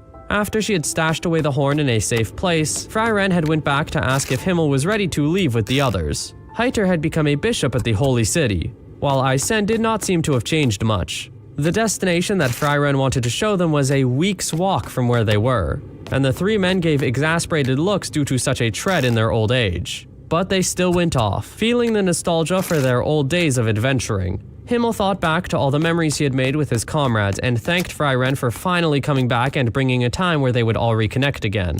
And unfortunately enough, Himmel met his end, and was put in a coffin where Heiter had to give the prayer for his own friend. Everyone in the building was crying for Himmel's death, while Freiren did not seem to shed any tears, causing people to start gossiping and complaining about how heartless she was, despite not knowing anything about her. Heiter tried to defend her until Freiren started to speak and finally started to cry, regretting not getting to know him more than she did during the 10 years they spent adventuring.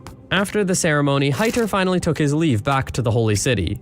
But just before he left, the elf girl asked him if he wasn't afraid of death. He didn't answer yes, but all that the priest man said was that they were the hero party who saved the world. And it was for the sake that they would definitely live luxuriously up in heaven during their afterlife that he chose to fight alongside the other 3. Freiren called him corrupt one more time, and the carriage rode him away, leaving Freiren and Aysen left. She told the short dwarf that she wanted a powerful vanguard like him to come along with her, as she was just a mage. However, he told the girl that he was no longer at an age capable of wielding an axe, which surprised Freiren. He told the girl that the days passed by slower once one would grow old, causing her to hum in thought, before it was time for the 2 to bid farewell, and she walked off as Aysen watched. 20 years had passed ever since Himmel's passing, and Freiren found herself walking through a forest while trying to make her way to Heiter. However, she stumbled upon a child with purple hair. The elf girl was confused, until this very girl would lead Freiren to the house where the priest man was even older, making a joke about how difficult it was to die handsomely. Freiren said that she even had brought alcohol to offer to his grave, but since he wasn't dead, she asked if he wanted it now. Heiter told her that he had unfortunately stopped drinking already, to which she would seemingly make a joke that the goddesses wouldn't forgive him, even if he were to act good now. Freiren asked who the little girl was, and he said that her name was Fern, and was a war orphan from the southern provinces. He asked why Freiren was there, and the elf girl was honest by saying that she wanted to pay a visit while she was shopping at the Holy City. Heiter decided that this would be a good idea to try and give one request to Freiren, asking if she could adopt his disciple, as Fern had the qualities of a mage. Freiren was not too content with that idea and apologized, as the girl would only be a burden, since the death rate of mage apprentices on the battlefield was quite high, and Freiren had no intention of sending a child a friend left in her care into a death trap. After hearing that, Heiter had another request for her, and brought her down to a small library that held a black grimoire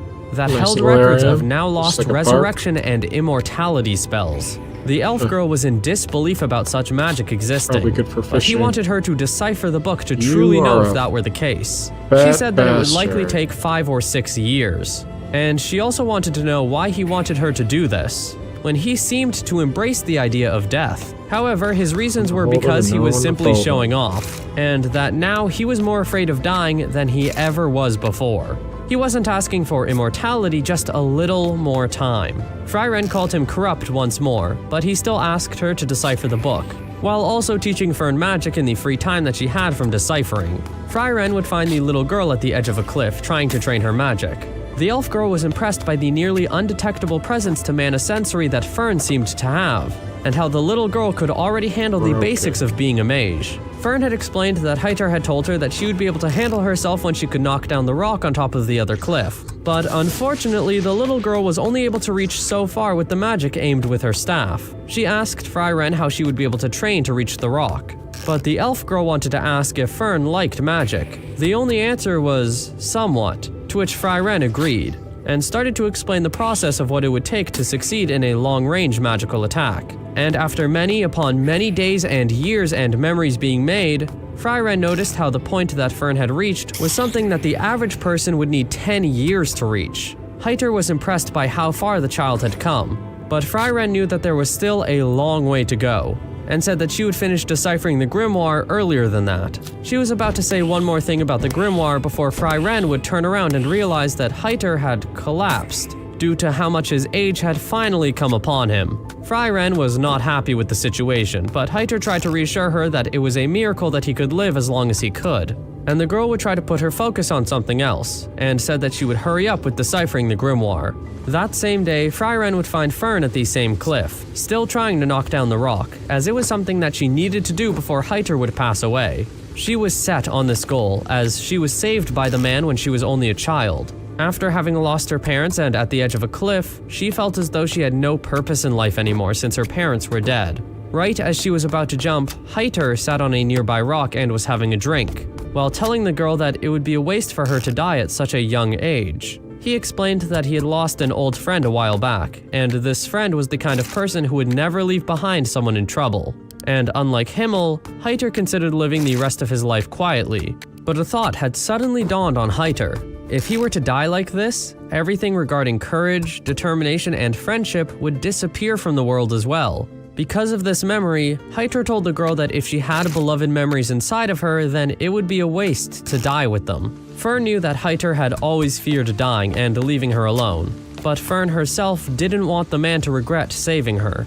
Whether she was a mage or not, she wanted to learn how to survive on her own and repay her gratitude to him, and make Heiter think that he was glad to have saved her, and that everything would be alright. Fry Ren decided to leave the girl to do as she wished, and Fry Ren went back to the house to continue deciphering the grimoire, while Fern would continue practicing her magic to hit the rock. After all her research, Fry Ren had concluded that resurrection and immortality were both not recorded in the book, but Heiter had known that such magic didn't really exist. Since that was the case, she asked him why he had made her do such a task, but Heiter was more focused on how Fern was turning out. The girl was still rough around the edges, but it was not something to worry about anymore regarding her ability to protect herself. Heiter asked for Fry Ren to leave with Fern by tonight, as all the training had meant that Fern was likely not a burden anymore. He didn't want Fern to experience losing anyone else, and wanted to leave the girl in Fry Ren's care. However, the elf girl told him that he should be giving a proper farewell to the girl, and trying to make as many memories as possible with her. Not only were these words true in the situation, but the elf girl started to cry, as she remembered her regrets of not doing the same with Himmel. As Fry Ren walked back to where Fern would likely be, she would think back to her last question to the old man just before she left. She asked him why Heiter had saved Fern, and his only answer was because Himmel would have done the same. Fry Ren brought Fern back in order to give a final goodbye to Heiter, while Fry Ren would go into the forest to check on the girl's progress and see that Fern had finally reached the rock, giving the elf girl thoughts about how she was going to do the same thing that Himmel would have done with Fern. They finally buried Heiter in the next few days, and Fry Ren had dumped alcohol onto his grave as Fern thanked the elf girl for her actions. Fry Ren gave a soft smile and said that she felt truly outsmarted by such a corrupt priest that she called a comrade, and promptly told Fern that it was time for them to set off on their next task. 26 years had passed since Himmel's passing, and Fry Ren along with Fern were now in the Turk region. They were doing many small tasks, with the rewards only being small magic spells that only commoners would learn. Some such spells that they had gathered were ones that derusted bronze statues, turned sweet grapes into sour ones, and now it was magic that produced warm tea. Fern was confused as to why they'd been acquiring such magic, but the elf girl would not give a proper answer, and just said that her reasons of acquiring magic were somewhat similar to Fern's reasons. Another task that they were given from an old lady was one where they would derust a statue, except that statue was one of Himmel. The old lady was disappointed that she was not able to care for it anymore at her age, and how the other villagers were not concerned with its shape either. But the lady wanted something to be done about it since Himmel had fought for her village when a monster attacked it. Fry Ren was silent for a moment, before saying that the state of the statue was karma for being a show-off and frustrating the artisan who made the statue by posing over 18 hours before settling with a foolproof pose. The old lady chuckled at the story and was reminded about an elven mage who was in the hero's party, but dismissed the thought as Fry Ren proceeded to clean up the statue. Fry Ren and Fern started to walk away, until the lady said that she was going to plant flowers after that, causing Fern to ask the elf girl if she could use magic that produced flower beds. It was true that she had that power. However, Fry Ren wanted to use a suitable flower for the statue, that flower being a blue moonweed, as it was the flower of Himmel's hometown. The old woman taught Fry Ren about the flower and its appearance, in order to help her search for such a flower, since none existed anymore for several decades near the forest after having been destroyed. The elf girl told Fern to stop playing with the seed rats and to venture off, as they were going to find the blue moon weed. Fry Ren was set on this task, despite how impossible it may seem, making Fern ask if she was doing it for Himmel, but Fry Ren claimed that it was definitely just for herself. Time had passed and there was still no luck in finding the blue moon weed, making Fern wonder if they were ever going to find this flower, as it had already been half a year since they first started looking. Fern decided to go back to the old woman's house alone and ask her if she thought they would ever find the blue moon weed, as Fern believed that Fry Ren's attachment to magic was abnormal, to which the old lady hummed and thawed at the thought process of the youth. Fern wondered if she was wrong, and the old lady said that she wasn't. However, Fry Ren likely had a different perspective on the situation, and all Fern needed was to make Fry Ren understand. Fern sat next to the elf girl and tried to explain that the seeds in these small bags she had was a related species to the blue moon weed, and could be used to be planted around the statue. But Fry Ren already understood the reason why Fern was saying what she was. Fry Ren tried to reassure the girl that they would stop after a little more searching, confusing the little girl until Fry Ren had told her to be quiet, as the seed rat had stolen the bag of flower seeds and ran off with it. As they went to search for the small creature, Fern asked the elf girl once again why she was acquiring magic, and she insisted that it really was just a hobby of hers, but admitted that she had lived more lazily before a person in her past praised her for the magic she acquired. It seemed silly in Fern's eyes, but Fry Ren agreed. The two finally arrived at a rundown stone structure, where the seed rats seemed to be storing their feed safe away from enemies. But Fry Ren noticed the flower petals that fell from the top of the structure.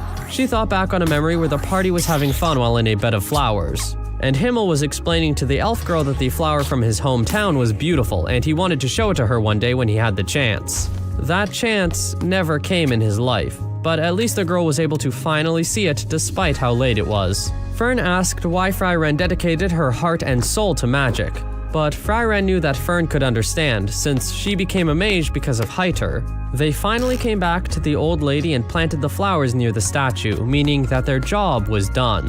However, Fry Ren would give one last touch-up to the statue and give it a flower crown, before she and Fern would finally carry on with their journey. 27 years had passed since Hero Himmel's passing, and Fry Ren and Fern were finally in a trading town called Warm. Since they were there, Fry Ren told the little girl that they should split up to replenish supplies for their journey. But it seemed that most of the necessities were Fern's responsibility, while Fry Ren claimed that she would just be buying herbs and the like. However, the elf girl would give a face that, after a while of knowing Fry Ren, meant that she was hiding something. In previous towns and cities, that face had led to Fry Ren buying unnecessary things such as bones and weird drugs, which Fern never understood the actions that Fry Ren would make. The elf girl would walk off and say that they would both meet up at the inn later, but Fern did not trust that something wouldn't go wrong, and decided to keep a close watch on her just in case. Fry Ren ended up going to an accessory shop which reminded Fern about how the elf girl had an interest in fashion. Fry Ren stared very intensely at the jewelry before she would give an expression that Fern would have never seen the girl ever make before,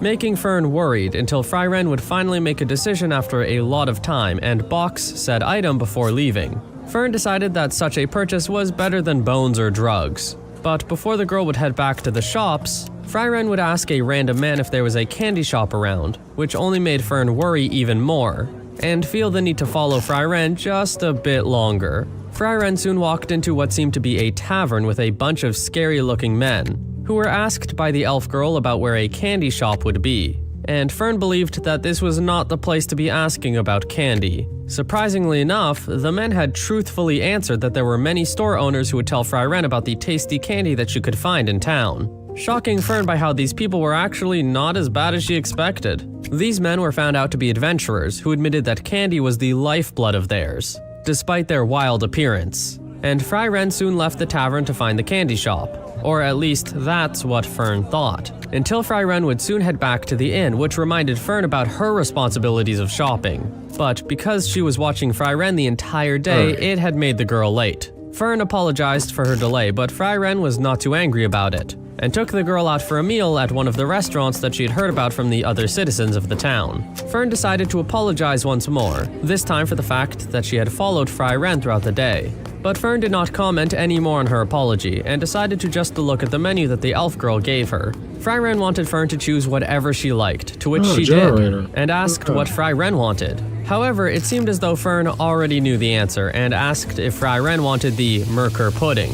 This action had caused a memory in Fryren to appear, about how Himmel knew the same about such things after traveling together with the girl for several years now. Fryren realized that while everyone learned things about her, she did not know a single thing about any of her comrades, which caused the three men to start listing things off about themselves in order for the girl to learn any facts about them. It was Fryren's turn to apologize, as she admitted that she didn't know a thing about Fern, and gave the girl the gift box from earlier.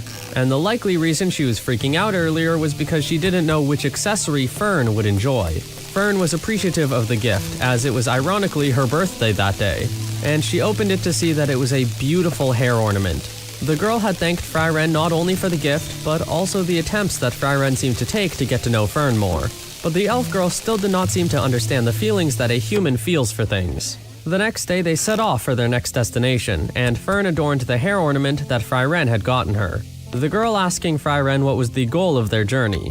Fryren just said that the journey was one out of interest to gather magic. However, a new goal of hers had formed when she wanted to retrace the steps that she took with Himmel and the others as much as possible before they faded away. She wasn't sure if it was something important to her, but she said that she would find out as time went. They walked off, and Fryren realized that Fern had surpassed the elf girl in height, and learned that it was because Fern had just turned 16 and had become a lady. The two were in the central provinces and walked through the Gross Forest, practicing magic whenever they could.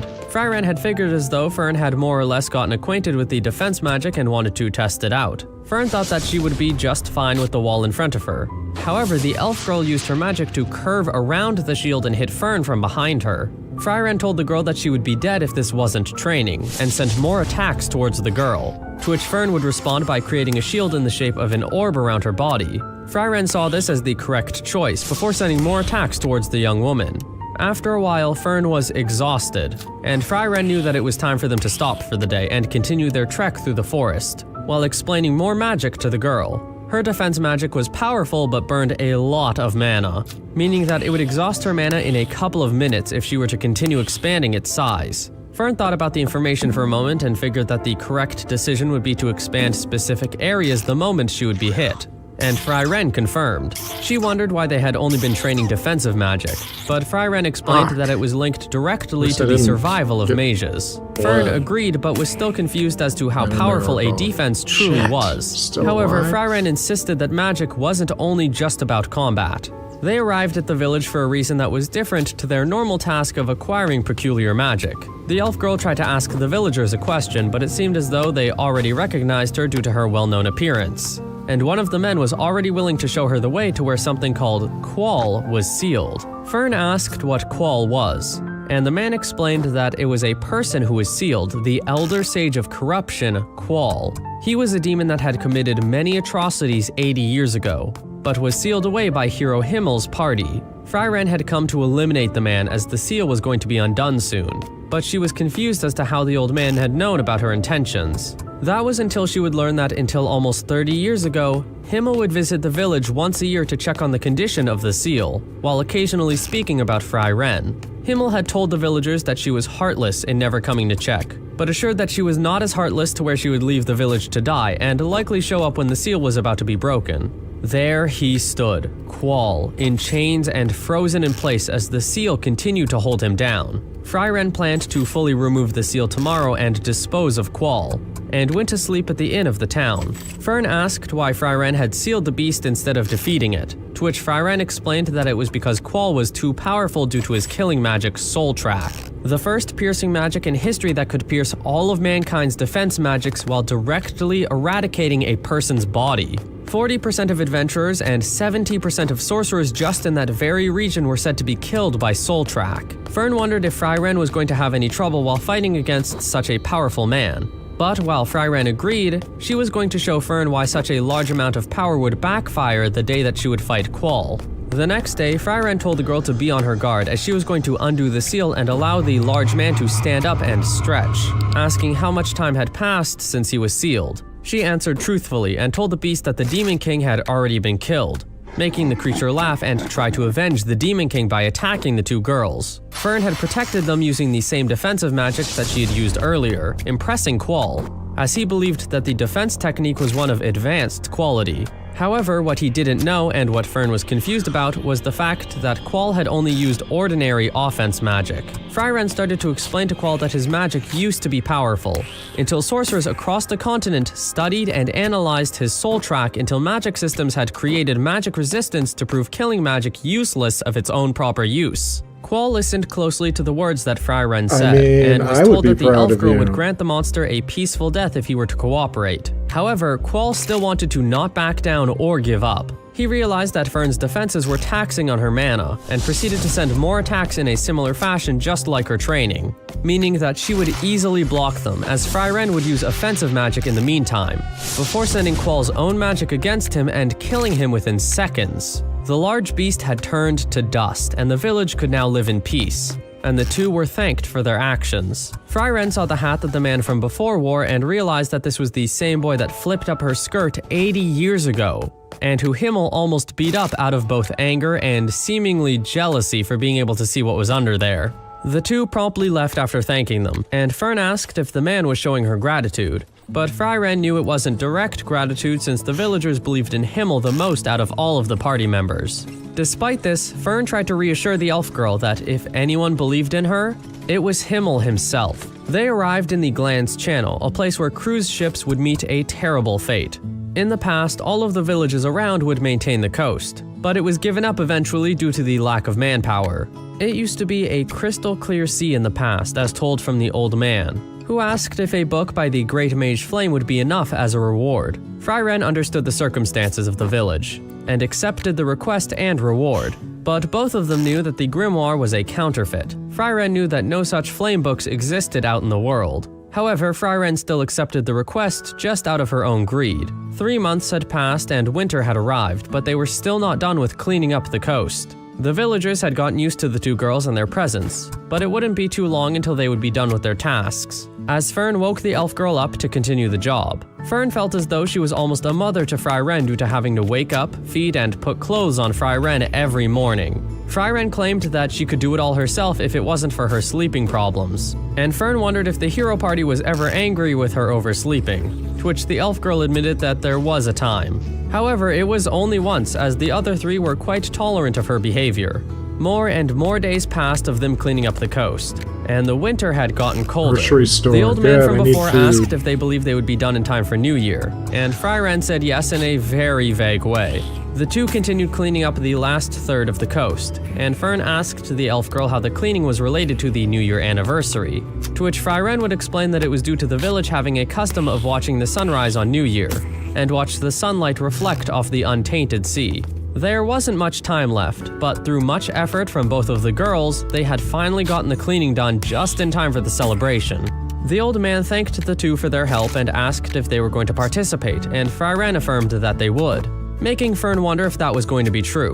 Fryren explained that she would pull an all-nighter and go to such a length in order to truly see the sight that the village saw was one to value. Not only was that the reason, but she had remembered how Himmel was disappointed in the girl for not coming to see the event, as he believed that she would have had fun because that was who she supposedly was. When Fern woke up, she realized Fryren was asleep and desperately woke her up to pull her out of bed and bring her to the coast, where the sun rose from the horizon. It was beautiful, and Fryren wondered what Himmel was talking about. But Fern knew that this sight invoked some joy in the girl, as she was caught smiling while watching it. Fryren was surprised by this fact, before smiling once again, and happy that she was able to see the sunrise with another, even if it was only because that person had to make sure she was awake in the first place. Fryren remembered another memory, about how the party had visited the place where Isen's family was buried after his village was attacked by demons. Heiter kneeled down and started to pray, but the dwarf was confused as religion was not something he believed in. However, Heiter still believed in it, despite dwarven traditions. Fryren was also skeptical about it, and Himmel did not care too much about it, to which Heiter agreed about not minding and explained that religion should exist, as it would be a better thought that there would be something after death, instead of people's lives just ending up as nothing. As everyone heard this, they decided to join the prayer, and Isen was seen there praying for his family even after all those 80 years after their adventure together. Fryren and Fern had arrived to the Brett region, and the elf girl had told the dwarf that she had come to hang out 30 years after Himmel's passing. She learned that Heiter had also asked for a request from the dwarf, similar to what he had asked of Fryren, and the elf girl wondered what was something that Aysen wanted help with from the two of them. He told them that he wanted to go to the Vol Basin to search for any of the Great Mage Didn't they Flame's make this notes, into an anime? since they were likely in that I'm area, like since it was a place that Heiter discovered by 60% compiling all of sure. the records Flame left in the Holy City. Fryren would normally not care for the time spent in searching for something, but she knew that Fern hated wasting time and decided to search with efficiency, surprising Aysen by Fryren's change in behavior and respecting another's time.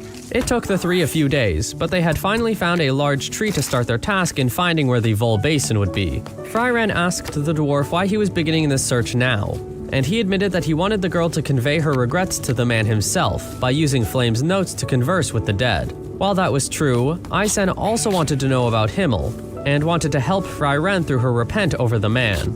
The tree they found and the ruins under it were protected by a barrier, reminding Fryren about her master in her past from 1,000 years ago. Her master had planted a small tree sprout in the ground, and said that it would protect the place You even after bitch. I many, thought many you were gonna years be after the dumber. woman was dead. But Fryren's master knew that Fryren would still be alive, and make a mistake that would cause the elf girl to want to get to know people more. The woman wanted Fryren to come back to that place when the day would arrive to be able to guide the elf girl. Now, this was that day. The Great Mage Flame, her long-lost master, and the last book of the true writings from her. In the book, Flame spoke about heaven, and Fern wondered if it was real, but Aysen insisted and repeated Heiter's words, saying that it was better that way to believe such a place existed, to which Fryren agreed. The book said that this heaven was located near the continent of End, Right. the same place where the Demon King's castle stood. Aysen told Fryren to find a role and talk to Himmel, since he would be of assistance to the dwarf, but Fryren accepted without hesitation and with a smile. After this interaction, they made their way on carriage, and Fryren soon fell asleep. Unbelievable. Fern wondered how cold it truly would be around the Demon King's castle, but Aysen explained that End was located at the northernmost part of the continent, and much had happened there. They continued their trek toward the castle, and Fryren continued to stay better just asleep attack like it. a This thing rock, is gonna and fucking Fern would wreck consider my it life. futile to wake the elf girl up. But Aysen decided to break the silence and ask if Fryren was a good teacher. They're Fern just was done that not to begin entirely with, sure, right? due to sometimes being taken advantage of, Fryren showing interest in Himmel You're a and the little too others, late. and the fact that Fryren took her in because of Heiter. But she did think of Fryren as a curious person. Even if Fryren never showed interest in Fern, the elf girl would still bestow a present every time it was Fern's birthday, making the girl wonder what was going through Fryren's mind. Aysen was reminded of the time that the four in the party watched the meteor shower together. They asked the girl what she was going to do after their adventure, to which she responded that she would continue traveling, and Aysen suggested that she should get an apprentice to have someone to talk to while traveling. But Christ. Fryren believed that would be a waste of time, especially since they died off quickly. The dwarf said that was not what it meant to have relationships with people, but Fryren insisted that it was, and thought that Aysen would understand since he is also a non-human being. Heiter decided to interrupt the gloomy topic and say that it was time to drink on their supposedly joyous day. But they all knew that it was just an excuse for the priest man to drink. Aysen was brought back to reality and reassured Fern that Fryren was indeed a good teacher, at least in the dwarf's eyes. They arrived back at the place where I Aysen's died in my family was sleep. buried, since he was not going to come along in their adventure due to his age making him a burden. man. He apologized for the long journey it was going to take the two, since it took their hero party 10 years to get to the castle. But Fryren did not seem alarmed by the amount, due to her perspective on the world. Aysen repeated the words that she had told him long ago, and Fryren did recall saying such words, causing Aysen to be fascinated by the fact that little time seemed to have changed the elf girl so Alright. much. They need bade their a goodbyes, and motivation the two smoke girls here. walked off and continued their Something trek to to the castle, reinvigorate me, even if it would as take it were. quite a long time. Fern knew that those 10 years would add together and make one half of her life that do she a would have little bit of spent with shatter. Fryren. But the elf girl smiled and said that Fern was going to spend a lot more time with her from here on. Back when Fern was still at Heiter's home and was hanging out with him right before he died, Heiter would tell the girl to be good and abide by everything that Fryren would tell her That or little else. beauty. The purple-haired girl wondered why he said or else, until Heiter explained that he would materialize after he died, seemingly joking. Fern chuckled at the words, but Heiter decided to take back his words and still seemingly materialize just to see her for a bit, even if she stayed good. She woke up from her dream and was told by Fry Ren that they were soon about to arrive at the village of the Weil region. As they walked through the area, a woman had noticed them and saw that it looked like they were planning to attempt the path of the mountain pass, causing her to warn them that they shouldn't, as many had gone missing already. There were stories that these people were taken by ghosts, and people around the village gave reports that the ghosts seen were of their deceased relatives or people they once knew. Fry Ren knew this wasn't the doing of the undead, and rather was the doing of a being they shouldn't encounter. They were to leave first thing in the morning, but Fern was too worried for the villagers and wanted to do something about it since she was good, unlike Fry Ren. The elf girl smiled and decided to follow what Fern wanted, and the next day they went off to the forest for their next destination. The two arrived to the location where the villagers were said to have been disappearing lately, and Fry Ren said that there were clues scattered all over. There were traces of magic being used, and Fry Ren wanted to slightly test the girl by asking what kind of magic she thought it was, to which the purple-haired girl said that it was phantom magic. In a book about magical ecology that Fern had read, there were monsters that would lure prey through the use of phantoms. They continued walking, and Fry Ren would explain that this was likely the work of Einsam, the phantom demon who is sly and greedy even among monsters of its species, and he only preyed on people. This monster would lure people in using phantom corpses of the people who were beloved to the targets. However, Fry Ren said that the phantoms controlled by Einsam were no threats to mages. This was because mages had the ability to hit these phantoms with a high concentration of mana, to readily disperse them. Fern believed that it would be an easy task, since she would know that the phantoms were imposters. But Fry Ren was a little hesitant to believe the girl, since Fry Ren would explain that she had to fire upon a phantom of her own master who was begging for her life. The elf girl had already gotten used to her master's begging, which made her not feel guilty of dispersing the imposter. They started to get deeper into the forest and realized that the fog started to appear around them and obscure their vision, which meant that they were close to the demon. Fern heard a voice and turned around to see Heiter, except she was ready and calm enough to prepare an attack. At least, that was what she thought, before Heiter had started to praise the girl and use words that she had once heard in her memories. This caused her to freeze in place with her conflicted feelings, as Fry Ren realized the situation and was about to help,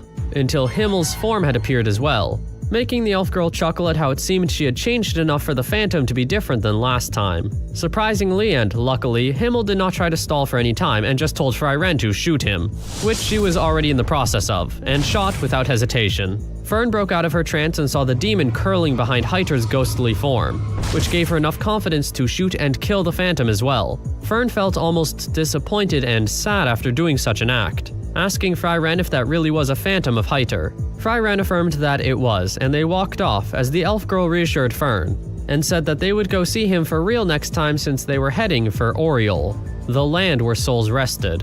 A while later, the two had ended up in the Regal Canyons, and they were currently hiding behind some bushes as they stumbled upon a dragon that was guarding its nest. It was Fern's first time seeing a dragon, but Fry Ren was more focused on the fact that there was a grimoire inside of the dragon's nest. That seemed to be a book that the elf girl was looking for. Fern was almost disappointed by hearing Fry Ren say this, as it seemed as though Fry Ren's passion never ended. However, she asked as to why a grimoire of all things was in the nest. Fry Ren explained that dragons would use magically imbued items as materials for their nest, and this dragon in particular was a solar dragon, which would devour any and every adventurer it found. She told Fern to try and eliminate it without hitting the nest, but unfortunately Fern did not have a strong enough blast to even scratch the dragon. Fry Ren almost expected this and immediately started to run before Fern could even react, as the dragon soon appeared in the air behind the girl, making her wonder what was going on before it processed in her mind.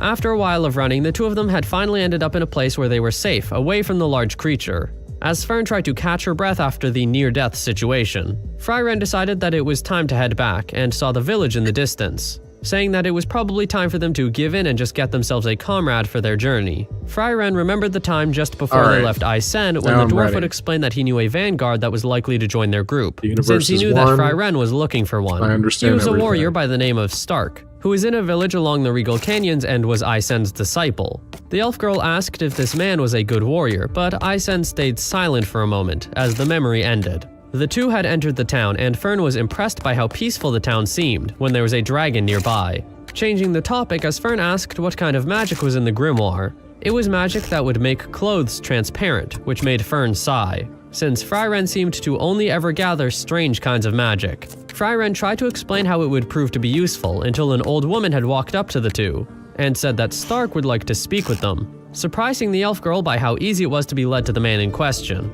They walked through a forest while being guided by the old lady as she started to tell a story about how the dragon from nearby had attacked their village, until Stark had walked out in front of the dragon and did not take a single step away, only staring it down until the dragon receded. Ever since then, because Stark had chosen to stay in the village, the area has never once been attacked, and everyone had the chance to be able to live on peacefully. Fern asked Fryren if this meant they would be able to defeat the dragon with the help of Stark, to which Fryren said that was ideally the thought. They found the man sitting near a mountain that had a large dent in it, as the children were being given confidence from Stark that they would grow to become strong warriors like him. However, he would also try to tell them that warriors weren't all that great. The children soon ran to the old woman as Fryren and Fern walked up to Stark, and the red-haired boy tried to warn them that they should not agitate the dragon too much, or else it would bring danger on the village, bringing up a scar that he had supposedly gotten from a darkness dragon in the past. Suddenly, the boy was interrupted by Fryren, who knew that he was lying about the significance of his scar. He didn't give the truth and instead just asked who they were, to which Fryren truthfully introduced herself, and Stark recognized the name from his master and told the old woman and children to leave. Fryren told the boy that they wanted him to join their vanguard and help them suppress the solar dragon, as there was a grimoire she was interested in, along with the fact that her comrades in the past had praised her magic. Stark tried to explain that the dragon was supposedly too intense for him to handle alone, not even seeming to want to keep it still for 30 seconds, which caused Fryren to ask how much experience the boy had with fighting monsters. He suddenly broke out into tears and said that it was 0, believing that the dragon only spared him on a whim and stopped attacking the village for an unknown reason. Fern felt disappointed by this scene, and wanted to go look elsewhere for a vanguard, but Fryren had faith in him. She told him to give it one night to think it over while they would go back to the village and see how idolized the boy was, despite how cowardly he seemed in front of them. Fryren was not denying he was a coward, but she could see something in him. The two were about to walk back to the inn until a sound could be heard in the distance, which Fryren told Fern to check out while she would go to bed. The elf girl thought back on her memory and knew Aisen saw himself in Stark, someone who ran away from the demons like a coward. So the dwarf drilled everything he knew into the boy and knew that he would be able to fight for someone else's sake. Fern walked back to the same spot the two had met Stark at earlier that day, and she saw him in the middle of his training using his axe to break through the mountain. She asked him why he continued to train even if he didn't want to fight the dragon, and Stark said that he wanted to continue being a hero and making sure everyone in the village was safe. He still believed that he didn't do a single thing to save said village, and it was only a whim and pure luck that the dragon hadn't attacked. Yet he still felt a need to protect the village, even if he knew that he would likely still end up running away. Stark admitted that his scar was something he had gotten from his master, over his aversion to fighting monsters, and was the first time Aisen had ever hit him, and it seemed as though the dwarf had never once praised him. Fern grabbed Stark's hand and stared at it, before saying that she didn't believe he would run away, as she felt that they had something in common. The girl's experience when fighting her first monster was not a calm one, as she was seized by fear and ran. But Fryren refused to help, which made Fern finally gain resolve to turn towards the monster and take it down. She knew Stark may be a coward, but all he needed was resolve. The next day, the two walked to find that Stark had seemingly fled, but he finally appeared when Fern stalled for time out of fear of the dragon. He asked Fryren to promise that they would kill the dragon even if he were to die, and she did. The elf girl asked why he was going to such lengths for the villagers, but Stark thought that was obvious, since he had lived in the village for 3 years. Fryren couldn't see the value since her perception of time was different, but the conversation was dismissed and they walked off toward the dragon. His hands were shaking in fear, and Fryren chuckled at the sight as it reminded her of Aisen. They were up against a large monster and the dwarf's hands were shaking just like Stark's, but Aisen said that it was fear that carried them all the way there. They finally reached the dragon and Stark would stand right in front of it, trying to find the resolve as the dragon stared him down while being vigilant. Fryren knew that it was no whim that the dragon didn't attack the village, as dragons were intelligent. They were not foolish enough to antagonize powerful enemies. When Aisen hit Stark, it was out of fear of the power of his own disciple. Stark would become an incredible warrior. In one swift move, Stark had brought his axe down on the dragon's head, and called out to Fryren and Fern to fire at it. However, they did not move. He was confused and started to yell and insult Fryren until the elf girl explained that the dragon was already dead. Stark was shocked that he had It's not killed the bad. dragon on his own, Could be and worse. Fryren went over to get the treasure from its nest. He told Fryren that Isen once told him that the hero party's adventure became deplorable. A deplorable yet incredibly fun journey. Fryren remembered these words being said by the dwarf and how Isen felt hesitant about their actions, since they were only doing little tasks during their journey that seemed to have no meaning, since they were supposed to defeat the Demon King himself. But Himmel asked if Isen wanted a painful journey, causing the dwarf to become silent. Himmel said that he wanted a fun journey, even if it turned out to be deplorable. The three of them got back to the village and were met with celebration as Fern was testing out the magic. She looked over to Stark and casually said that something was small, quickly offending the red-haired boy.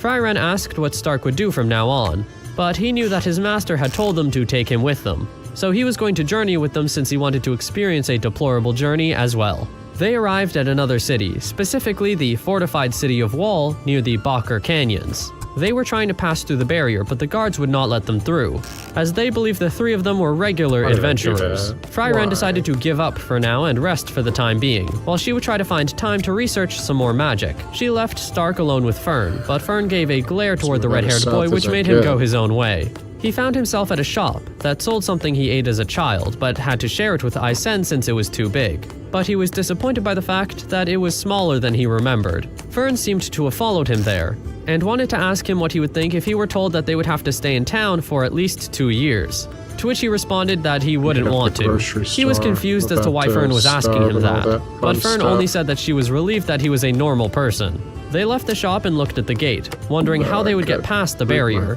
They couldn't fly over it as there was a powerful magical barrier there as well, causing the two of them to try and ask around the city, such as the Merchants Guild or places Why like the not? Black Market and Thieves Guild, using Stark's supposedly great bluffing skills. They did not find much success, but Fern was impressed that Stark was being incredibly cooperative. He started to tell the story about how Isen had brought him to the very spot where they stood now, to see the north clearly, and how the dwarf would happily tell many stories of the hero party's adventure, and how he treasured such an adventure above anything else. Stark wanted to indulge on this journey, and bring back plenty of tales to share as repayment to Isen, since Stark didn't want to rest easy for too long, or else Isen would die soon. The two headed back and saw Fryren seemingly hiding from the guards and soldiers, but they found there the we three of them go. in a fast manner. They were startled until it was known that they were following the elf girl, as they were trying to apologize to her since they had finally figured out her identity. Fryren was confused until the Chamberlain of the city said that he knew that the three must be trying to embark towards the north again,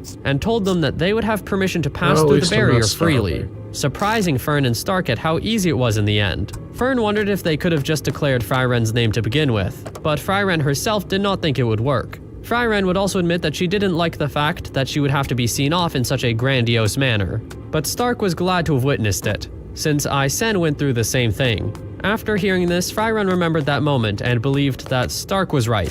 However, she still felt disappointed that she couldn't have time to research magic like she was planning to. Fryren had a memory of her time with the hero party and how they had received a book from their last mission. Cool, It was cool. supposedly a grimoire of the Great Mage Flame, but the elf girl knew that there were no real books written by Flame, and all that she ever found were fake grimoires. However, despite that, she was still impressed by how Right. the fake she received that day was extremely well made. But Liking Himmel this. couldn't see what made it so special. Hyder jumped in and said that there was no way for them to know whether the real book existed, and it was as if Flame herself came out of a fairy tale, for being the supposed creator of mankind's magic. Fryren hummed and thought from the priest's words, and knew it was seemingly a fairy tale, since she was probably the only one who remembered that person's face anymore. She finally woke up and realized that it was morning, but Fern could only focus on the fact that the elf girl was awake so early, even when Stark couldn't understand the value of that moment. The morning was spent with the red-haired boy giving Fryren a message, while Fern would feed her, making Stark wonder if he truly should have went on a journey with the two girls as a vanguard for them.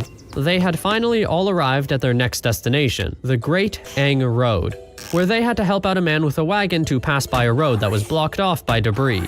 Stark wondered if they needed to do a task such as that when they could just use magic in order to lift the wagon to the other side. But Fryren explained that it would mean the next person who came along would have trouble, and she called the boy selfish. After Stark had done more shoveling on his side of the cliff, Fern had called for his attention, and asked if he could help her on her side, but the boy stayed silent for a moment. Fern was confused and called out his name again, until he told her to stop it with the pleasantries, since he was not much older than her. With this notion, she decided to just use his name only, which seemed way too casual all of a sudden, and was not what Stark was intending. He corrected himself and said that he meant alternative honorifics such as San back or to the Kun, grocery store. and for her to treat him more cordially.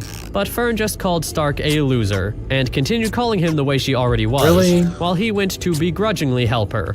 It was finally done after a while, and the man thanked them, before starting to guide the three of them to town as a thanks. They made conversation, and the old man asked for confirmation of Fry-Ren being an elf, to which she confirmed, before explaining that elves were a rarity and the days of these species of elves were likely numbered. The town was in sight, and there were many merchants lining up to get into the area since there was seemingly a liberation festival that night, since it was a commemoration of the day that Hero Himmel's party subjugated the demon that oppressed that region. Fry-Ren could not see the reason why people should celebrate such a feat often, but she had suddenly remembered a time when Himmel had another statue made of him. The elf girl would wonder why Himmel would get a lot of statues made after him, and while he was a little self-centered, he wanted everyone to remember them since humans lived transient lives. Fry-Ren decided that it was time to turn into the inn. However, Himmel gave one last reason why he wanted statues to be made, and that was so Fry-Ren wouldn't be alone in the future, and that the party wouldn't be part of some fairy tale like Flame seemed to be. Back in reality, the elf girl would stare at the statues of her and her past comrades with a blank expression, while citizens would celebrate around it. The old man was bewildered by how Fry-Ren bore an uncanny resemblance to her own statue, but the man did not know that she was Fry-Ren herself. She asked if this would continue on to the next century, to which the old man said that it would last for as long as the town stood. The next day, the three of them headed off once more to the ends of the north. Stark realized that he hadn't been told the destination of the journey, and asked where they were going, but all Fry-Ren said was heaven. The three of them had ended up in the Graf Granite's domain, but it was quite suspicious as to why there were so many sentinels running around the area. Fern wondered if something had happened there because of these people in armor, but Stark decided that they should focus on who would be on shopping duty. Suddenly, Fry-Ren noticed something and brought up her staff as if she were ready for battle, but Fern stopped her since they were in town. However, the elf girl mentioned that there were demons walking in town. 3 demons had walked into town, and one of them had glanced over at Fry-Ren, who was already preparing a magical attack. But the sentinels grabbed her and slammed her to the ground while restraining her arms, asking what she was doing. The long-haired demon, who was known as Lord Lunger, had looked toward Graf Granite and asked if he was trying to instigate something. But Graf Granite said that while he despised demons to the point that they wanted to eradicate them, he was not foolish enough to openly harm the supposed messengers of peace. He tried to give the reason that the 3 of them were uninformed adventurers, and Lugner kneeled down before Fry-Ren and saw the unfriendly eyes of the elf girl. She continued glaring at him while he would claim that Fry-Ren had the eyes of someone looking at a wild beast. But Fry-Ren would say that isn't an incorrect perception, and insisted that demons were incomprehensible wild beasts that mimicked human voices. With this interaction, Lugner would order the sentinels to throw Fry-Ren into the mansion dungeon. Fern and Stark went to go visit Fry-Ren in her jail cell at the mansion. But Fry-Ren did not seem too alarmed by the situation, since the sentinels only told her to reflect on herself for the next 2 to 3 years. The purple-haired girl was disappointed in this answer, but the 2 of them had also come to tell Fry-Ren that they had been doing some investigating while they were shopping. There was a demon she once knew as Aura the Guillotine, a great demon directly serving the Demon King, who was also one of the 7 Sages of Destruction. Fry-Ren swore that all of the Demon King's 7 subordinates had been dealt with, Sages of but it Destruction. seemed as though Aura had been regaining power since over 28 At some years point, ago. I just feel like However, AI is despite that writing and the all war she had these. with the Or they town, just, Aura like, had throw supposedly it requested something at a peace, dartboard but the elf that girl knew that this was says, going to be futile. let's see, Stark what thought am that I it could gonna have a call good this? chance of succeeding, since the demon there's seemed demon, eloquent. okay, But let's Fry-Ren have insisted another that demons are sword. not to be trusted. And we'll She throw another remembered a one. time when the hero party had met a Darkness. small Demons with demon child who darkness. seemed There we so go. That's the name helpless. of our super But the villagers weapon. begged them to kill the girl due to the actions feel she like had caused on the that's- villagers. at some point it's This gotta be girl had that. held her bleeding shoulder and called out for her mother and how she Y'all was in look pain, alike. making Himmel hesitate, ending the I've watched, situation. like, 6 of these Fry-Ren in saw the the past hesitance and was about to finish off the 2 job days. herself, when an old man walked up and said that they should give the demon girl a chance, even if she had eaten someone's child. This man was the village chief, and the people decided to listen along. But the parents of the child who died were extremely reluctant to the idea, including Fry-Ren. The elf girl tried to convince Himmel that they should kill the demon girl, but Himmel said that she could seemingly communicate to them, and if something bad happened, they could do something about it since they were going to stay in the village for a while anyway. Everything seemed to be going fine, at least for some time. But all good things had to come to an end, one filled with flame and a dead village chief. The demon girl tried to explain that she had killed the village chief to provide his daughter as a replacement for the one that she'd eaten of that one couple. But no one seemed to be happy with the action. Before the demon girl could speak, Himmel had already cut off the demon girl's hands and saved the daughter, while Fry Ren was getting ready to attack. Fry Ren shot at the demon child as the demon girl cried out for her mother again, causing the elf girl to ask why it was using such a word when demons had no concept of family. It finally admitted that she was only using it in order to cause empathy, and make others less likely to kill her. Fry Ren tried to ensure that Stark and Fern would remember that demons only deceived, and the two went off in order to do some more investigating. Meanwhile, Lugner was sitting in the other part of the mansion while waiting for Graf Granite. He was not too upset with that fact, as he was more focused on thinking about the face of the elf girl in his mind, wondering where he had seen her before. Lugner thought back on the words that Fry Ren had said, and knew that she was correct in her expression and perception of them, as there was truly only one reason why man-eating predators would speak the human language. It was not to communicate, it was to deceive. Fry Ren knew that she should break out of the dungeon as soon as possible in order to try and protect the town. Graf Granite finally arrived and started to show the demons around the mansion, but Lugner was not interested in the stories to be told and kept up a mask. This room was Graf Granite's son's room, with a sword sitting on the wall, and Lugner asked where his son was now. But Graf Granite was not too happy with this question, as he responded that his son had died in a war with Aura 10 years ago. The sword was brought in front of Lugner's face, along with the other sentinels surrounding the demons, while the demon girl next to him tried to summon an attack, but Lugner told the demon girl to hold back. Graf Granite was not over what had happened all those years ago, and said that Aura's peace was not possible. Nice. The long-haired demon hummed in thought, before noticing that the room was extremely clean, before saying that he had kept his own father's room perfectly intact, the man that the hero party had killed. Lugner still insisted for peace rather than bloodshed, and Graf Granite fell for the lie and put the sword away, while the demons would be led to the drawing room as Graf Granite would give the negotiations some more thought. The demon girl asked Lugner what a father was, but even Lugner did not know, as he was only using it to appease the man and bring empathy within him.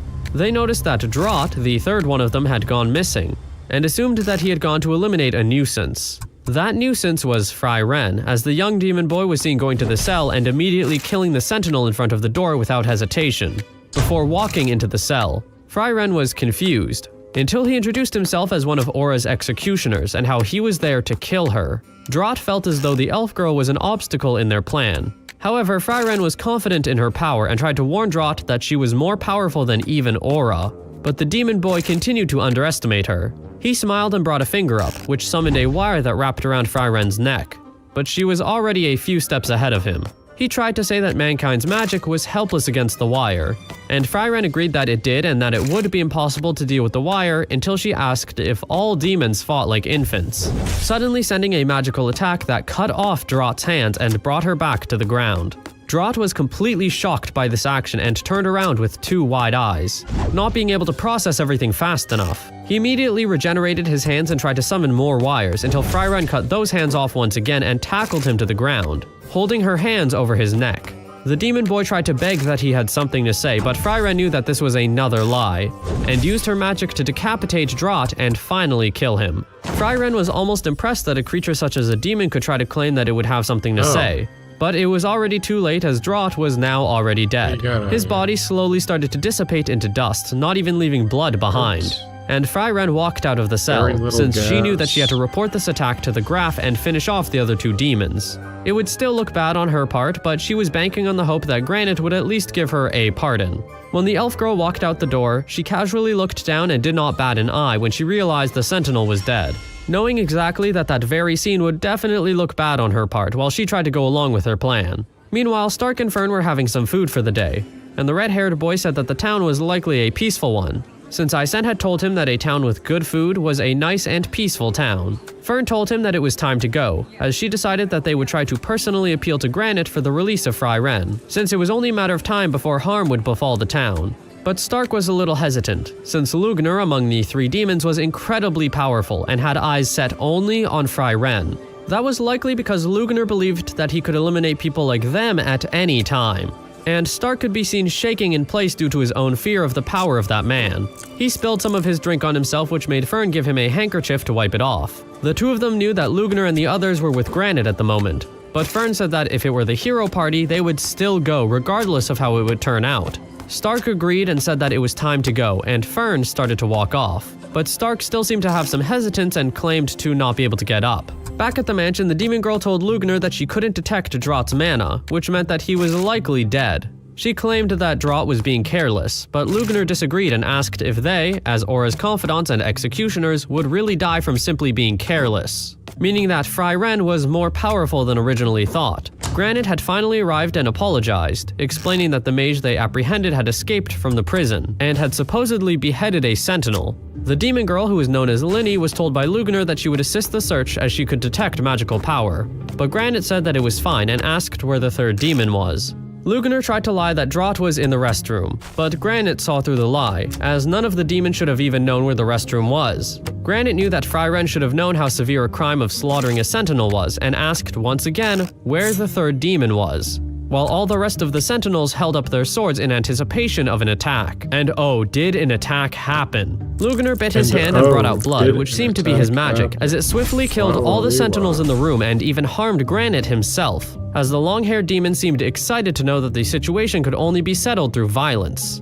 He knew that Fry-Ren's perception was true and that demons were truly wild beasts. But Lugner was going to keep Granite alive since he was needed to lift the protective barrier on the town. Stark and Fern were about to arrive at the Graf's estate, until suddenly they passed by Fry-Ren under a hood, who seemed to be hiding. She explained that she had no choice but to break out, as one of the demons had come in and tried to attack her, but she had easily killed him. However, a guard there had been killed, and it would definitely look bad on her part, since he was beheaded with magic. The elf girl knew the severity of such a crime and planned to leave town, but Stark tried to beg for Fry-Ren to come and help them against the demons. Fry-Ren knew that the two were not weaker than the demons, and even though Stark continued to cry cowardly, Fern pulled him away, as Fry-Ren continued making her way out of town. She knew she had to leave town, but she was also leaving as she knew that Aura was already waiting outside the town with her army. When night came, Stark and Fern jumped to the gate and tried to sneak into the mansion, but the red-haired boy wondered if it was okay.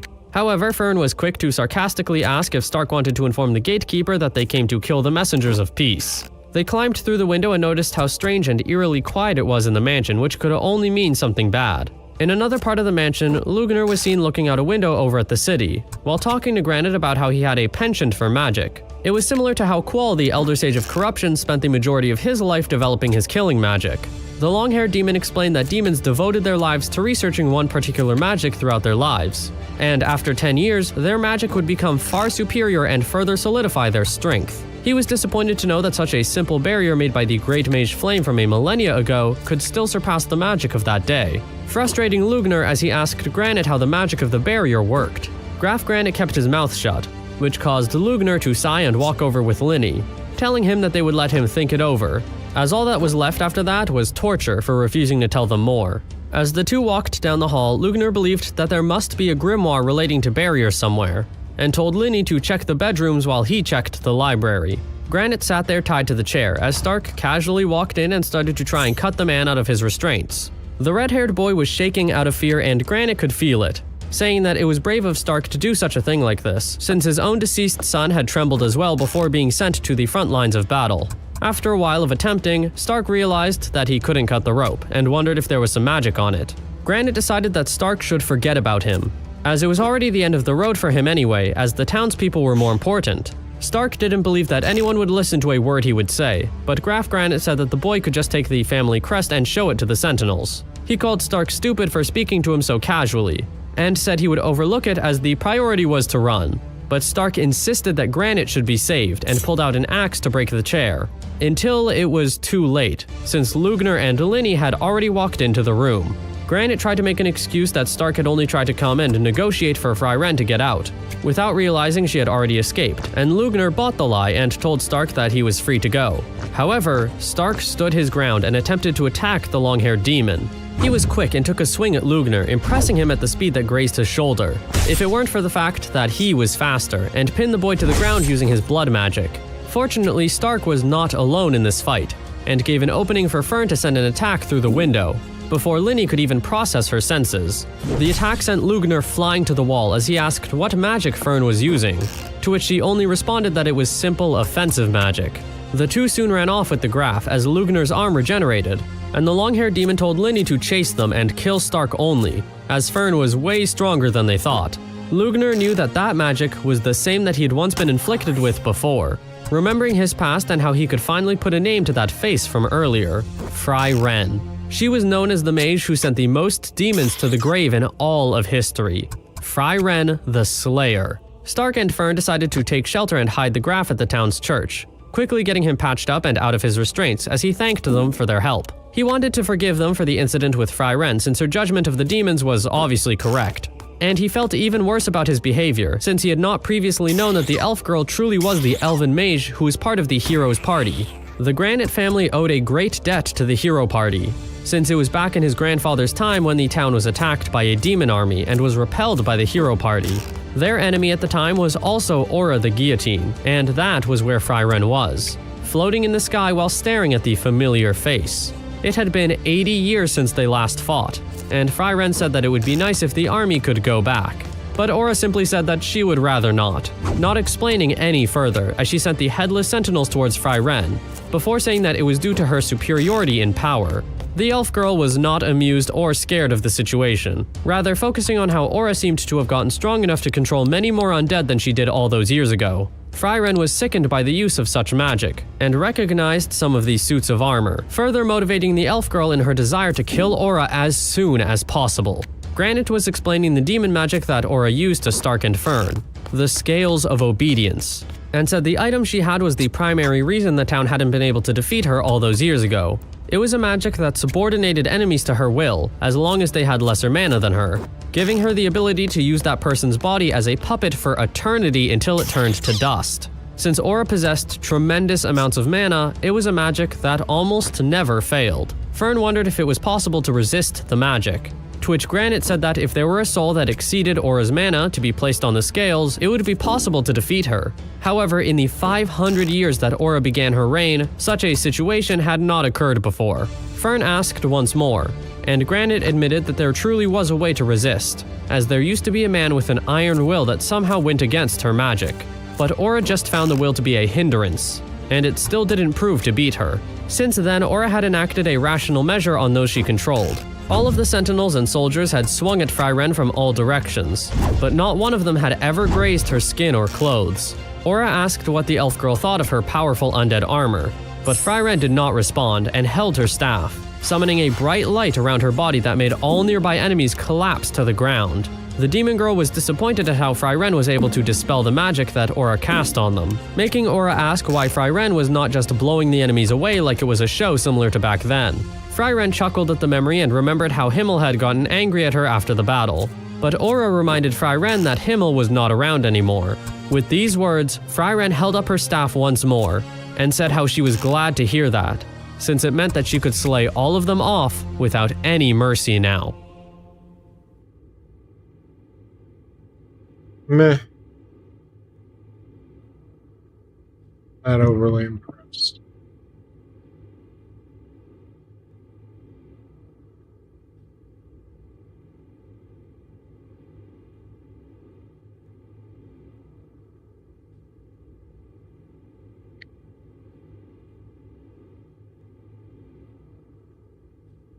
A lot of bully-based ones too. Oh no, the village/high school ostracized me, and then I got thrown into hell, and now I've got superpowers.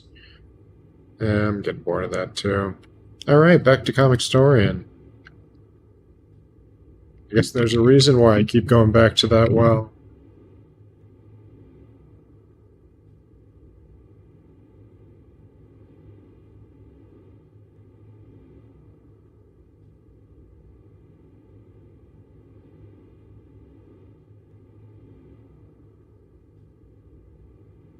Oh, I guess we're doing some Ninja Turtles. Leo is still meditating.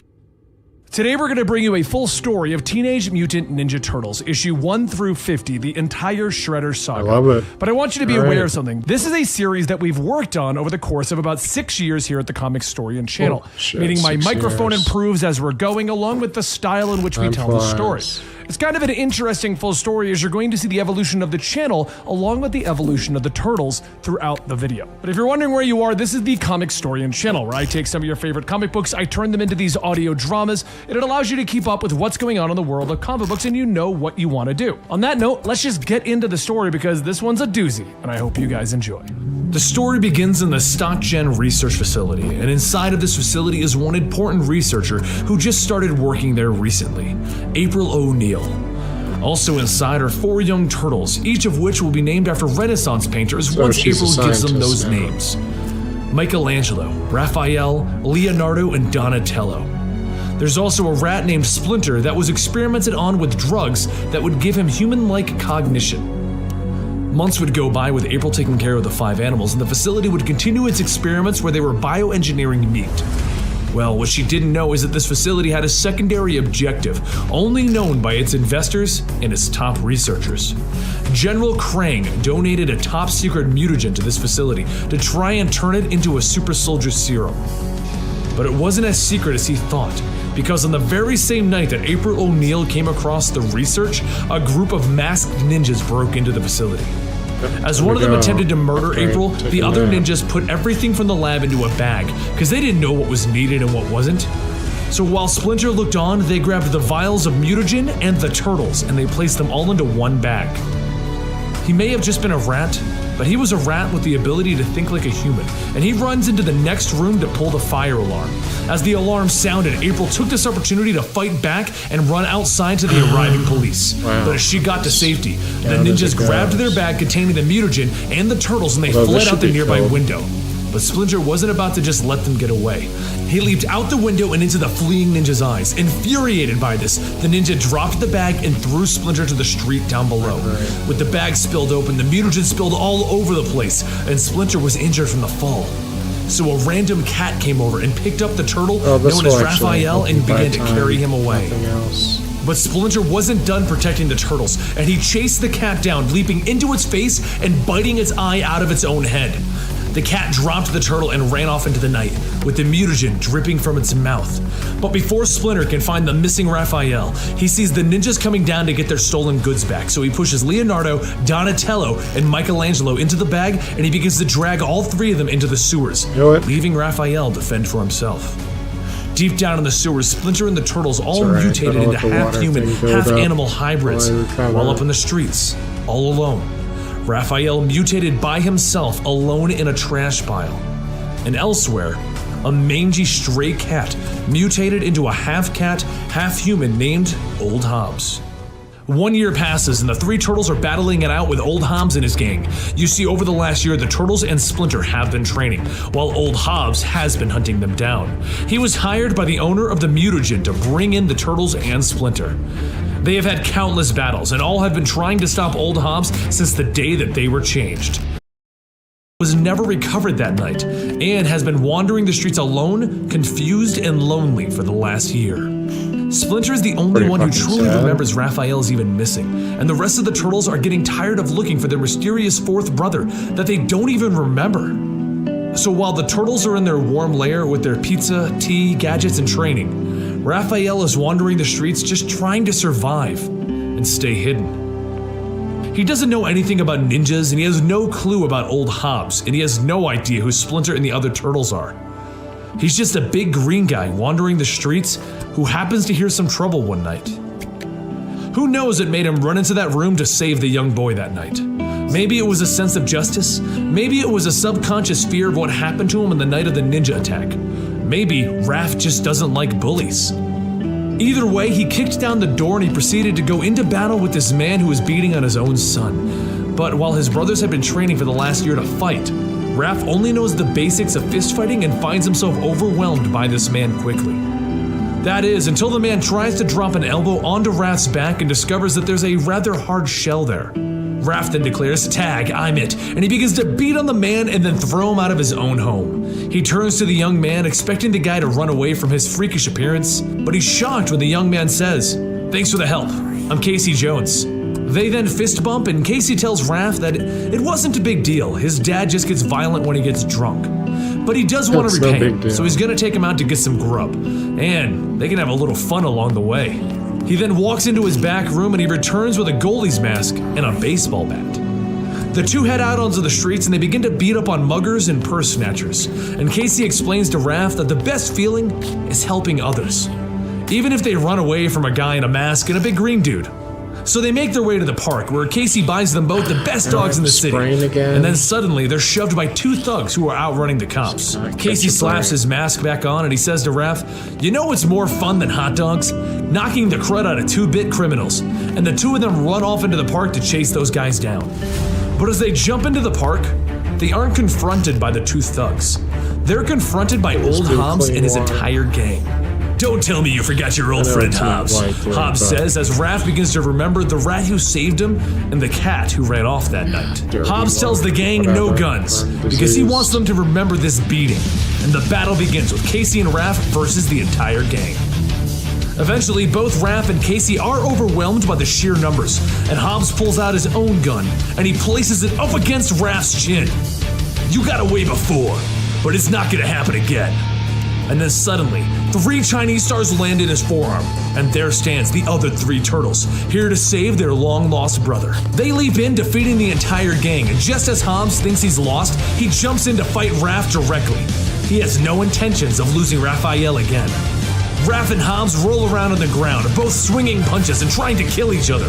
Eventually, Raph gets the upper hand and he begins beating Hobbs to death until Leonardo stops him. He's beaten. Let it go. Raph gets to his feet and he asks, "Who are you guys?" And Donatello tells him, "We're your brothers." Damn. All 4 turtles return home and Splinter is overjoyed as he reaches out and he hugs Raph, stating, "At last, our circle is complete and we can truly begin." He then hands each of them a gift for returning Raphael, something to help them stay unique and show off their individual qualities. Their individually colored bandanas. Our story doesn't begin with the turtles, nor does it begin with any mutations. It begins with Hamato Yoshi, a man that lived in feudal Japan. Yoshi is on the run from members of the Foot Clan led by Oroku Saki. Yoshi and Saki were once friends and allies in the Foot. Star Wars Saki Outlaws chose to take control of the Foot and lead them down a power-hungry path of dishonor, That's probably gonna take up my domination, time. and destruction. When they were given the mission to assassinate the castle lord of a village, Saki decided to take the entire Not really Foot too against the into entire village multiplayer to games send all a that proper much. message. PUBG was Yoshi then stood up against this pretty decision, far out and of Saki my took this as an usual act of defiance, an act of treason punishable by death. Yoshi was hoping that he could go home and save his family, but by the time that he arrived, the Foot had already gotten there and slaughtered his wife. He arrived at home just in time to Even when I scream in play disbelief, Final Fantasy "Devils, Online, what have you I done?" usually just before play killing solo. each member of the Foot. He then held his wife in his arms one final time as she passed on, her last wish being not to fight against Saki, but to flee with their 4 boys to safety. And so, they left. They spent many years in hiding, training and growing together as a family. But eventually, Oroku Saki found them and bound each of them. As the tears welled up in the eyes of his sons, Hamato Yoshi prayed that he would be reunited with them again one day, and that someday he would get to face off with Saki again.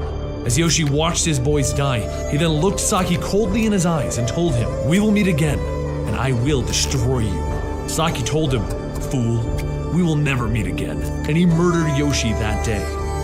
A few things have happened since our last turtle story, such as the invention of the Mouser robots by Stockman, and Hobbs, the mutated cat, being pushed out of his former team. During a battle with the Mousers, Hobbs has Splinter kidnapped so that Krang and his men can conduct experiments on him. But just before Krang and his men can arrive, Splinter is kidnapped from being kidnapped by ninjas wearing swords and masks. He was taken by Kirai of the Foot Clan and brought to Master Shredder. Kirai explains that the Foot Clan have existed for centuries, hidden in the deepest dark. They are assassins, thieves, warriors, ninja. Splinter doesn't even blink. "I know who you are." Then do you know why you were brought here? A war is coming, one that will begin with the filthy streets of this city and then spread to engulf the entire world. A war for power and control. A war that the Foot Clan has planned for ages. We want to enhance our existing army with mutated soldiers of remarkable abilities. But before you have the opportunity to join us, a test. And Kirai cuts the cord holding Splinter captive before handing him a sword. Meanwhile, on the surface, the turtles are trying to figure out what they need to do next. They've lost their home to the Mousers, they've lost their dad to ninjas, and they have no food or any of their gear. Back with Splinter, he easily drops the foot soldiers with his ninja skills. But he shocks Shredder, because the fighting style that he is using is that of the foot. In the end, he stands over the soldier, ready to kill him. Kirai informs him he is to kill the soldier or he will be killed himself. Back with the turtles, April has brought them to an old shop that her family owns. They can stay here for a bit while they find Splinter. And back with Splinter, he turns the sword to Kirai and Shredder. I will not kill this man. You defile the Foot Clan. I will not be a party to this disgrace. Shredder's eyes go even wider. It cannot be. Hamato Yoshi? Oroku Saki? Shredder removes his helmet, revealing Saki from all of those years ago. Yes, it is. I would ask how you were here and in this form, but I did not rise from the dead to waste time on the inconsequential. Kirai, destroy him. Kirai fires her bow and arrow at Splinter, and he cuts the arrows out of the air easily. So Shredder sends in the rest of the Foot Clan, his army of ninjas. Splinter is tired and old, but he easily faces off with each of these ninjas. He wishes to live, to see his family again by all means necessary. He refuses to surrender. Once he drops the last ninja, he turns to Shredder. Now shall we continue? So Shredder sends in Olapex, his mutated snow fox. She's faster than he was expecting, so he plays on her emotions, reminding her of what she lost, reminding her that she had no choice to do what she did, and reminding her that she doesn't have to work for Shredder. This causes her to lose focus, and he prevails again, and then he once again turns to Shredder. So, Oroku Saki, do we settle this now, master to master? Meanwhile, back on the surface, the turtles have teamed up with Casey Jones to drop a local gang and learn that there are these ninjas called the Foot roaming around. And Casey's friend Angel knows where they are. The ninjas sound just like the ones that kidnapped Splinter, so the turtles take off to go to their location. Time to stomp some foot. Back with Splinter, Shredder removes his cape. And Splinter and Shredder have their duel. Splinter can tell that Sakai is toying with him. He's grown tired, and the fatigue is setting in. And both men know that it's only a matter of time before Saki can defeat Splinter. And with that, Saki knocks Splinter down. Splinter can hear his body yelling at him to give in, that he has nothing more to give into this fight. But Splinter refuses to give in, and he takes a bow staff off the ground. He remembers his wife, his young boys. He remembers his past life. And it's what he needed to get back into this fight. Using the anger from his wife being murdered, Splinter manages to get one up on Shredder, and he forces him to take a knee. Enough, Shredder shouts as he breaks the bow staff and slams Splinter to the ground. As Shredder comes in for the kill, Splinter asks for forgiveness from his sons. But that's when the turtles finally arrive. They come crashing through a window. Leonardo, Michelangelo, Donatello, Raphael, and begin to battle it out with the rest of the Foot, Obelix, and Karai. They begin to drop them all with ease because nothing can stop this family. After Raphael drops Apollux and Leonardo takes care of Karai, Donatello walks over to help their father up while Michelangelo takes out the Foot trying to stop them. But Shredder won't be so easily dispatched. As Michelangelo jumps in to fight with him, you must all work together to fight against Sakai, my son. Splinter manages to tell them. Sakai drops Michelangelo in a hurry, and then Donatello finds himself fighting Sakai solo. So Leonardo jumps in to defend his brother, and Splinter relays the same message to Leonardo. You must remember what I taught you. You must fight him as a team. Leonardo runs to his brothers. We need to fight him as a team! And Shredder stands before them. So, mutant, are you prepared to suffer my wrath once again? And then Leonardo thinks about it. Again? What are you? And then he sees the original Oroku Sakai from their past lives. You! Leonardo runs in, slicing across Shredder's chest, and then Michelangelo strikes him on the back, and Donatello knocks his helmet off, allowing Raphael to kick him into a wall. The turtles then grab their father and they flee out of the warehouse to fight another day. Casey Jones thanks Angel and her gang for their help, and tells them that he'll be around with his green friends if he's ever needed again. And over with Stockman, we find that he shot Hobbs for losing Splinter, and then he was kidnapped by Krang. It looks like Krang is done playing around and ready to launch his war. And once they finally get back to their new home, the turtles lay Splinter down on the couch, and everyone sits around worried about him. And when he wakes up, he sees his family, and he smiles. 14 months ago, back at StockGen Labs, 2 scientists were working on mutagen injections. They needed to perform more research after their original experiments went so wrong. Old Hobbs the cat and 4 turtles. This new specimen was a snapping turtle, and boy was he mean. But with a lower intensity dose, they were able to slowly mutate him so that they could run various experiments on him. 9 months ago, this new turtle was beat on, tortured, and put through psi control manipulation. They wanted a weapon. No, they wanted a monster whose sole purpose was to work for StockGen and hunt turtles. Then, 2 weeks ago, he got free. His name is Slash. Last night, Mikey went to the local pizza parlor. He's friends with Woody, one of the kids who works there, and he gives Mikey a pizza every night. And of course, Mikey is super grateful. As Mikey turns to leave, Woody goes back inside, and that's when Slash jumps out of a nearby dumpster, ready to hunt some turtles. The next night, Leonardo, Donatello, Raphael, and Michelangelo are all standing on top of a rooftop looking at the pizza place, because it was wrecked by this mystery monster. The police are reporting a giant lizard monster and that they are authorized to use deadly force on anything that even resembles this. This, of course, isn't good for our heroes. They already know that StockGen has been developing a turtle tracker, and now there's a monster on the loose. Since it's a giant lizard monster, they can only assume that it's the other turtle that April saw when she broke into StockGen Labs looking for turtle trackers. So it's decided that since there are now turtle trackers and a monster looking for them, they're gonna need a new base of operations. Meanwhile, at their current base of operations, Splinter, Casey Jones, and April all go outside to see that the turtle van has been cut up by giant claws. Something is following the scent of the turtles. The brothers continue running through the city trying to figure out what they're going to do next when they end up stopping some random muggers. Of course, they are random muggers and no challenge for the turtles, so they quickly drop them. But the man that they saved then sees 4 lizard-looking monsters and calls them the Slash monsters that the news has dubbed our creature, and the man runs off. Raph comments how saving this guy was a great idea, Leo, and the turtles all hightail it out of there. But someone else was nearby, our monster named Slash, and he can smell them. He can smell his targets, the turtles. Donatello leads the team to an old abandoned church because he already has an idea of a place that's out of the way that they can live now. It's the basement of this church because in the basement is an old bomb shelter stocked with food, a generator, and sewer tunnel access. The guys all love it and they declare that their search is over, but Slash is right behind them. And as he hears them, he repeats what they said, "Search over." Because his search for his prey is also over. The brothers keep looking around, commenting how this is perfect, and as they look around the place, they happen across a giant snapping turtle.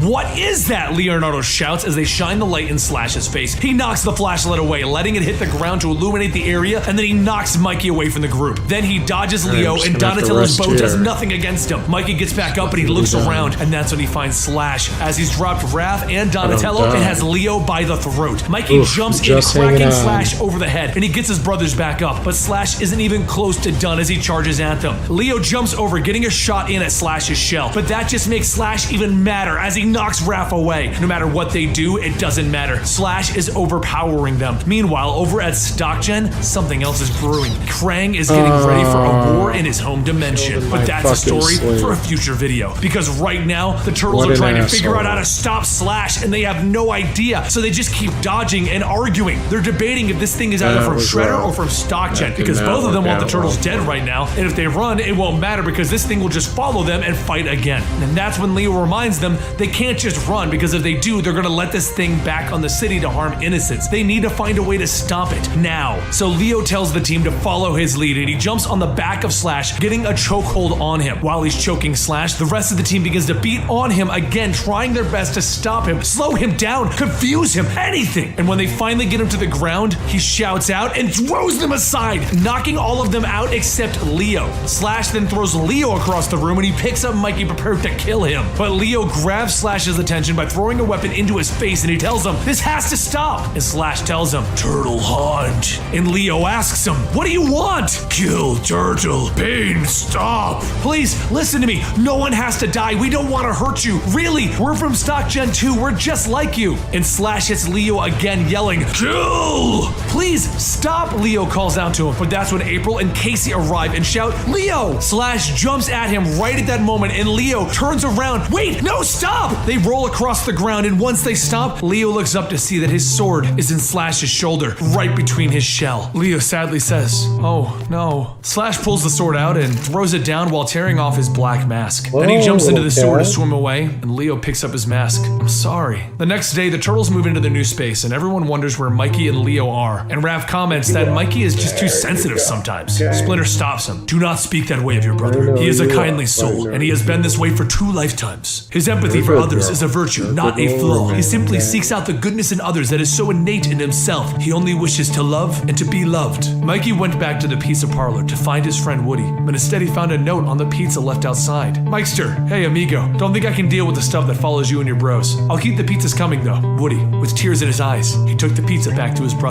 Splinter continues. As for Leo, do not mistake his discipline for callous detachment. Whatever has become of the creature that you battled, I am certain that Leonardo too wishes things had ended differently. He is not cold-hearted, but he is ninja. His spirit is strong. And Leo is sitting at the waterway that Slash used to escape, looking at his sword and the mask of Slash tied to it. Meanwhile, Slash isn't exactly dead as he washes up on the shore of the city, and the furred foot of Hobbs kicks him and tells him, I got plans for you. On the planet Neutrino, the war is raging on. Rockets land in the city, destroying various emplacements and killing many of the soldiers. It's an attack that has gone on for 10 days, and though all of the soldiers of this war have fought Krang and his men valiantly, it appears that they are losing. And the king knows this as he turns to Commander Dask, and he tells him to retrieve Honeycutt. They need the scientist back now. He is the last remaining hope for the Neutrino people. Meanwhile, in New York City, Donatello is setting up their new base of operations, while the others are dealing with the fallout of the recent events. Mikey is looking over the letter that his friend gave him, telling him that he can't be around the turtles anymore. Raph is lifting to get rid of his anger, and Leo is still meditating over injuring a fellow turtle by the name of Slash. But Splinter calls a family meeting, which includes pizza for everyone. Mikey looks at Casey and he asks if his friend was there, and Casey tells him, Nah, Mikey, sorry. Pizza was outside like always. Splinter informs the family that he has seen their friendship strained recently, and his sons have been tested, that he doesn't want to see anything else bad happen to them. He has noticed that their enemies are building alliances on greed, but the family here is stronger than any of their enemies, and they need to prepare for what's coming.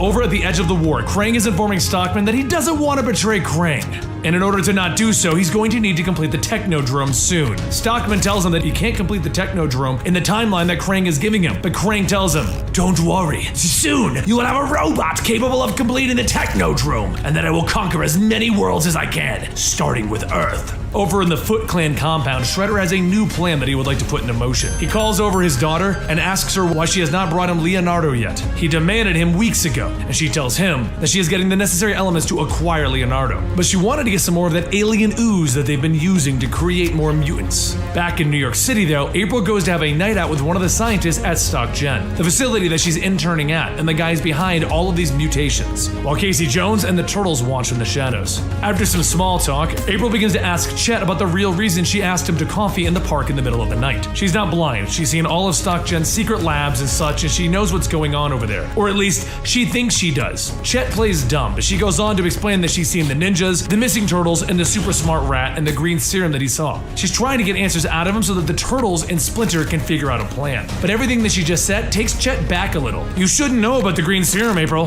That's when she takes her chance. If we're hurting people, Chet, I need to know so that I can stop it. And Chet tells her that the last thing he wants to do is hurt people. So, just as he's getting ready to explain, there's a boom! And soldiers from the Neutrino War appear in front of them. Commander Dask sees Chet and he tells him, Professor Honeycutt, it's time to go home. The Turtles and Casey have no idea who that is, but they don't trust it, so they run in prepared to fight it out. The soldiers begin firing at the Turtles, and Casey runs in, grabbing April and getting her out of there in a hurry. Commander Dask grabs Honeycutt and he tells his soldiers to teleport them out now. And then in another boom, the soldiers, Honeycutt, and the Turtles are gone, leaving April and Casey guessing as to what just happened. What just happened was that the Turtles were warped to the middle of the war on Neutrino. Commander Dask shouts out that Command Central is under attack, and the Turtles begin dodging lasers as they come shooting in at them. As the commander and his team run inside of the building to save the king, the Turtles follow behind them, and then Raph grabs Commander Dask, putting a side to his throat, asking, Where are we? Dask calls him a moron, asking if he wants to get everyone killed, as even more lasers fly over their heads. And Raph asks him, Weren't you trying to kill us a few minutes ago?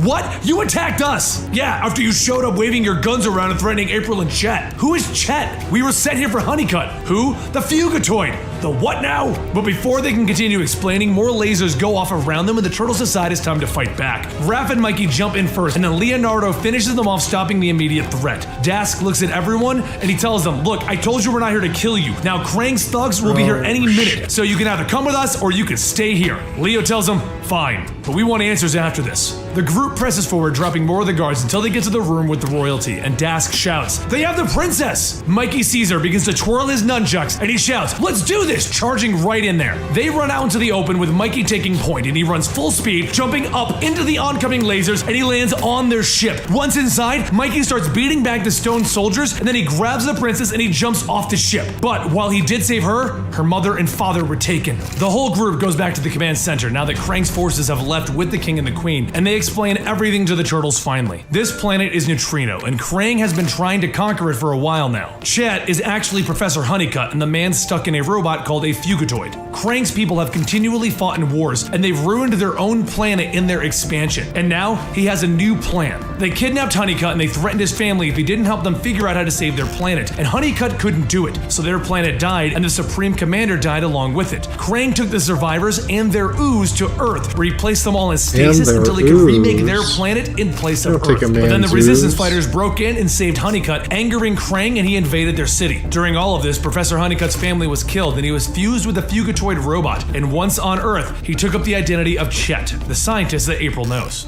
The princess steps forward and tells Honeycutt, and that's why they went for him, because they finished a weapon that could end this war, and they need him to complete it. So Dask tells him that he's more worried about what Krang is going to do with the king and the queen. Right on cue, Krang radios in, telling everyone that he demands the Fugitoid, and Mikey is grossed out about how pink and squishy Krang is. He explains that he's in the royal palace, and if they don't bring him the Fugitoid, he will kill both the king and the queen. Professor Honeycutt sees no other option, and he decides that he's going to surrender himself, but everyone tells him that that's not going to happen. The princess tells Honeycutt that they need him to complete the weapon so that they can win this war. It's what her parents would have wanted. But Donatello tells everyone, hold on, if Krang is going to invade Earth, we want to help. The princess agrees since they saved her life, so Donnie goes to help Honeycutt with the weapon, and Leo comes up with a plan to rescue the king and the queen, ninja style. So everyone prepares with Donnie helping build the weapon, and Leo, Mikey, Raph, and the princess and her guards all get ready to assault the royal palace. While this is going on, Shredder's daughter is getting ready to make her own plan work by breaking onto the island where Krang's people are being kept. She then cuts out one of the stasis pods, stealing the green ooze, killing one of Krang's survivors. Shredder will have Leonardo. But we'll get to that next time. On the planet, the battle begins with a full frontal assault with tanks blowing up everything so that they can provide a distraction. As the palace shakes, Krang can't believe it. They would dare face me in open battle rather than give up the robot? Full counter assault! With everyone charging into battle, Raph leads the charge because he's not really the sneaky type. He leaves that to Mikey and Leo, who are sneaking into the palace, moving towards the throne room. Back on the battlefield, Raph and Dask beat the tar out of various thugs, even dropping a tank with a rocket launcher. While in the throne room, everyone is in direct combat with Krang, and he morphs his arms into guns, opening fire on everyone. Leo jumps in, cutting off one of Krang's arms before getting punched into a wall by his other arm. And Mikey jumps over the laser fire, landing right in front of one of the stone thugs and beating on them, while Leo backflips back into combat with Krang until Krang throws Leo into Mikey, knocking them both down, and then he readies his laser arm to finish them off. Meanwhile, back on the battlefield, Raph and Dask are happy that they bombed the tank, only to see a giant robot there instead. Mikey and Leo leap out of the way of Krang's shot just in time, and with that opening, the princess blows off the rest of the arm that Leo cut off, infuriating Krang. You die, you insolent brat! And he shoots at her, pissing off Mikey, who jumps back in and gives it his all as he knocks Krang back until he's thrown aside. Leo calls it, don't quit, Mikey, and they both jump back in together, and then the bodyguards open fire on Krang. Back on the battlefield, Raph and Dask make a run for it since it's a giant robot. Luckily, Donnie and Honeycutt finish the weapon, and they've launched it. As it hovers overhead, it sends out a signal that deactivates all of Krang's army's weapons, giant robots included, while leaving the good guys' guns fully functional. They all walk into the throne room where Krang still has Mikey pinned down, and Honeycutt tells him, it's over.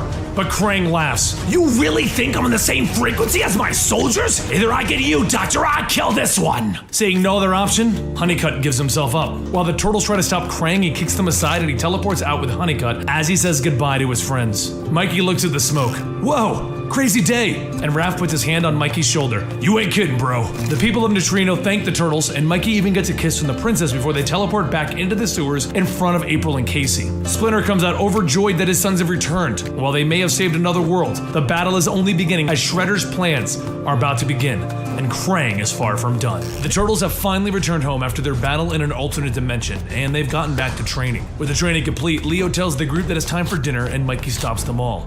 Guys, Yes. behind them is someone in a weird coat, That's not jumping and bad. yelling, "Hiya!" He jumps and he tells them, mutant tadpoles. You fancy yourselves ninja perhaps? Shall we find out what skills you have, tadpoles? They start battling against him, only to be knocked away and blocked. He then takes Donatello's bow and he snaps it in half, asking the turtles if they've heard of the Filipino art of Kali. He then begins to beat up all Restaurant. four of them with the broken pieces of Yeah. Donatello's bow. Then flipping the bow around, he pretends it's a gun. Bang bang, you are all dead. Such dreadful students, I pity the teacher that trained you so poorly. And would that teacher be the old decrepit rat hiding in the church? Then, in a puff of smoke, he vanishes. The turtles all panic. He knows about Splinter in the church. They start trying to chase this new enemy, and a note points them down into the streets where the enemy is waiting. He beats them all back, and he jumps into the sewers and runs off away from them. Leo tells his brothers that they've got him now, but the enemy just starts to beat on them again, calling Leo predictable. And then he demonstrates the nerve strikes that he has, and he drops all of the turtles again. And then he runs off again. The turtles give chase, and they all end up in the graveyard outside of the church, where they lose sight of their target. And then he shows up again, beating them back again. Over and over, this enemy beats them, and then he runs into the church where the turtles follow. And once he has another weapon, Donnie jumps back in as well. Once the enemy drops all of the other turtles, only Donnie remains, and he is furious. You may have caught us off guard, I'll give you that, but now we're in our home, our dojo. We shall see, the enemy says, smiling. My father gave me that bow staff that you broke, Donnie says, as he clashes with the enemy. And he told me something. This staff is no better or no worse than any other, my son. What matters most is honor and the skills of the one who wields it. The rest of the turtles get back up and the enemy stares them all down. So you all have courage after all. Our game ends now. I am done playing with you. that The fat time piece of has come shit's for me to gonna call kill on him your if he gets master. near him. Leo tells him, over our dead bodies. And the enemy removes his mask, telling them, I can only respond with I am honored, my sons. Everyone is shocked to see that they were fighting Splinter this whole time. True balance comes from not only learning, but unlearning. You have each mastered the fighting styles that I have taught you, but as our fights have shown us, our enemies will not always attack in predictable ways. So open your heart and your minds as our real training begins here tonight. We must prepare ourselves. Meanwhile, Fine, over in bud. Japan, Shredder and his daughter are digging up a grave, and once they open it, they find Kitsune. He then returns to the city where he stands over informing it's not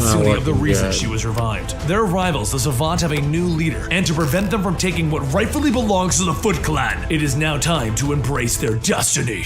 Casey and Raph go to check on Casey's abusive father, where they find themselves being jumped by the Check Foot on Clan. his They are quickly abusive overwhelmed, and father. Casey is dropped. Seeing his friend fall, Why the Raph fuck shouts would out, he do Casey! that? But then he is overwhelmed himself, and they throw him into the back It's as of their good as it van. gets for sleepy Inside, we see time. Kirei, Shredder's daughter, and she informs him that they are about to drown him. Fortunate. Raph breaks out of his bindings, jumping at them, and then he takes his size, and using his shell, he backs out the back door, breaking it open and falling into the river. The Foot Clan inform Kirei that Raph is gone, and she tells them, yes, all is going according to plan.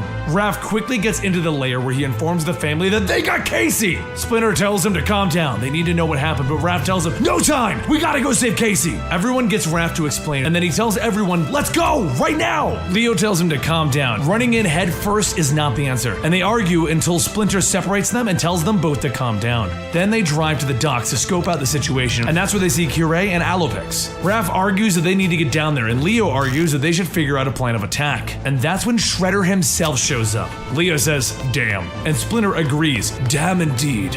Meanwhile, out on the streets, Angel ramps on April's window asking what the turtles are doing here. They're friends with Casey, right? She's actually an old friend of Casey's and she knows about the turtles, so April gives up the information that Casey is in trouble. Angel tells April to wait here and she begins to walk towards the docks. While over at the docks, Shredder looks at Casey and then turns around. I know you are out there, Hamato Yoshi. Why do you hide? And then he leans over, picking up Casey and stabs him in the gut. Your comrade is severely wounded.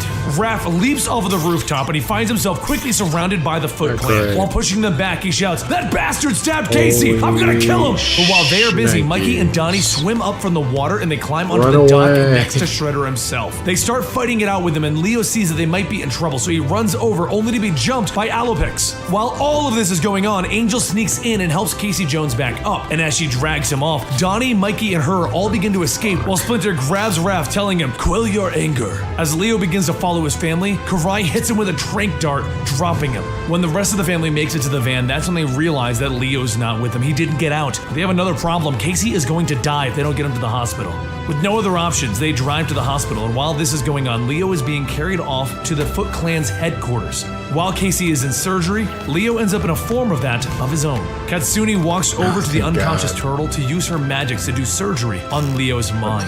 She wants to uncover his eyes. She wants to rewrite his history. She wants to show him true ultimate salvation. She then shows him that in the beginning, there was an evil rat, the one that was torturing Leo with training meant to break him down, until Shredder saved him. Leo ran from the evil rat, and it dropped him off of a building where Shredder once again saved him. Over and over this happens as Shredder tells Leo to open up his true potential, until eventually, Shredder shows Leo the truth that he wants him to see, that Shredder is actually his sensei, and the rat is the enemy. While this is happening, Splinter and the rest of the Turtles agree to meet with Old Hobbs, a villain of theirs, because he has information on Shredder and has changed his mind. He's willing to help them out. It should be mutants versus humans, so as they say, the enemy of my enemy is my friend. Leo wakes up next to Katsuni asking for his master, and she presents him with his mask, the old mask of Slash. Old Hobbs brings Splinter and the Turtles to what he claims to be the Foot Clan's base. None of the Turtles trust Hobbs, but Mikey is busy talking to Old Hobbs' friend, Slash. Slash is growling at Mikey, but Mikey tells him, "Chillax! Don't be so grumpy and have a candy bar."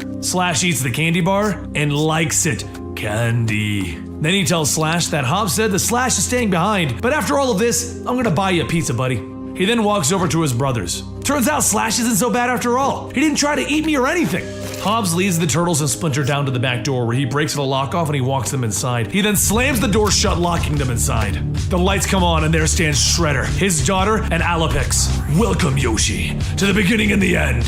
Splinter wants to know where Leo is, but Shredder explains to him that as they stand here, his ninja are pushing their hold on this city further. He will rule this city, and that Leo is no more. Splinter is stunned. This cannot be. Hear me now, devil! If I cannot have my son, I will have your head! He shouts as he jumps in, clashing with a sword. The sword of Leo! He is now wearing a black mask and Foot Clan armor. He then kicks Splinter in the face, taking out his blue mask and cutting it in two before throwing it at Splinter. I am not your son anymore. Raph shouts, "Oh hell no!" as the Turtles run in, but Leo counters each and every one of them, dropping them with extreme ease. Then, the Foot Clan arrives, surrounding them until Slash breaks through the wall. He runs in, slamming everyone around, asking Mikey for more candy. The Turtles and Slash then run out of the room and escape, and while the other Turtles are arguing with Hobbs, he explains that he delivered for everyone. He saved the Turtles and made good with the Foot Clan. Everyone likes him, right? But the true problems are only beginning, as Splinter is holding the mask of his son Leo. As time passed, the Foot Clan's operation continued. One night, Karai oversees a shipment getting ready to go out when she's suddenly attacked by Savant. Karai begins to fight back, telling everyone that they will not let them pass, but a Foot Clan soldier tells her that they are soon to be outnumbered. Slowly, Karai and the last soldiers begin to back up as the leader of the Savant group starts to surround her, telling her that her men were right. Their number is greater, little girl. Little girl? Karai asks, and tells him that he will soon regret those words. The leader smiles at her. Oh, will I? Then he hears a voice above him telling him, yes, he will. Above him stands Leo and a group of Foot Clan soldiers, and Leo tells them to destroy. The Foot Clan starts to overwhelm the Savant, and they begin to kill them off, and that's when Karai raises her sword to kill the leader. It was a good run. We beat it once at least. That's better than I did yesterday. So, but I think I'm gonna call it here. Bravo, and anyone else, whether you watch now or later, thanks for watching. I'm gonna be back tomorrow. I might play something else. We'll see. But wherever you are, whenever you are, be good out there. Hang around. I'll see you tomorrow.